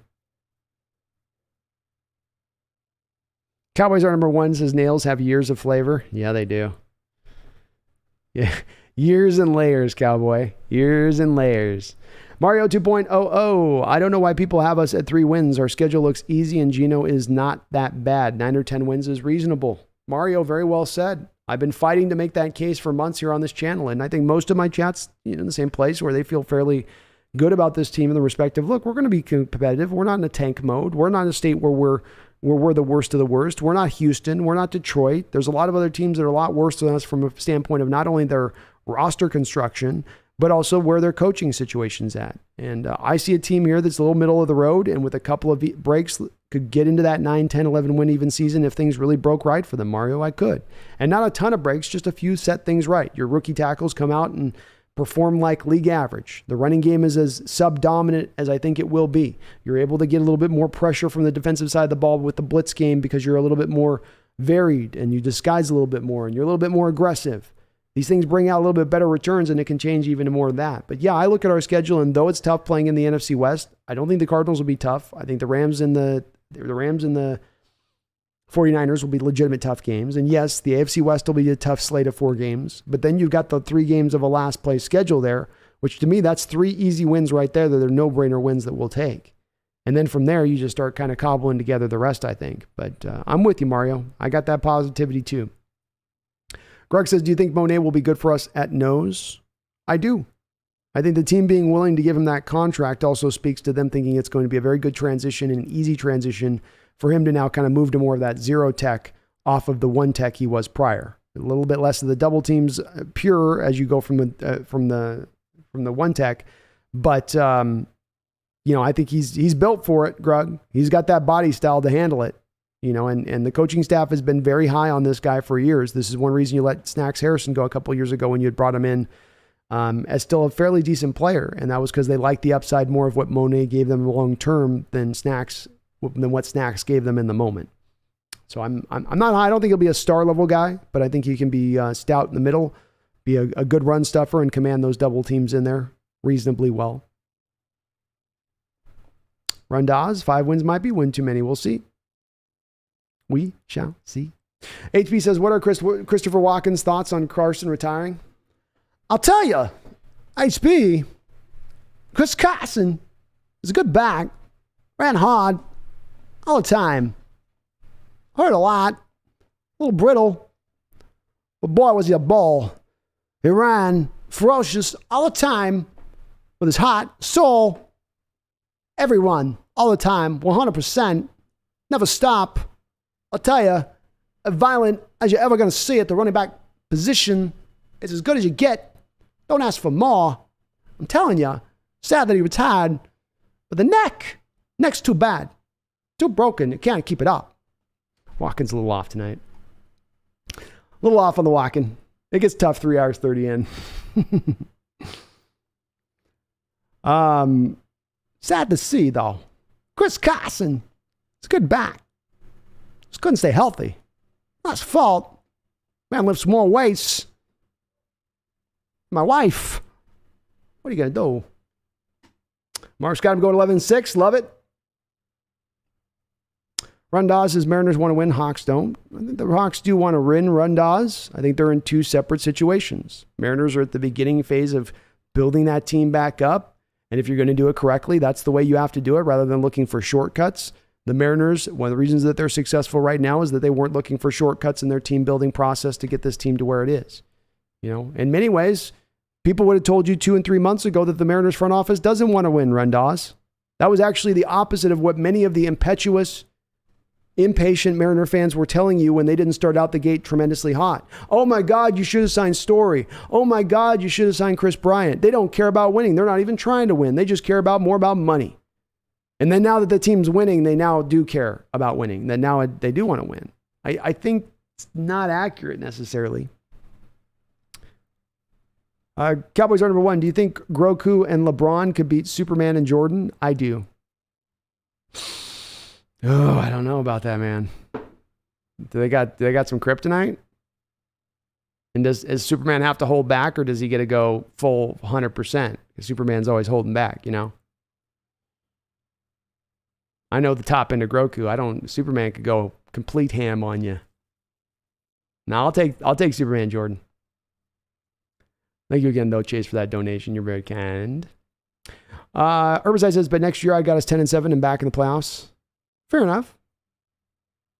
You had 6-11 this next year. Like I said, that's about the variance that I'm in. I'm 7-8 wins, so very close to that. Herbicide says a lot of football analysts got Broncos anywhere from 7-10 to 9-8, and third or fourth in the AFC West. That's where I've got them as well. They didn't do a whole lot adding besides Russell Wilson. Outside of Russell Wilson, it's Randy Gregory and DJ Jones, and that's just about kind of it. They did nothing to build up that offensive line. They're just going to rely upon the development from within on that team taking a step forward, and Russell Wilson's mere addition to vault them forward from last place further, when the rest of that division, quite frankly, has probably gotten overall better, or at least remained where they were from the prior year. I think that's very much understandable that that's where you put their record. And don't forget, Herbicide, like we have to play the AFC West, they have to play the NFC West.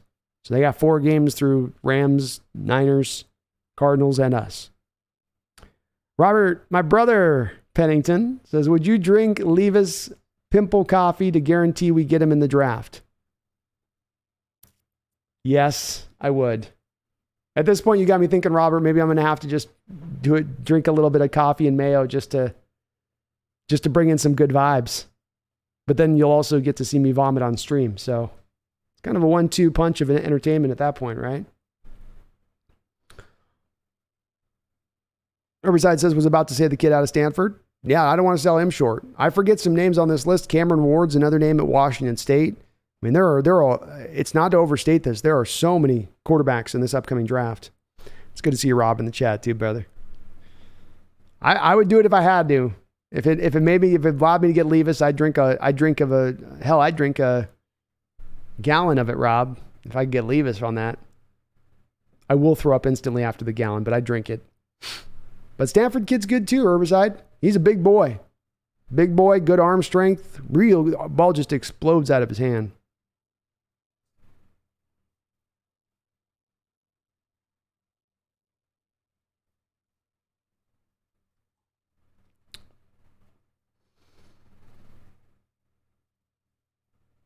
Mark says, you hear about Burrow's surgery this week? Appendectomy. Yep. Appendix is a scary, scary one. You know, because it's so random and it can hit the weird moments and then you just got to be on it, because if it explodes, of course, that's the danger zone on that one. But he should have it's a quick recovery. They've got that stuff probably arthroscopically now where they just make like an inch cut versus what they used to do, which was the whole 6-inch zipper kind of looking thing. Grug says this upcoming quarterback class is the complete polar opposite of this last year's. So many great quarterbacks to choose from. It is. It's night and day difference from this last year's draft. You know, I mean, if a guy like Phil Jurkovic from Boston College, who's looked at as sort of a second-tier guy in this upcoming draft, he might have been a guy who was one of the first quarterbacks taken this last draft, even over Pickett. He had an injury last year, though, so it cut short his season, so he didn't declare for last year's draft. That's one more extra guy pushed into the next draft. Papa Joke says, man, if you take a look at Sam, I think you'll really like him. Dive into some interviews. You hear the way he conducts himself, his story of his adopted-ish brother. It's all there. You're going to love him. I will, and it's a great suggestion, Papa. I'm looking at, once we get into the season, I was going to do a segment, a live stream show that we're going to probably do on Tuesday, which will be a show centered around the college quarterbacks and how they did the prior Saturday. So we'll I'll go back and watch those games of those guys and report back to you guys what I saw out of the tape, and then kind of give you guys a current assessment of where they are, ranking them right to make it for fun. But I will add them to the list and take a look at them. Brian Meyer says, college quarterback to watch, Clayton Tune. That's a great quarterback name. Great quarterback name. Out of Houston. I'll take a look at him. Haven't seen him yet. Herbicide says, next year's draft has awesome quarterbacks and defensive linemen. Exactly what we need. Ooh, yeah. Definitely some good players on the defensive line, but quarterbacks especially. Yeah, it's loaded. Loaded. Always compete, okay? What's up, my fellow 12s? Go Hawks, go Hawks. Rundaz, Dear Pete, please tank. Middle of the road is the worst case scenario.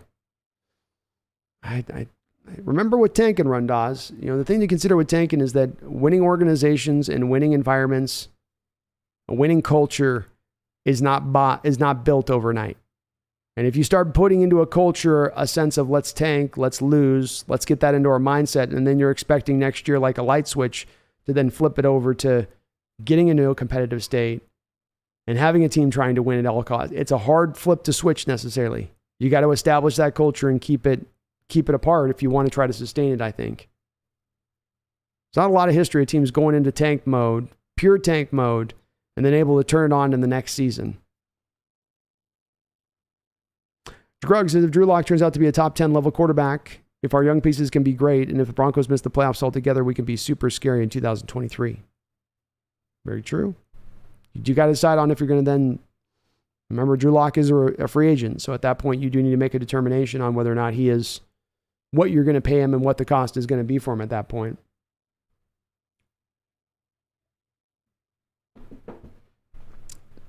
Kevin Michael says the Mariners are the fourth best team in the AL. Fourth best? I don't know about that. We're not even at full strength yet. We're still down, guys. We're going to be getting back. I don't know. They might be a little better than that. Big Country, I wouldn't want Alex Collins back. No, I'm good with Alex Collins. I always compete. Do you think we should re-sign Alex Collins if we can get him on a friendly deal? Well, you get him on a friendly deal. He's going to sign a veteran minimum deal at this point. Nobody else is offering him anything. Always compete. I don't think that he has a whole lot to offer you at this point. I don't think that he was, much of a game changer player for you when you had him come through here, and he definitely has some injury problems that he's kind of working through. So there's probably better options if you're looking on the street for a running back out there or a trade if you wanted to. And the team's kind of set with the running back position where it is because you're going to carry probably four, and it's going to be Penny, Walker, DJ Dallas, and Travis Homer. That'll be your roster right there.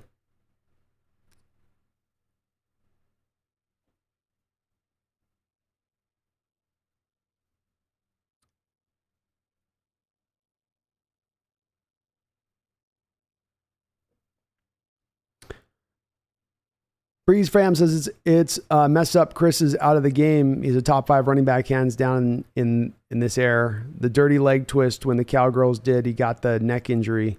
Chris was the baby Hulk in the back. Now DK is the Hulk. Well said. Yeah, that was a dirty, the alligator roll by the Cowboy player in that game that you're talking about. Was that the game that injured his down the dirty leg twist when the Cowgirls did? I don't know if that's the one that did the neck. I think his neck thing was being dealt with before that point. That's another issue, but that was one of the dirtier tackles that you'll ever see, where the guy's got him on the ground and continues to try to roll it like it's some MMA fight. Herbazide says, I hope Russ took the McCoy curse with him. me too. Brian Meyer says Collins should be signed before camp. Alex Collins? HB, apparently 49ers line looking concerning. McGlinchey came in super underweight. Max retiring. Looks like it's feasting time for our young edge rushers. It's troublesome for the 49ers. They've been able to lean on the back of a pretty solid offensive line over the last few years, especially in the run blocking game. Don't forget as well that they lost Laken Tomlinson this offseason to free agency, who, though he's not an amazing player, was a very solid guy for them as far as, especially in the run game. And then, yes, to your point on that, they also lost Alex Mack to retirement. So if McGlinchey isn't ready to really roll at prime shape, they've already got some questions on that line. Mason says, are you worried at all about our front office not being aggressive enough to trade up in next year's draft to get our guy? They've historically not been aggressive in the draft. I would only be worried about that, Mason, if you had a very few amount of great quarterbacks to trade up for, necessitating the need for the trade up, and that it has to happen, and you would like there to be more guys available that are prime guys, but that's just not the way the market is bore out. I don't think that that's the way that this is going to go, though, Mason. I'm thinking there's going to be 5, maybe even 6 quarterbacks taken in the first round in next year's draft. And if that's the case, And you're looking more for a quarterback who's pro ready. You're looking for a quarterback that can execute on a limited amount of throws. You're not looking at a guy that absolutely can tilt the table and be a game changer at the position. Maybe that also factors into what the needs are as far as the talent goes at the position. Maybe you just need merely a first round guy more than you need a top 10 guy or a top 5 guy or the best quarterback in the draft, because you're not going to ask him to do as much. So I think if it plays out the way I think it'll play out, is that you're going to have your share of choices, which means the necessity is not going to be there for you to move up. I don't think they'll move up unless there's scarcity there at the position. And I just don't think there will be. But that's going to be okay, Mason, because you're going to still end up with the most talented quarterback that Carroll and Schneider have drafted in their 10 or 11 years here, outside of Russell Wilson. And from a pure talent standpoint, you might have a guy better, even from a pure talent standpoint, than Russ. Russ has got a lot of those other things to his game, though, of course. D. Raleigh says, what do you think your record's going to be, coming from a Bills fan? I predicted 7 or 8 wins at this point, D. Raleigh. I think this roster is pretty good. I think a lot of people making their assessment about our Hawks are doing so based upon merely the quarterback position and merely losing Russ this offseason, and they're not looking at any of the other parts of this roster and how it's built. So I think that they're going to be a middle-of-the-road team, a competitive team. Wouldn't surprise me to see that swing a couple wins or losses in either other direction. If the young guys can click in a little bit faster, then you can push for the playoffs.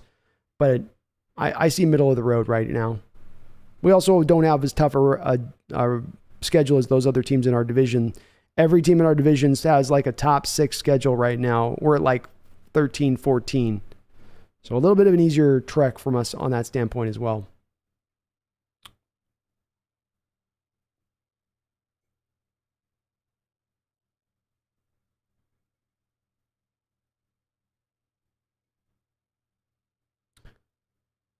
Grug says it seems Pete and John are elite at rebuilding.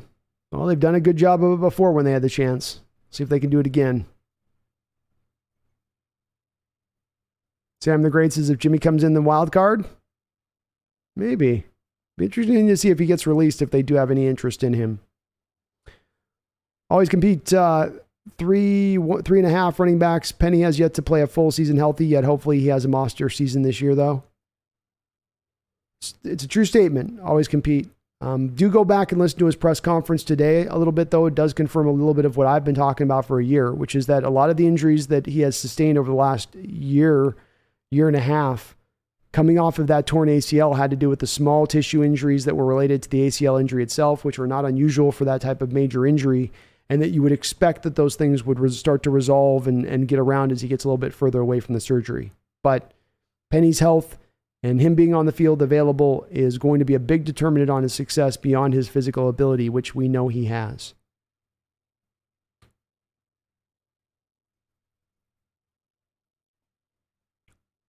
Papa Joke says we went 7-9 in 2011 with T-Jack. An undrafted Baldwin was our best receiver and a very young, inexperienced defense.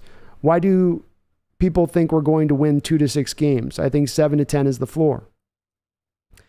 Because this is where that quarterback position has come from, Papa, where it's become the end all be all. It's almost doesn't matter what else you have on your roster. If you have an amazing quarterback, then that's going to be equal to 5, 6, maybe 7 wins in itself. And I don't agree with that. I think this is still a team-based sport. I think having a great quarterback is certainly very important, and that would be the ideal. But it doesn't mean that that's the only approach to being an effective football team. And if you want to be a team that doesn't want to be built around a quarterback, well, then you better have an offensive line that can run block. Well, they brought some guys in that can do that. They put some investment there, right? You got to have running backs that can be difference makers at the position. They got that right there too. You got to have receivers on the outside that can win in those times when you do want to throw, which they do have. You need tight ends that can both block and catch the pass. Well, Will Disley's a top blocking tight end in the sport, and Noah Fant led all tight ends in the sport last year with 2.5 yards of separation per route. So you've got a lot to work with. That's just merely the offensive side of the ball, say nothing of what a defense was that was solid last year, that didn't really lose any kind of real major parts. Bobby's a loss, but he wasn't playing at Bobby level of 2018 even. And so I'm with you, man. I look at the roster. I look at what they've done prior with much lesser rosters. It's part of what I call the Pete Carroll floor.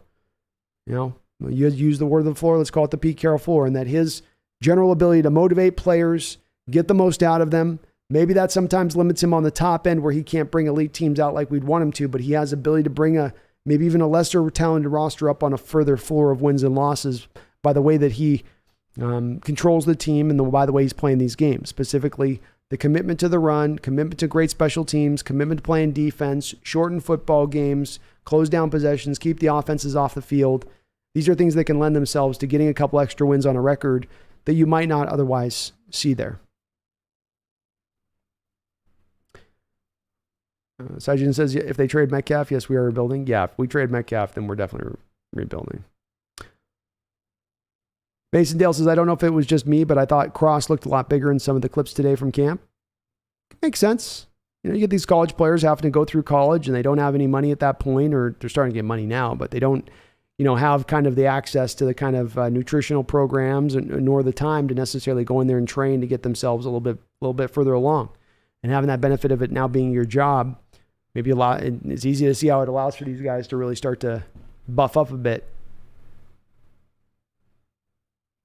Chuck Seeger says at the same time we travel the most. We do, but we always do that every year. And we're always leading the league in miles traveled. Them putting us in Germany is kind of ridiculous, though, with how many miles we already got to fly.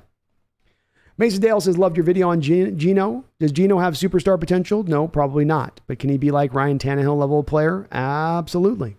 Also, his Madden rating was insulting. How is he lower than Eason? Oh, wow, they had him lower than Eason? That's ridiculous. That is totally ridiculous. He's got a lot of hate out there.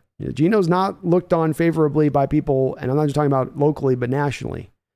Maybe it's because he punched a teammate with New York and he flamed out in New York, which is a big market. So that's going to set in people's memory banks a little bit more further.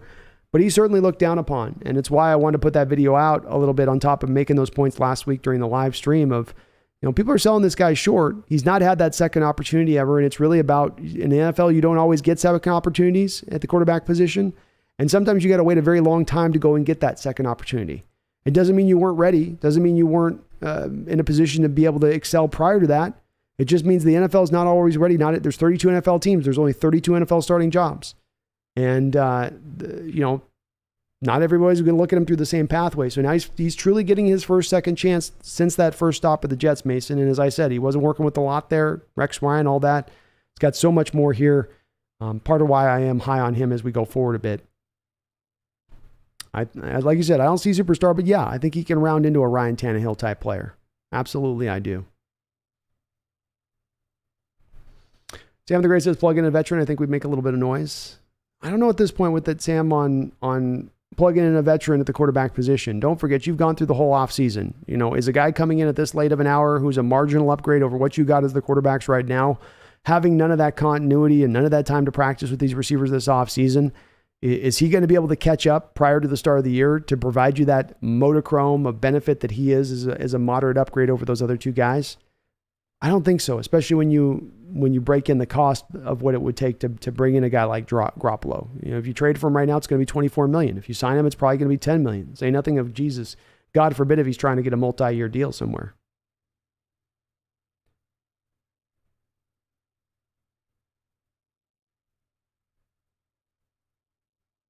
DIW says, what's a haul that you would think would be okay with trading DK and then paying him $27 million a year?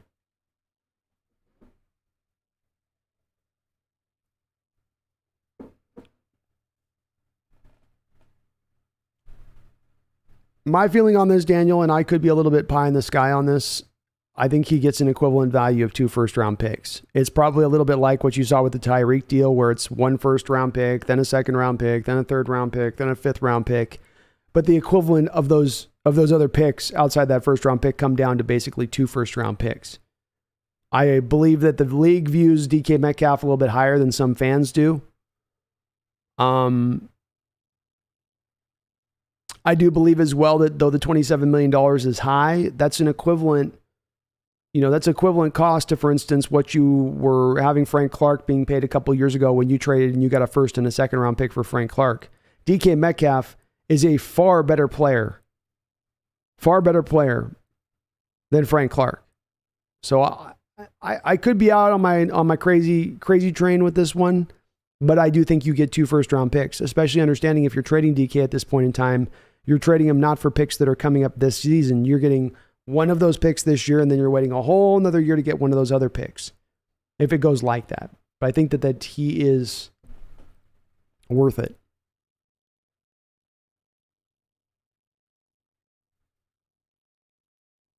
And would I be okay with that, Daniel, going 2 first-round picks rather than $27 million a year?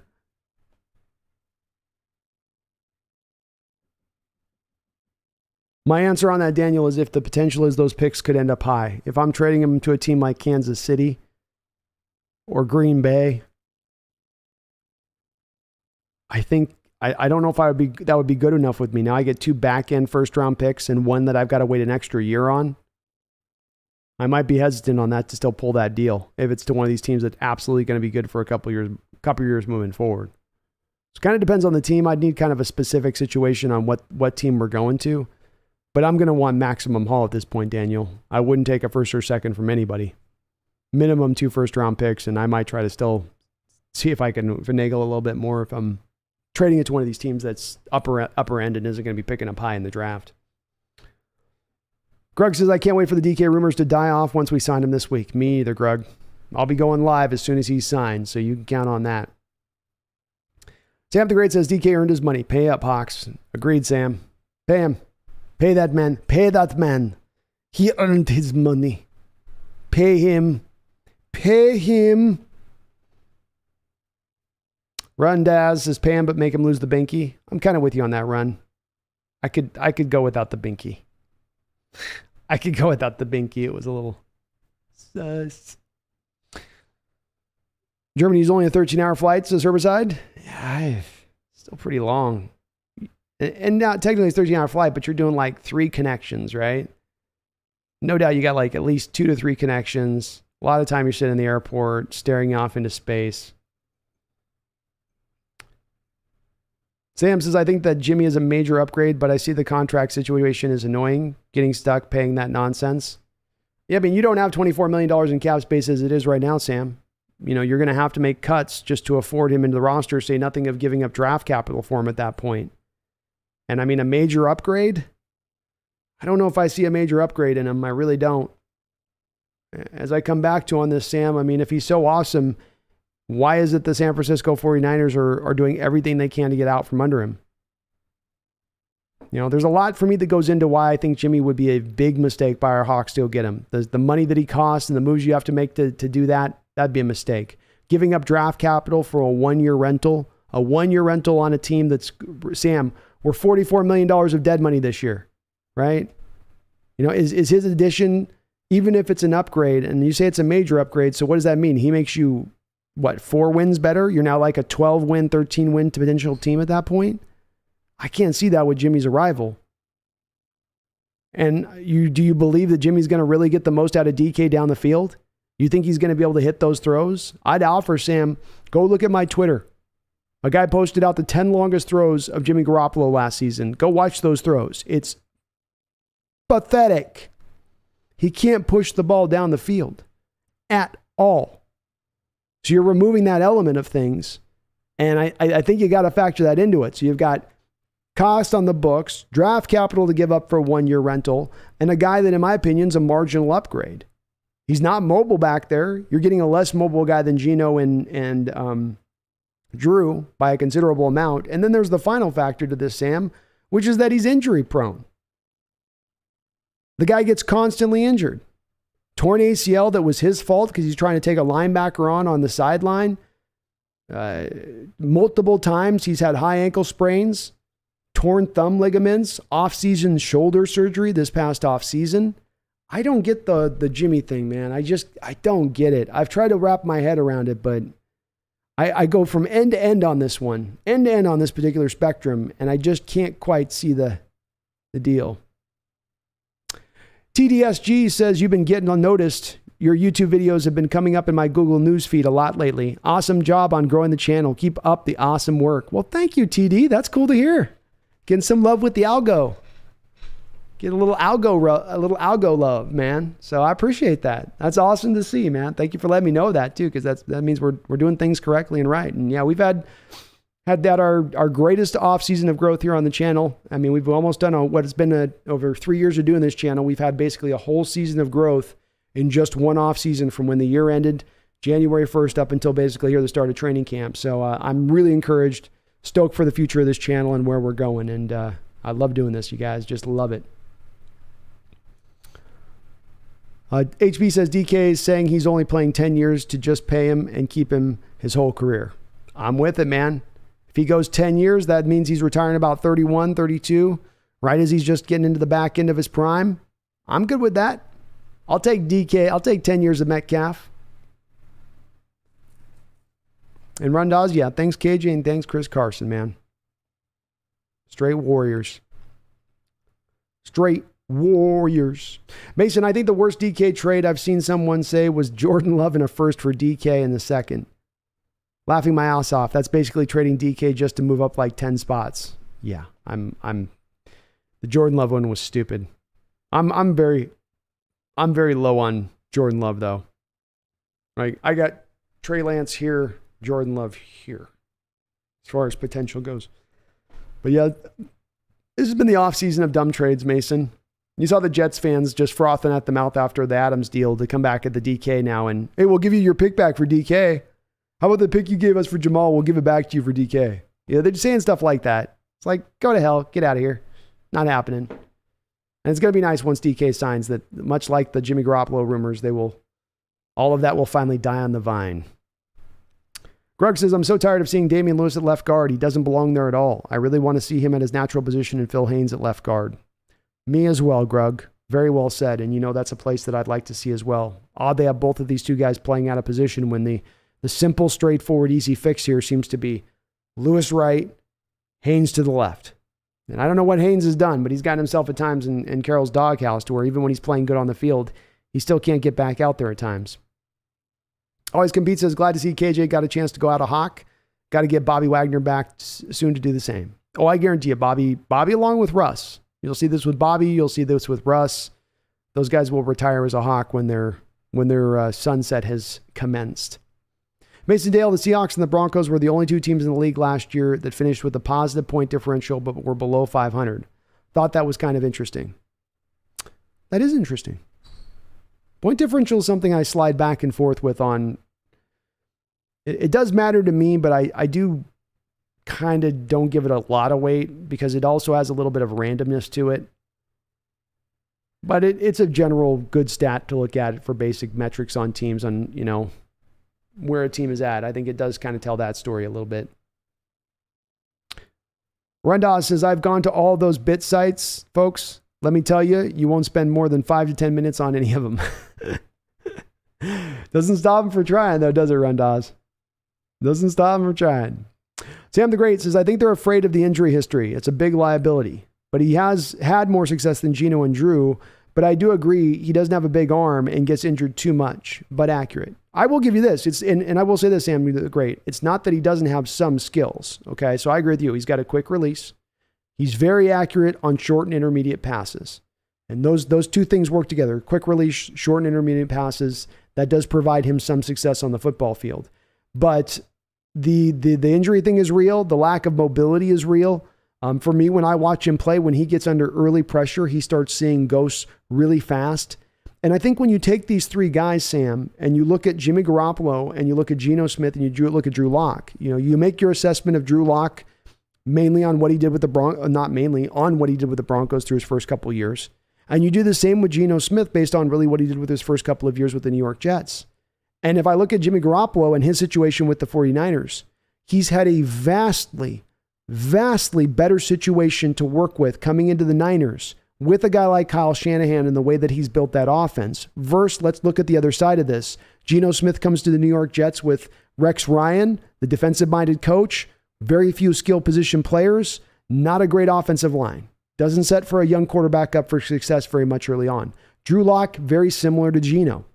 Broncos, not a very good pass protecting offensive line. They can run block really well. Not good in the pass protection side of things through his first couple of years. And a bad pass protecting offensive line for a young quarterback is in many ways at times a death knell, in my opinion, for them. So much like Geno, he's got a defensive-minded coach in Vic Fangio. He's got a poor offensive line, bit better skill positions than what Geno had in New York, but still dealing more with less than he's given with the more. And on the other side of that, Sam, I look at Garoppolo here in San Francisco where, he can flick a bubble screen to Debo who goes and runs it for 70 yards and it looks like a 70-yard completion in his stat column, but he's not that kind of quarterback. And I come back to that where it's, is the success he's had built on how good he is or by as much the position he was put within. Mark says, okay, I got the last bots, but bedtime is Dr. App Tom right night. All right, man. Well, you have a good night, Mark. Thank you. Sorry for keeping you so busy on the porns night, but they were active.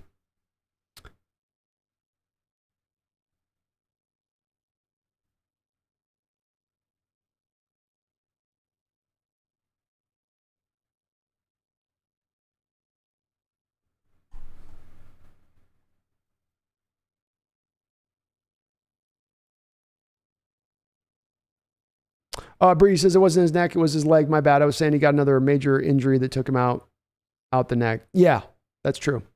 That is true. King Bomber, what's up? What's up, King Bomber? Good to see you in the chat. Rundaz says, I'd love to see Earl retire as a Hawk as well. Me too. Of course, it was reported Earl was going to try to play this year, get back in, and then there was he had some more stuff with the trouble with, I think, the law or something, which might inhibit that a bit, but I'd love to see that as well. King Bomber says, got sent to heaven over the hype for Geno and Drew Lock, but after this training camp, I fell through the clouds and landed on my butt. Hey, it happens, man. It does happen. HP says Earl will never be in that building again, laughing out loud. Maybe. I could see where they might take that stand as well. I mean, he did flip him off. That was a pretty tough moment. King Bomber says Drew Lock feels like spoiled goods. Could be. But that's why I say let the best man win. Always Compete says ever since Jimmy G hurt his back foot a few seasons ago, his deep passes have never been the same. Then the shoulder thing, he's not an upgrade. He's not an upgrade, 100%. Yeah.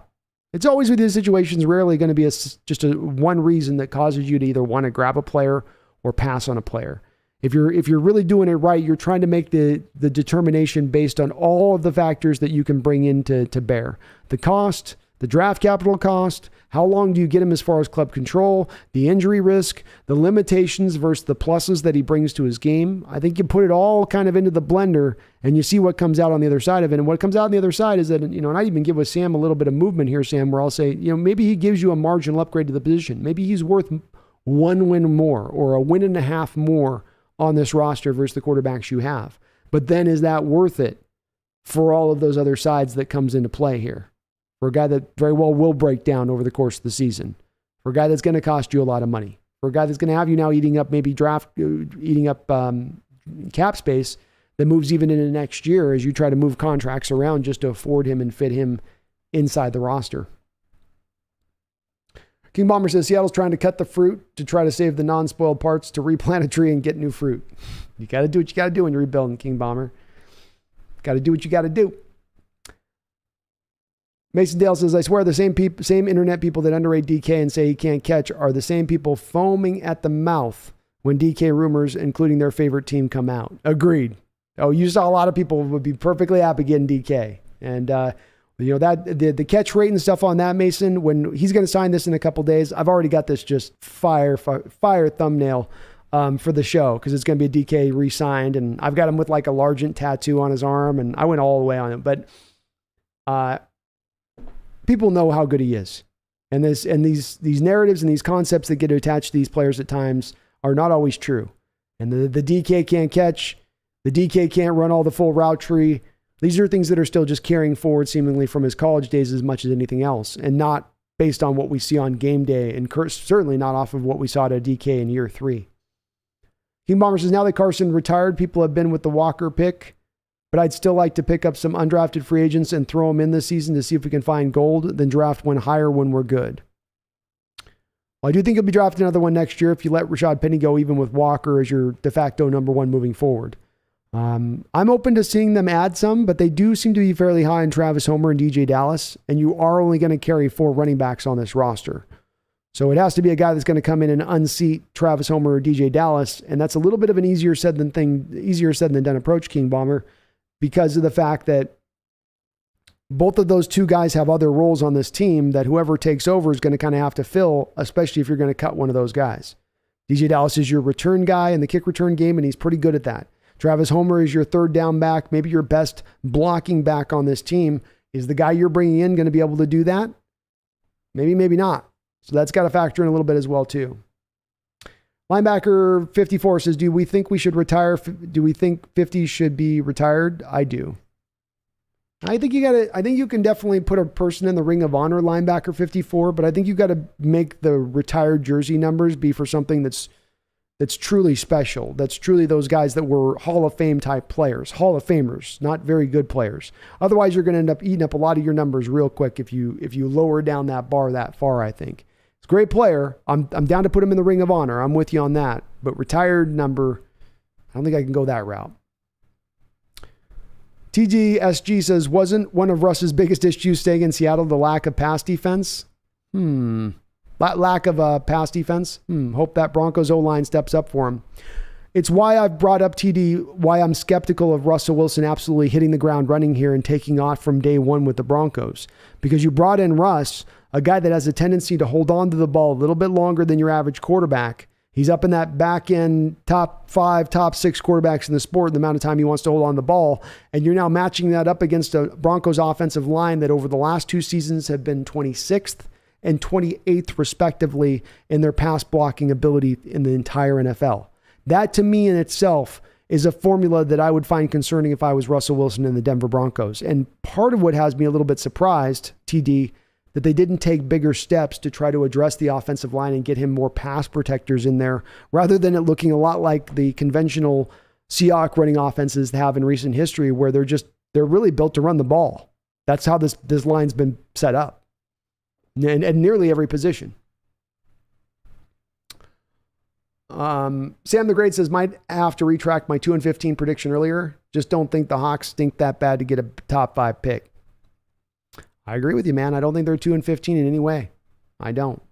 I do see 7 to 8 wins. I can see a fluctuation of a couple wins in either direction at that point, in either direction. But I do see it as 7 to 8 wins in there. Randall McDaniel coming to the $5 donation. Thank you, Randall. All the donos on the chat today. Well, you've done like 5, 6 donos or something. My goodness. Randall says, Pete Carroll's favorite player to coach is a Hawk. I say Lynch or Sherman.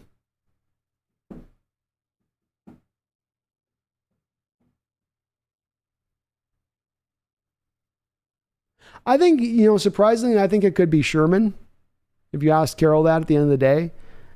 And I think as much just because Sherman was a self-made player. He wasn't just a freakazoid type of guy, but he was a guy that had to build himself up to what he was.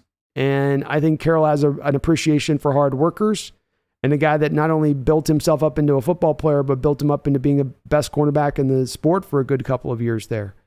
So I would tend to think Sherm might edge Lynch out.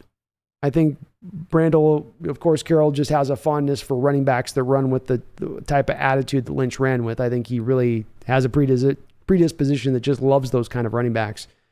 But, I'd heard a lot of stories about in the early days of Sherman there with Carroll and how the conversations they would have, the private conversations they would have, how much work really did go into Richard Sherman and bringing him along by Carroll.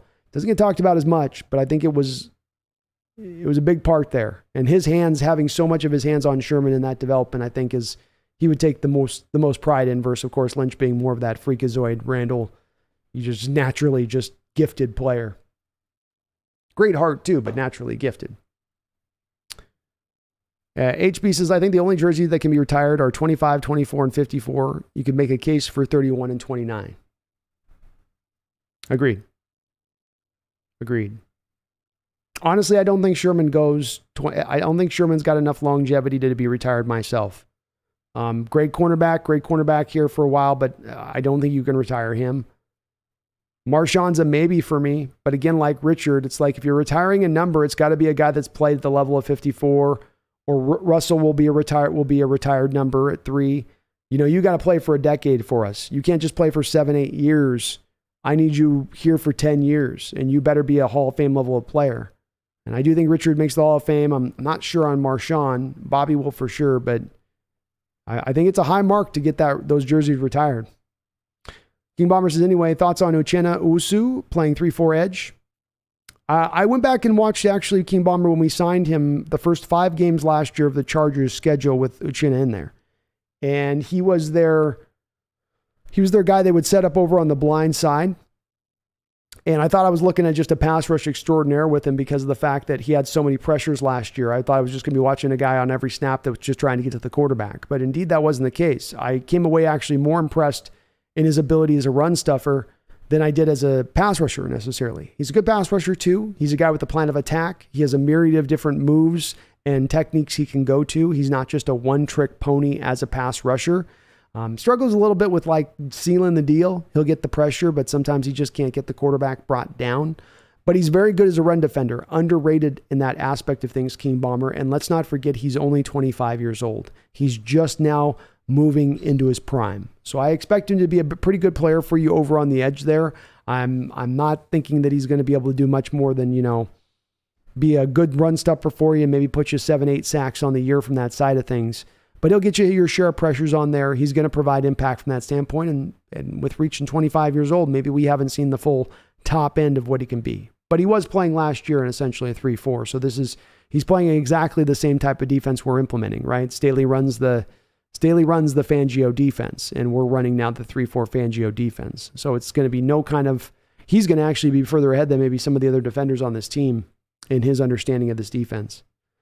D-Bake says, should have kept Bobby and Russ. Missed them already, even more so with KJ coming back, but best of luck. Best of luck, man. Sometimes it's just time with certain players. Sometimes you just reach that road on it. It would have been cool to be able to keep Bobby here for at least another year and rework the deal. Certainly Bobby's case, but I think with Russ, they had reached the point where there needed to be a bit of a breakup there for one reason or another. King Bomber says, I feel like he's a better 3-4 edge than Darrell Taylor and Boye Mafe. He is certainly better right now as it stands, and considerably so as a run defender, King Bomber. He can set the edge and do certain things that are I think, parts that are going to struggle a little bit, Boye and Darrell's game initially. Boye showed flashes in the run ability, but it's flashes. He wasn't consistent in the college level for me to say that that's what he's going to be at the pro level and be able to pull that off. And with Darrell Taylor, King Bomber, quite frankly, last year and the times he struggled, it was when he struggled as an early down run defender as a defensive end. He's going to be set up a little bit better to have a little more success as a stand-up guy in early downs as a run defender, but it remains to be seen whether that's going to be a plus of his game or not. It wasn't last year. So I agree with you in that Uchenna is going to be a better run defender, and he's going to give you some consistency as a pass rusher, and I think Darrell Taylor might have a little bit of liability at times as a run defender, but then will be a semi-elite pass rusher for you. So what's better at that point?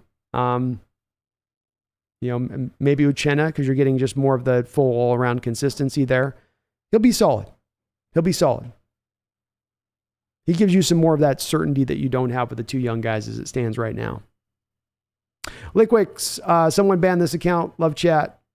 We keep banning them, Liquid Decks, but they come back in different names. Even though it looks like a similar name as the prior one, it's all different accounts every time. Mason Dale says, not trying to hate, but I'm sick of Bronco fans saying we waited 6 years and now we're contenders again when they won it all the year before. When there's other teams in a 10-year playoff drought? Oh, they're a little spoiled there in Denver. They got Peyton coming in there, winning them a championship, getting into a couple of Super Bowls.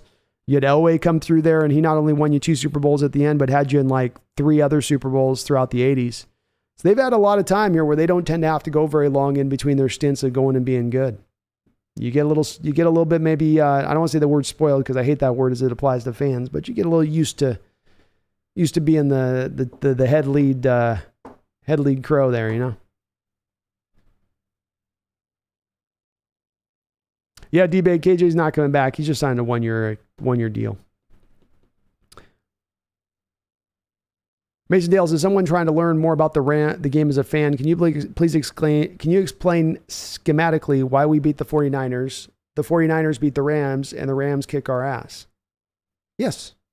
It's a great question.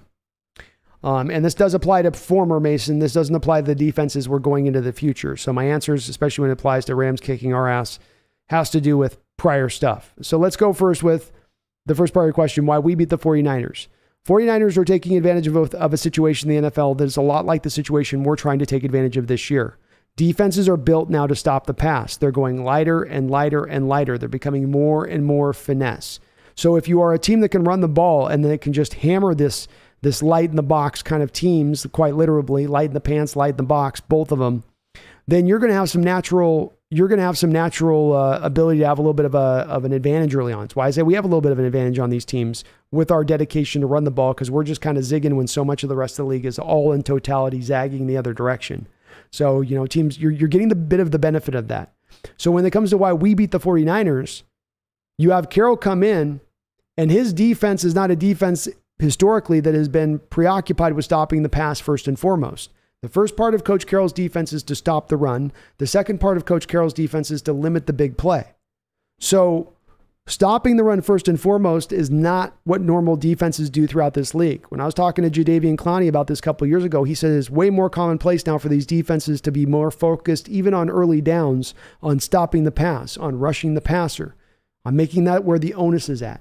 So you just are an odd team in the way that you lean to try to stop things, and that's the way that the Niners try to beat you. And of course, the Niners don't have a good enough passing game with Jimmy G to then beat you once you stop them in that run. They certainly can't beat you deep. And so we were built from how we want to attack and approach it to take the Niners on in that way. Why the 49ers then beat the Rams is that though the Rams have had some success running light boxes and doing a lot of these 3-man fronts and doing a lot of the cover 2 shell stuff on the back end where they're not pre-snap dedicating a safety down in the box. The flip side of that, of course, is that you do open the door and playing that defensive styling now to end up with not enough guys down there around the line of scrimmage, especially when you have a team like the 49ers as dedicated to running the ball as they are. So that's the problem there with that Rams light box that you run at times, is that you can run into a team that's dedicated to wanting to run the ball and you can't come up and then stop them on that. And so the Niners have been able to take advantage with that. The Niners have also had a little bit better of a run blocking offensive line of recent, the last 2-3 years over what the Seahawks have had. So even though the Seahawks have that same kind of commitment that the Niners do when they take the Rams on, the problem is that the Seahawks haven't had the run blockers up front to be as effective in doing so. The other part of the difference here is that though we have a commitment to the run like the 49ers do, the 49ers are running advanced calculus run game, and we're running elementary style plus and minus equations as it pertains to how complex our running game is versus how complex the 49ers running game is. The Niners running game will attack you laterally as well as vertically and inside. And the Seahawks running game, up until this point last few years, can only attack you on the inside. So though you come to the Rams then and you fight those light boxes as the 49ers did, and that you should be able to take advantage of that, unfortunately, pre-snap, the Rams know where the running play is going to go, likely up the middle. So now they can though, even though they're a little bit lighter and though there's a little bit more set up for you to take advantage, they know you're not going to the edges of the defense. So they can laser in on that one problematic area on the defensive line where you're trying to attack, which also just happens to be right where you have Aaron Donald, by the way. Your place of your mode of attack, the place you want to attack the defense from a run standpoint, is right at the place where they have their strongest defender. Whereas the 49ers have consistently brought out very fast running backs like Matt Breida, Raheem Mostert, Elijah Mitchell last year, who are guys that are fleet of foot enough to get to the edges of the defense. So from a standpoint of offense to offense and why things dominate that way, that's why it's gone that way. Of course, the Niners have a very good defense that's been constructed and plays differently. Like they were more in man situations last year, which opens the door to probably playing that Rams offense a little bit tougher. The other aspect of this is that our defense is as simplistic on the other side as the offense was. And what that means is that the Rams could predict where our players would be playing post-snap in coverage. And so the main concept that would destroy us was the flood zone concepts by the Rams. And what they would do is they would implement those concepts in, and they know where our players are going to be pre-snap, so it keeps working a play after play after play. And you don't see the Seahawks make any adjustments because they're running such a simplified defense that there aren't those wrinkles in there to be made. So that's why you saw them beat you in the way they did. Breeze CFAM says, nobody hardly ever talks about kickers. Shout out to our kicker, Michael Dixon. Glad we got him. Y'all remember the double punt he did in the Rams game was insane. That was insane. Already the best kicker in Seahawks history. So yeah, shout out to Michael. Great punter. Sam the Great, I'm guessing 8 and 9 because Walker can run the ball. We definitely upgraded the offensive line. Our secondary got better. Not trustworthy in the rest of the NFC. Rams, Bucks, and the rest is a toss-up. Agreed. I also think you got a little bit of the top-end teams in the NFC that are a little bit dangling on the edge of the knife. I mean, they have to by the nature of things, but you got a lot of older quarterbacks in this conference too. Could easily have a couple of those guys get broken down. And if those guys get broken down, this NFC opens up wide open at that point. Let's not forget about Lock and DK, Sam. Great players. Linebacker says, only reason I see retiring 50, I think it's going to take time, but if KJ becomes a coach for Seattle, I think that could put him over the top. It could. You just want to be very slim. You've opened the door with this linebacker of you got a difference in how you got the guys where you put them in the Ring of Honor, which I could see putting KJ in the Ring of Honor, but then you got the retired jersey. And the retired jersey is the truly special one, but the Ring of Honor is the one where it's like, that's where you put maybe more of the Hall of Good guys, But that could for sure. Liquid X, I'm calling it now. Rashad Penny is going to be the league leading rusher. Ooh, Liquid X, I like it. I like that confidence. I'm with it. Hey, I'm predicting 1,500 yards, which would be right up to league leading last year. It'd be right there with it. So I could see it. Randall says, I'm going to bed. Great stream. Thank you, Randall. You have yourself a great night, man. And thank you for all the donations and all your support, brother. I'll see you over on the Mariners side of things here pretty soon.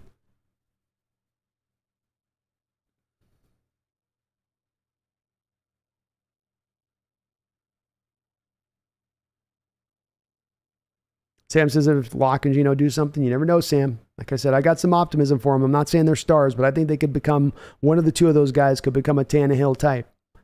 Unknown says, yo, I'm excited to watch Jordan Brooks this year. You should be Unknown. You're finally starting to see him at his natural position. He's a middle linebacker, pure as the Mississippi is long. The guy should be playing middle linebacker from day one. He's been playing Will in a 4-3 defense, and now he finally gets to slide into his natural set. I love it. King Bomber says, that's good to hear. I'd like to start Uchenna Nwosu, Shelby Harris, and Al Woods at the line, and Taylor Mafe and Barton as our linebacking core. Well, Owusu's not that. So King Bomber, he's an outside 3-4 linebacker. He's not a defensive end. So Ochunu's an outside linebacker. You're going to need somebody else as that other defensive end. Mafe's going to be on the bench to begin things. He's going to be your backup rotational guy.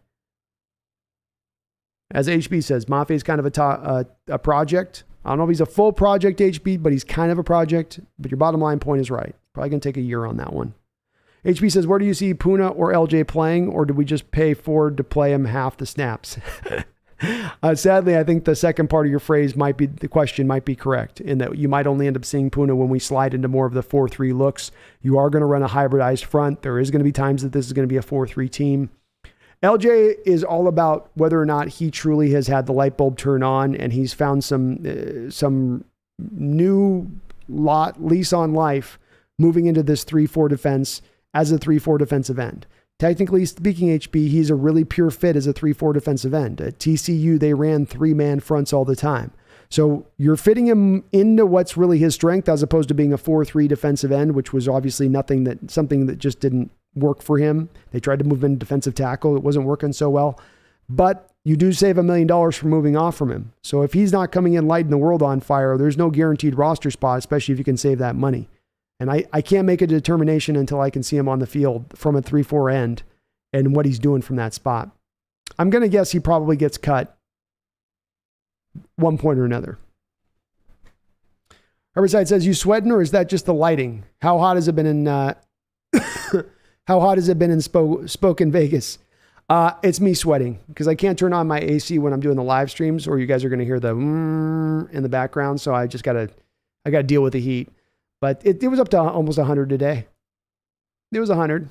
Hundo. King Bomber says backups will be whoever wins out at linebacker. Tyreek Smith, Alton Robinson. Let the best man win, man. Bree says, I think the Wusu's boy is going to create a lot of problems for the offensive teams we go against. He's a good player. He's solid. I don't see a star in him, but I see a solid player. HB says, trade Puna now or let him slowly fade out and walk in 2 years. I think the team's got to decide if they're going to run a decent amount of 4-3. I might be more open to bringing him in here. Quite frankly, I thought it was a little odd. You had a guy that played really well for you at 1 tech, then you decided to pay him and then move him over to 3 tech. It's like they were trying to validate paying him or something by moving him to more of the pass rushing spot of the defensive line, and he just wasn't really much of a 3 tech from that spot. I think with Puna, I would try to make him into a 3-4 defensive end and see if he could do that. Great movement skills. He's not that far off from a body size to fit the spot. King Bomber says, if I could, I'd trade Puna and LJ for a 4th round pick or Quentin Jefferson type player to build depth. Makes sense. Makes sense. John Herbert says, I got Shelby, Woods, and Q Jeff up front. Chen and Taylor. That sounds good, Herbicide. I like that. I like that starting front 5 there. John Paul Bacon, week 1 is going to be very interesting for sure. Monday Night Football. Hawks versus the Broncos. From what I understand, the Seahawks have the best winning percentage on Monday night, if this has changed. It has not changed, John. No, that I believe they do have the best winning record on Monday Night Football. But beyond that, don't forget as well, in Coach Carroll's time here in primetime games, he has absolutely dominated. It's much like his mastery of 10 a.m. games and somehow finding a way to get those guys up at that early of an hour.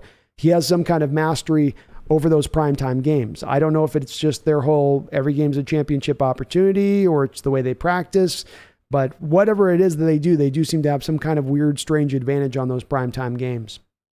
Rondaz, if the Seahawks finish with 4 or fewer wins next year, they'll compete for a title in 3 years. If they win 6 to 7 games next year, it'll be 7 to 8 years before competing for a title. It's kind of an arbitrary numbers there, isn't it, buddy? That you're picking there, but I don't know if I'd agree as much on that. I see where you're coming from on it, but I don't know if I agree as much. HB says I'd take a 6 for Puna.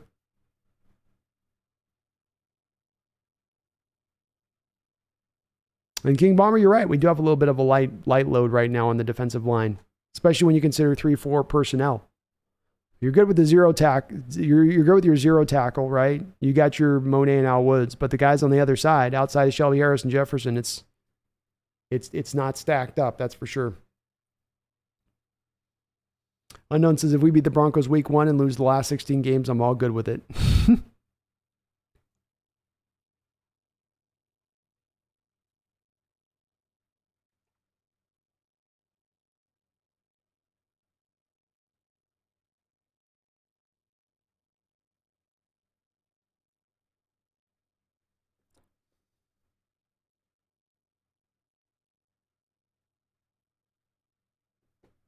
Yeah, Mafi's tape was okay on run defense in college.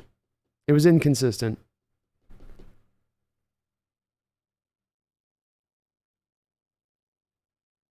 Mason Dale says, watching your videos in real time is great, but I think they hold even more value when looking back at older ones in hindsight. Each video is like a time capsule of where our team is at the moment. It's a great way of putting it, Mason. It is. That's why I do hope in the years to come that people can come back and check on stuff. I think it's fun too. This is why I like making predictions and why I try to take a stand on things. I think this is going to happen. I think that's going to happen. Eventually, I'm going to do a cut up of videos of my predictions to kind of show that where I'm usually fairly right when I tend to open my mouth on saying something's going to happen and the way it's going to happen. So, yeah, I do. It does give you a little bit of time capsule on that. It's kind of fun to go back, especially now we get into year 4 of the channel and we're getting some years under our belt, rounding out. Bomber says, yeah, Taylor and Mafe being the standing rushers is what I'd like to see. Well, I think Achuna's your guy on the one side there, King Bomber. Mafe's going to come off the bench. They're going to bring him along slow. Always competes as Alden Robinson, Shelby Harris, Al Woods, Darrell Taylor, Boy Mafe, Jamal Adams, quarterbacks. Better watch out. For reals. They better. King Bomber, do you think any of our linebackers can play the line? Or would you have to convert Alden Robinson to the line? I don't see any of the guys that can play on the line. Not even Alton. Alton's more of a stand-up outside linebacker in this defense than a 3-4 defensive end. So unfortunately, not King Bomber on that.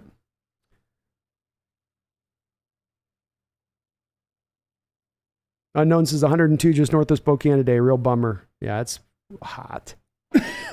It's hot.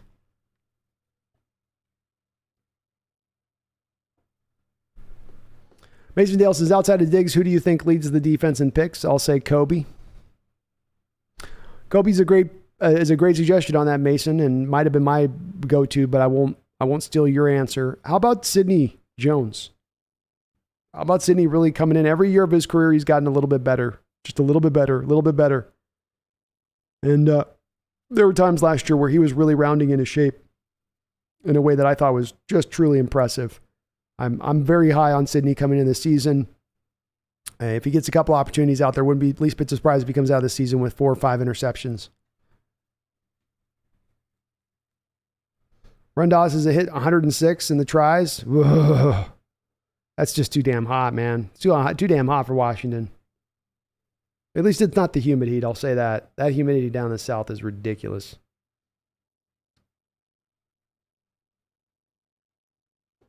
Brian Myers says Robbins is an edge boy. He's not a linebacker. I mean linebacker by outside linebacker, 3-4. Yeah.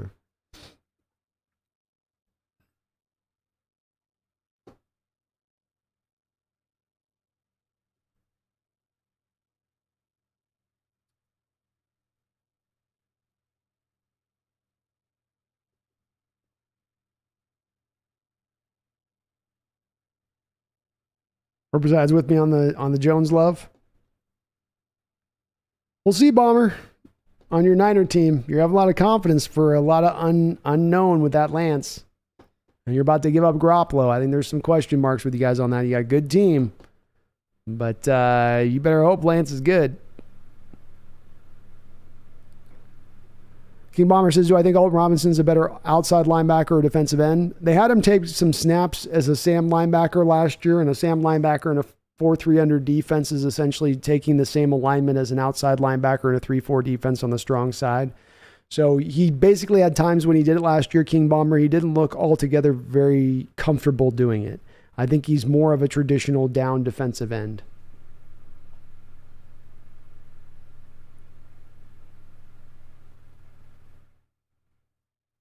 Unknowns is a laughing loud. I mean, I hope we don't sweep anyone for our next draft. For better bad draft position unknown. I see where you're going. Bomber Cheese says, the only reason you guys beat the Niners was because of Russ? No. We've had your number. Big part of the reason that we beat you guys is I was just speaking about up to Mason that was asking about this, Bomber. It's a lot of the reason why like you guys give the Rams as much a hard time as you do. And it comes out of the fact that most of the teams that the 49ers are going to go up against are going to be teams from a defensive standpoint that are first going to be trying to stop the pass, first trying to rush the passer. So then you encounter a team that's offensively trying to run the ball first and foremost. And then not only do they try to run the ball first and foremost, but they're very varied in that approach, very intelligent in the way that they run the ball. And then you come up against our Seahawks team, and what you have in Coach Carroll is the odd type of head coach that's a defensive-minded head coach first and foremost, but then number 2 is on the defensive side of the ball first and foremost going to stop the run. That's also factored hugely into Seahawks kind of having the 49ers number here over these last few years. Excuse me. Mason says it really sucked that Penny got going after all primetime games passed. Would love to see Penny and K9 unleash the floodgates for Denver in primetime and put the whole league on notice. Oh yeah, I like it. That would be awesome. What is this rushing attack by the Seahawks? Dear God. Brian Meyer says, if you haven't hit that like button, do it now. Brandon, you the man. Thank you, Brian. I really do appreciate it. Very kind of you. And yeah, thank you for the reminder as well. If you do like what you're listening to here live, or even if you're listening to this on replay, just do me this little favor, please. Smack, dab, like, pound that like button into submission. Helps the channel out considerably. King Balmer says, Kyle Shanahan wishes he had a better organization and front office that could draft a quarterback. I kind of wonder with him if he looks back in retrospect, because he was supposedly a big Mac Jones guy. I wonder if he looks back and goes, man, I wanted Mac. I wanted the Mac. Bomber T says Trey's going to slice us chickens up. Well, he didn't last year, did he? Certainly didn't slice us up in that one game he played us. Trey's going to be an MVP. You smoking tonight, Bomber. You on that big spliff tonight. You on that dip blunt. Trey Lance is an MVP. He's not going to throw enough to be an MVP, man, even if he played great.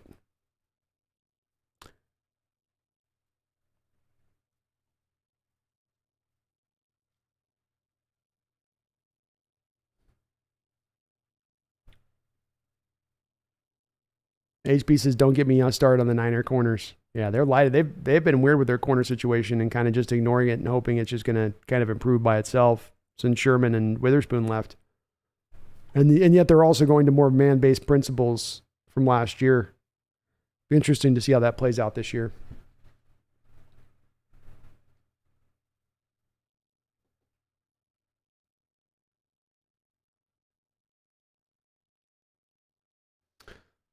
Linebacker, yeah, last year they were saying the running game is dead. Then halfway through the year, they were like, oh yeah, the running game is important.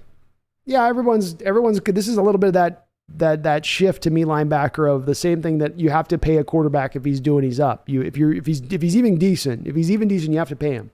No, is he great? Is he a game changer? Is he deserving of the money? And the same thing gets viewed as far as the running game, pass game. It's looked at as something that barely matters anymore. It's devalued. Some of this, the analytic people pushing how insignificant the run game is, but it does still matter. And I think it does definitely matter when you look at it a little bit through the lens of, in being a team that's committed to the running game, you're so going in a polar opposite direction from the whole rest of the league that there does reach a point on that where there's some returns on that, just by that nature of things. I spoke about it with the 49ers and the way that they run their attack and how they're so smart in their approach with that, and how that opens the door up for them to be sustainable in the run game, even when they're being held back by their quarterback, even when their quarterback can't throw more than 25 yards down the football field. And I think we're going to get some of those returns for us this year as well, especially now that we don't necessarily have Russ here and we're having to cater to what he's wanting and catering to wanting to throw more like we know he wanted to do. Now you can just run the pure run game system as you want, as Carroll intends to do, as he'd like to from how he draws it up, so to speak, on a chalkboard. And I think that does bring out some returns.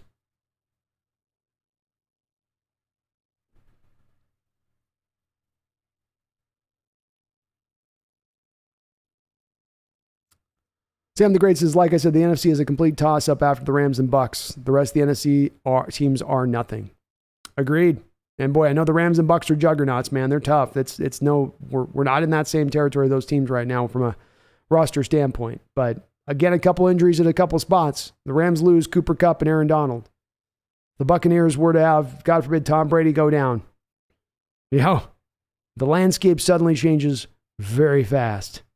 Very fast. And when you're talking about multiple quarterbacks, Aaron Rodgers 40, Brady into his mid-40s, Matt Stafford getting into his mid-30s now, kind of the law of averages would tell you that one or two of these guys is going to go down.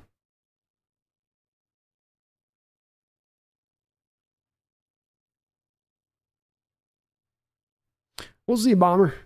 We'll see, man. We'll let the game play out. We'll let the season play out, and we shall see. We got to a Super Bowl before Russ was here, so I think we can get to another Super Bowl again. I do also think that your franchise was here before ours, so you did have a little bit of a head start and years ahead to kind of put your organization and franchise together a little earlier than we did to get those 5 rings. But if I'm not mistaken, the last one you won wasn't 2010s, wasn't in the early 2000s, wasn't in the late 90s, it wasn't in the mid 90s. When did you guys, was it 94, 93, 92, 90? Was it 90, 30 years ago? Was that? You're referencing the rings from 30 years ago? I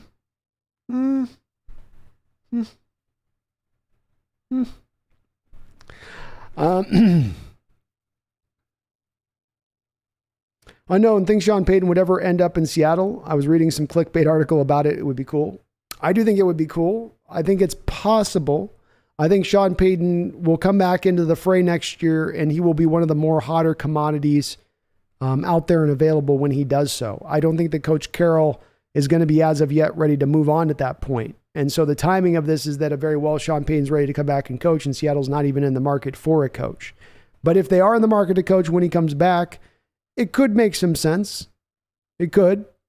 And I would be open to it 100%. I think Sean Payton is an upper-level coach in this league. I think he's a difference maker at the coaching position. And frankly, I don't think that there's a lot of difference-making coaches out there in the league right now. I think you could probably, it's under 10. It's definitely over 5. It's under 10. So I'd love to see it unknown, but do remember you're going to have to minimum also give up a first-round pick because the Saints do still control his coaching rights, if you were. And then you don't just to get to assign him, you're going to have to give up probably a first-round pick to pull him in here. that might also want to factor in on that. Sam the Great says Rams and Bucks are Superman and Batman. The rest are Justice League runner-ups. Yeah, very true. And some very low-level secondary characters, right? Not even in the Wonder Woman range of things, right? Some of those lesser heroes. Are lesser heroes still important? HB, they still had leather helmets on when they won their Super Bowl. Go clean the cobwebs out of your trophy case. Bombers has won those rings when the NFL was a man's sport. Okay. Meanwhile, it was a man's sport, and your team was playing the most finesse style of play of any team in the league in that man's sport. While everyone else was smash mouth, you guys were little dancers with throwing around, just little dancers throwing it around. Throw it here, throw a little 4-yard here, a little 4-yard there.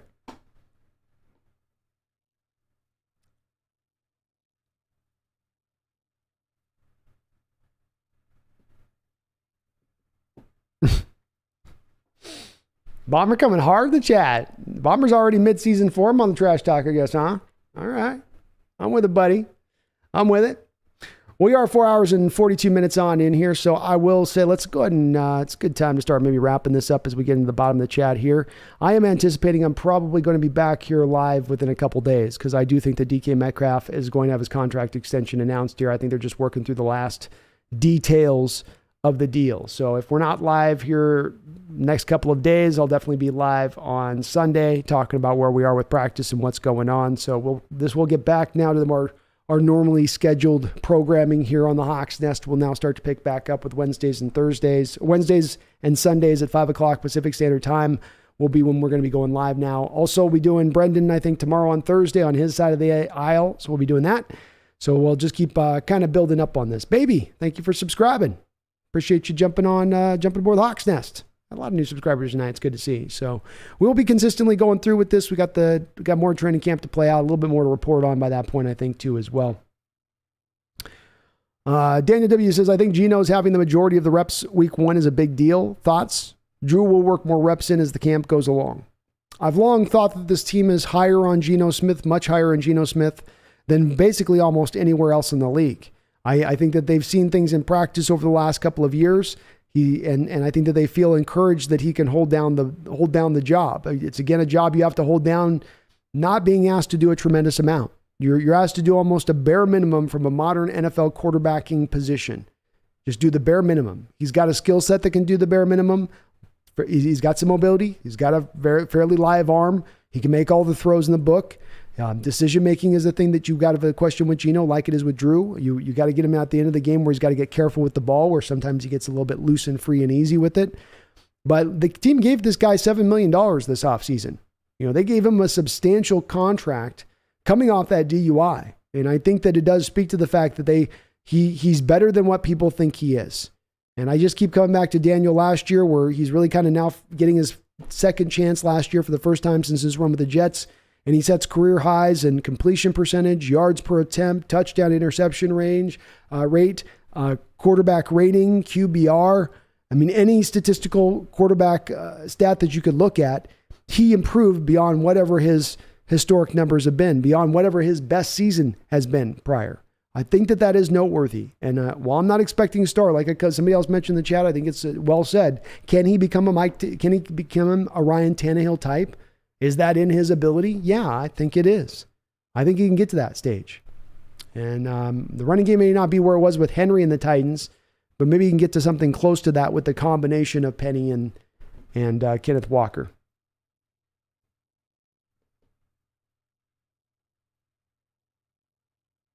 Papa Joke says, DK by the end of the week. Book it.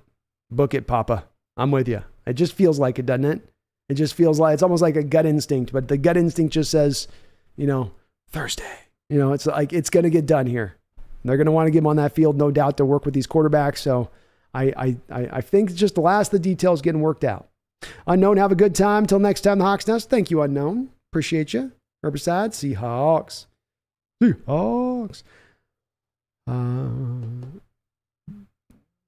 Danny W says, I said I don't think I don't think Geno having much reps is a huge deal. We will see. Oh, don't think. No, I don't think it is either, Daniel. He's got an early lead. They're going to give both these guys plenty of run. Each guy's going to get a firm opportunity to get the job. I think if we got to the point of the third week in camp and he was getting as many reps, then we would take something from it, but not this early stage of things. Linebacker says, Bo.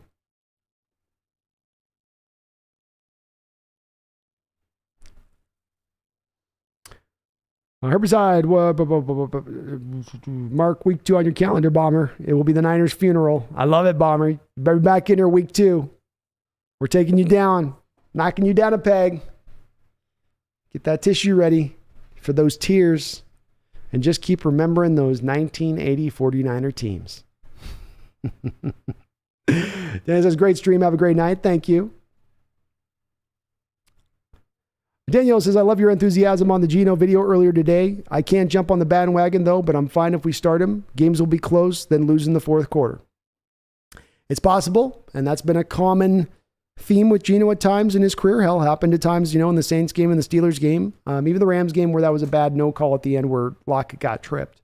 But Geno's got stuff that, let's see if he can fix on it. Let's see if he can build upon it. But the hype for him, and it's not even the hype, it's just that I think he's a better player than people are selling him, giving him credit for. And when you put him as 40 or 41st best quarterback in the sport over guys who have not even played yet in this sport, I think that's taking it a bit far. I think it's driving, it's just pushing a little further than what we've seen with it. But I am encouraged by him. I think you get this guy and you ask him to throw 25 times a game and be relatively mobile in the pocket when he's got to run out of trouble. I think he can be good for you on that, especially when he's got great skill positions to players on the outside, really good tight ends, excellent running backs behind him, reinvigoration on that offensive line. All of that works together to me to get the best out of Geno. And I think you will see your best Geno this year. Mason Dale says every time Geno interviews, he looks like the vice president taking office and smirking after the president just got shot, laughing my ass off. He does have a little bit of that going on. That's for sure.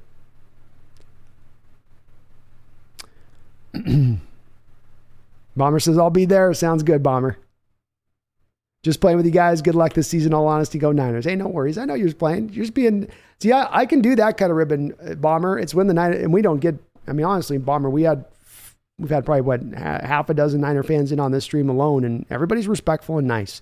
We can disagree and have some fun banter back and forth, a little bit of crap talk, and a little bit of like giving it to each other, still being respectful. So I love it, brother.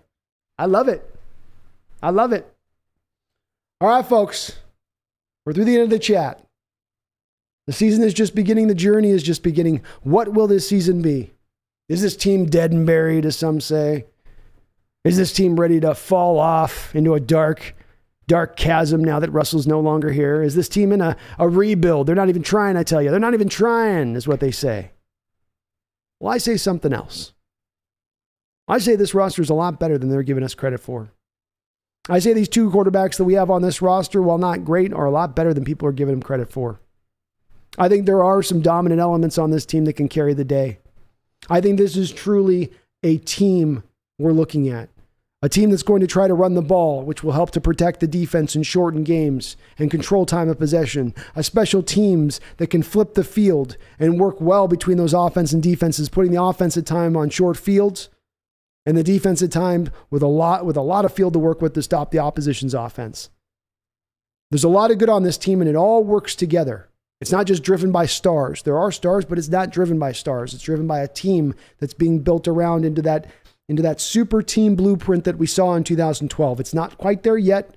More development needs to happen, but we don't know when it's going to get there. We don't know when that might suddenly start to life even a little bit earlier than we might think. And I think that that's going to show up and down throughout this year. There'll be some inconsistency within that because that's what you get with a young team. But they're building to something now, and they're taking the right steps, and they're making the right decisions. And this is part of what gives me true optimism for our Seahawks team as we go into the future. Not just blind optimism, not pom-pom waving optimism, but true unbridled optimism because the team is making smart decisions, and a lot of times smart decisions where they've been making stupid decisions in recent years. That should encourage you, that should give you hope, that should put a smile on your face, and hopefully it makes you say, go Hawks. So don't you forget Be it you Niner fans out there talking your stuff, talking your noise. Don't you forget, you my fellow Seahawks fans who are telling me this team ain't going to be jack diddly squat. Don't you forget in these moments. You keep that optimism, my fellow Seahawks fan. You hold on to at least a little bit of that hope, because this team might just turn around and reward you for that hope. And don't you forget. Don't you ever forget. Go Hawks.